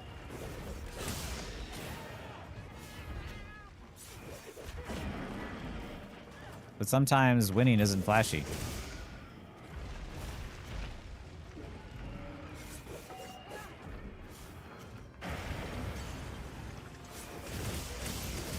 One of the things I hate too is it's like it values lots of damage and lots of kills, but like you should realistically be able to close a game out in less time. So like a lot of damage and a lot of kills isn't necessarily a good thing when the game could realistically end in like 7 minutes if your team is just like rolling them.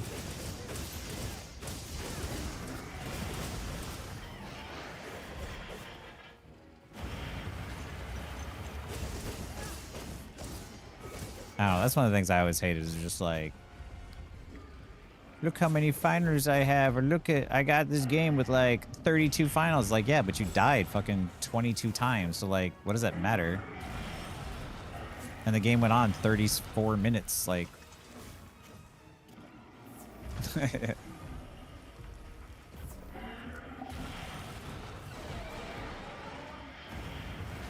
A game with where you're 7-1 with 7 finals and 1 death. This is a 7-to-1 KD ratio.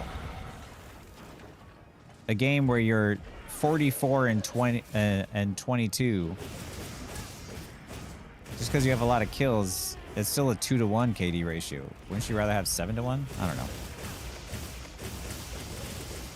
Remove performance-based SR after plat.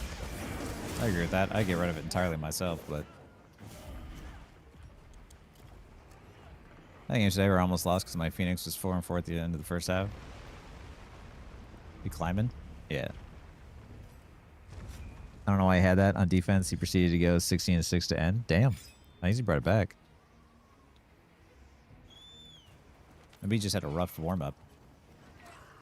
He swapped a pun. Oh, there you go. Tracking versus hit scan. That makes sense.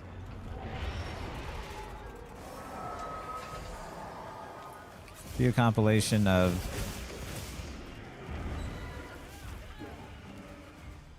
I thought it was safe. Of active throwers and high elo, the discussion about how it hurts the game by turning people off of the plane. That has definitely been on my like list of like to do, believe me.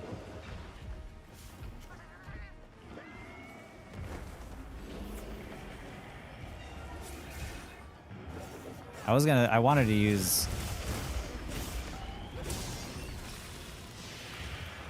last season right at the end when there's like 2 win traders back to back.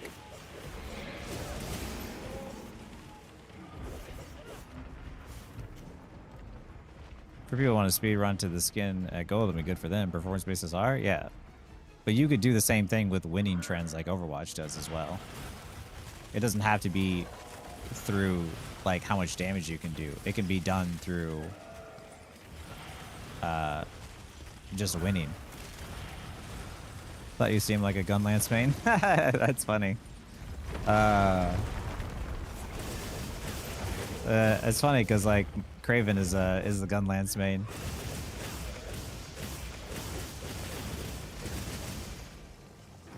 But nope, dual blade main from the very beginning. Gonna get first point, but we still won that game. Nice.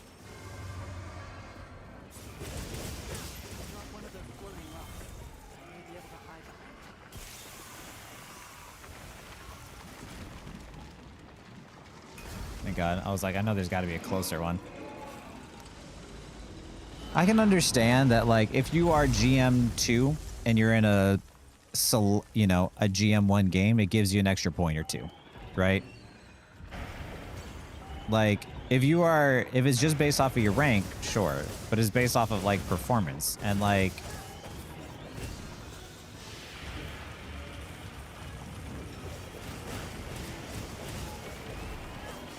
Uh-oh. Wow, what a perfect dodge.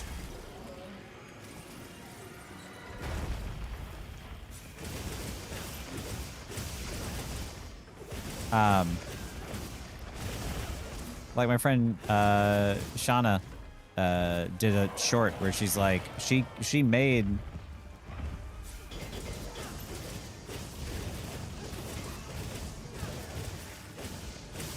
her and Zimsy queued at the exact same time, placed the exact same place together, did all their games together, and Zimsy got to Celestial 1 and she was still Celestial 2 bottom. Because DPS just get more and lose less on losses. Oh, because yeah. It just doesn't make any sense when like, you know, there's not a single performance-based system that's ever worked.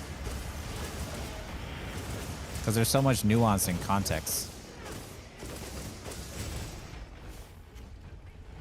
Like, a lot of my videos and stuff aren't teaching you how to be the hard carry of your team. It's teaching you how to not to like do what your team needs to win.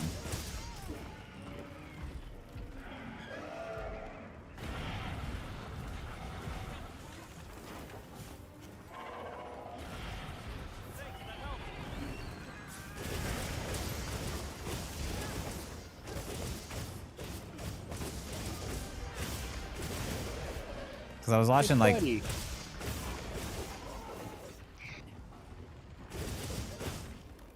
oh, you got enmity. Oh, look at that. Like I was watching Lawterm play, and Lawterm is such a fucking mechanically gifted player. Oh, I thought he was gonna get knocked down. And every time he plays his games and he's grinding unranked to Celestial for however many times, he's got MVP, MVP, SVP, MVP, MVP, SVP, MVP, MVP, like nothing but like MVPs across the board. And when I play, I have like one MVP out of every like 12 matches. I win, but it's not the same. But technically, Lawterm is more rewarded for winning by hard carrying versus like my style, which I think is just more of like enabling.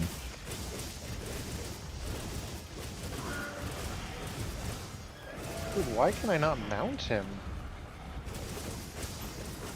No means no, Dan.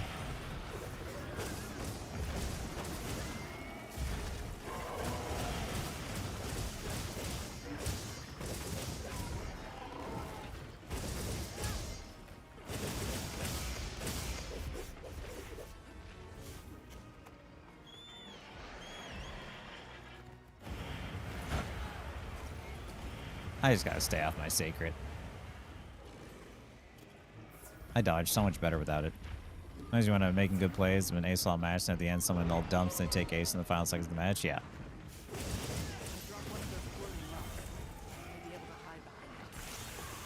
One over here.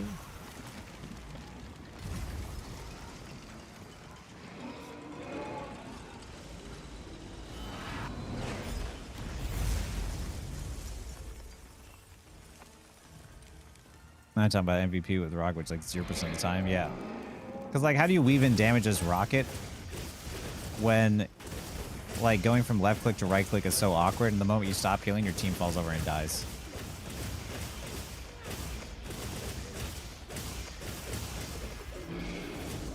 No, don't touch me. There's my no-no square, Dan.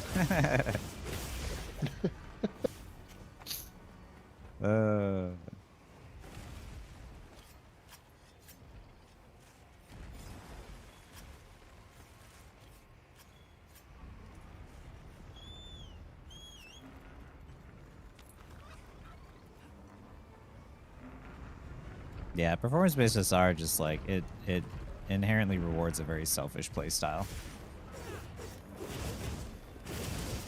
Because watching your opponents, being careful, timing things, like there's even times where like you don't want to do damage. If you have your ultimate already, you don't want to do mindless damage, which they can heal for ult charge. I love you. Just in case.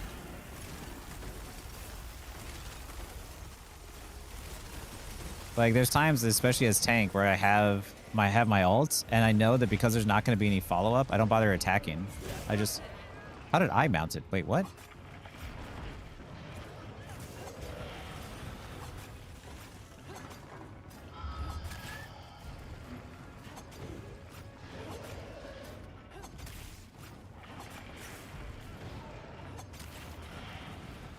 Are there just 3 spots? You can just do 2. And then pop 1. Oh, he down.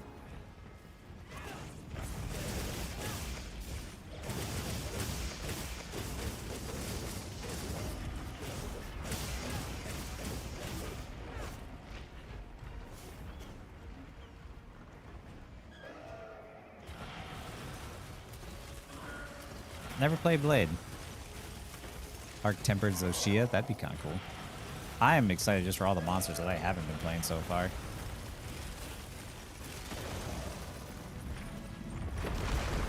I'm trying to get to the shoulder blades because that's where I'm going to do the most work.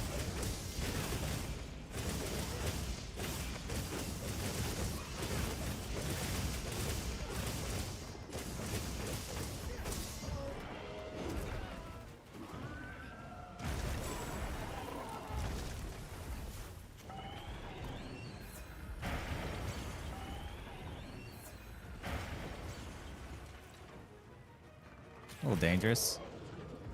Nice.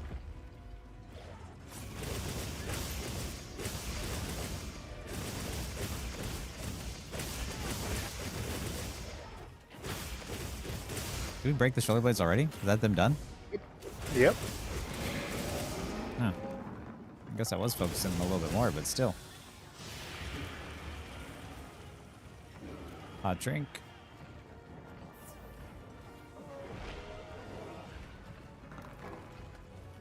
Oh yeah, dual blades. I love me dual blades.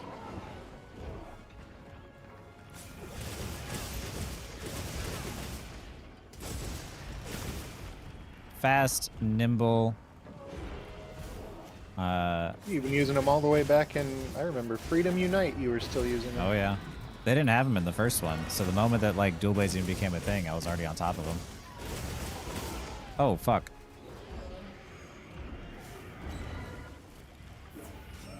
Oh.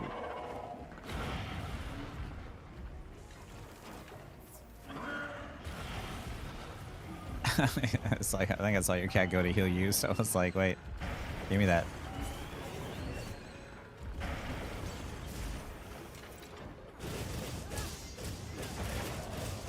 There we go.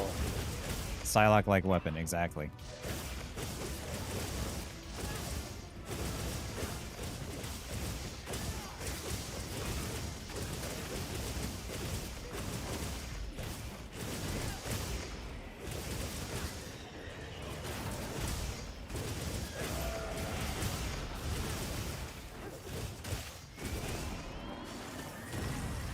Oh.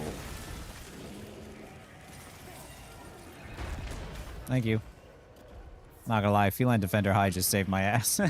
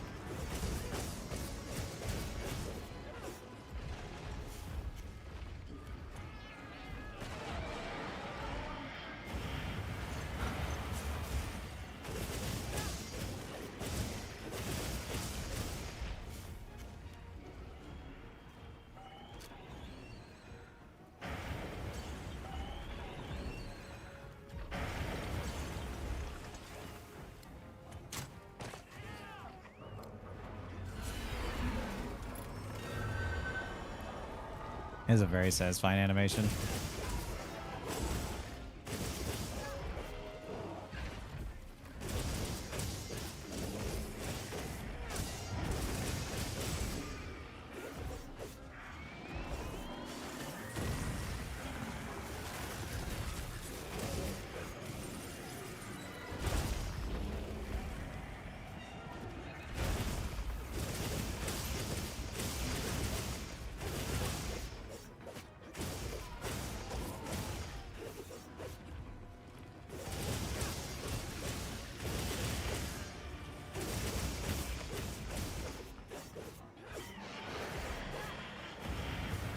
No!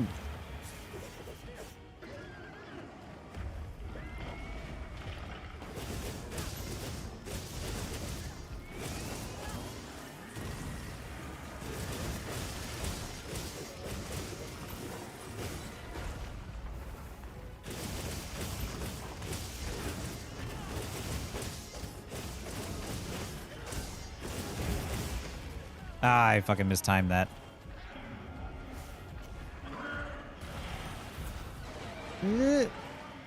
Am I a fan of the Souls games? Oh, feels very similar in a lot of ways. You know, I never got the chance to play any of the Souls games, but everyone always said that, like, I would love them. I'm here to confirm that's a lie.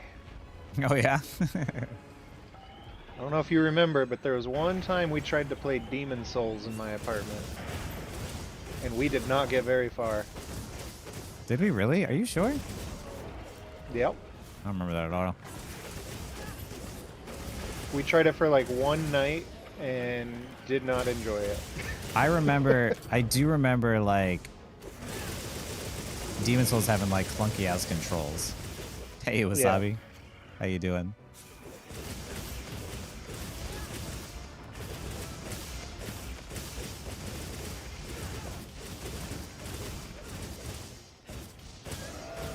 Were you using a Gog Mazios weapon the last time we fought him?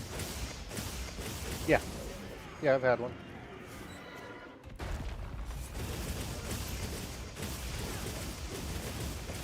So it was just me holding us back the whole time. I mean, I'm dying.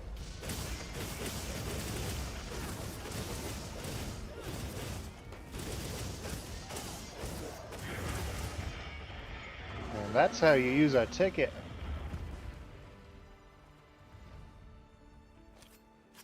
I should upgrade this weapon fucking a long ass time ago. This is why I'm not a stats man and why I'm a field man. I need someone who knows the stats to be like, why are you not using this obviously broken weapon? Thank you, DJ, by the way. Oh, fuck my life. They were still perfecting the sauce back then. Facts. You could...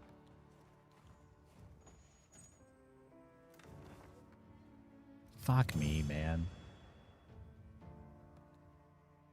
Still like the delay in every Souls game. Just roll.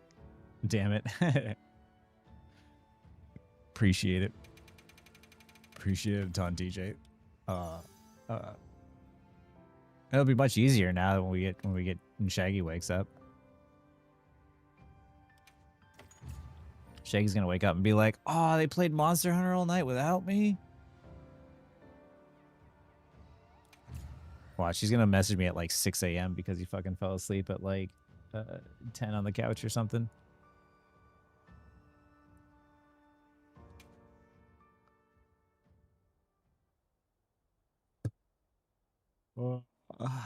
Thank you, Sabi. I think my outfit's pretty damn good. It's giving off like Monster Hunter Sailor Scout vibes, and I dig it. Come on over. Fuck me, man. That was so much easier.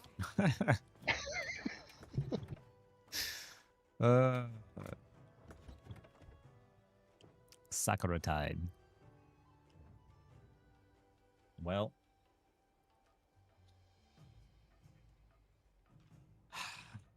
God damn it.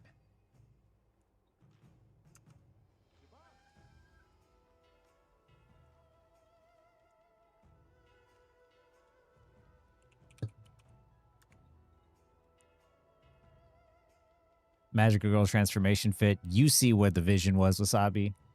Exactly. Let's see who's streaming right now.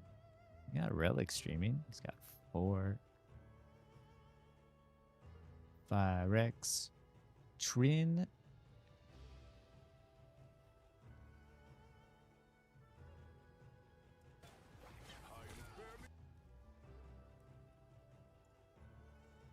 We're gonna raid this person. As a mail set before. AT raid out. Yeah. Sekiro is my favorite of them. I think it has the best combat system. This is the best instruction is get good, and you actually feel yourself get good by the end in a satisfying way. See, that's why I love like the Devil May Cry series. Is like it whoops your ass in the beginning, and then by the time you play the game later on like normal mode, you're like, wait, this is super easy actually. Yeah, I gotta log off. It's 5 a.m. I gotta get some sleep so that way I can actually wake up and do my job in the morning. But when your friend works nights, you kind of have to make some I don't know, concessions, compromises with your sleep schedule. There we go. Mel Chronicles, you rated him? No, not this time. This one is Trinity TV. I feel like they might have rated me once. There's a lot of people I follow because I see them either in game or they rated me once. So they're also small time too, though. So we haven't rated them yet. So we're gonna go raid that way.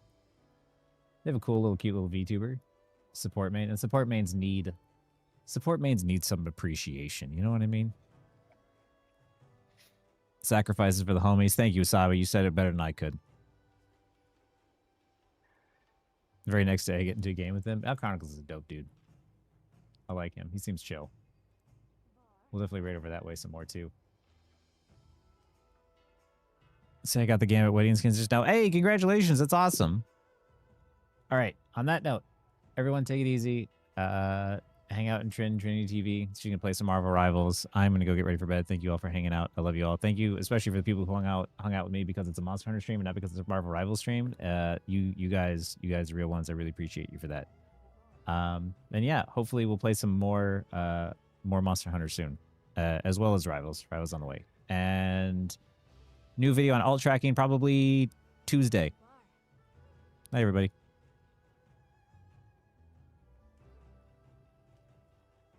All right, YouTube. Don't stay up too late. I love you all. Good night.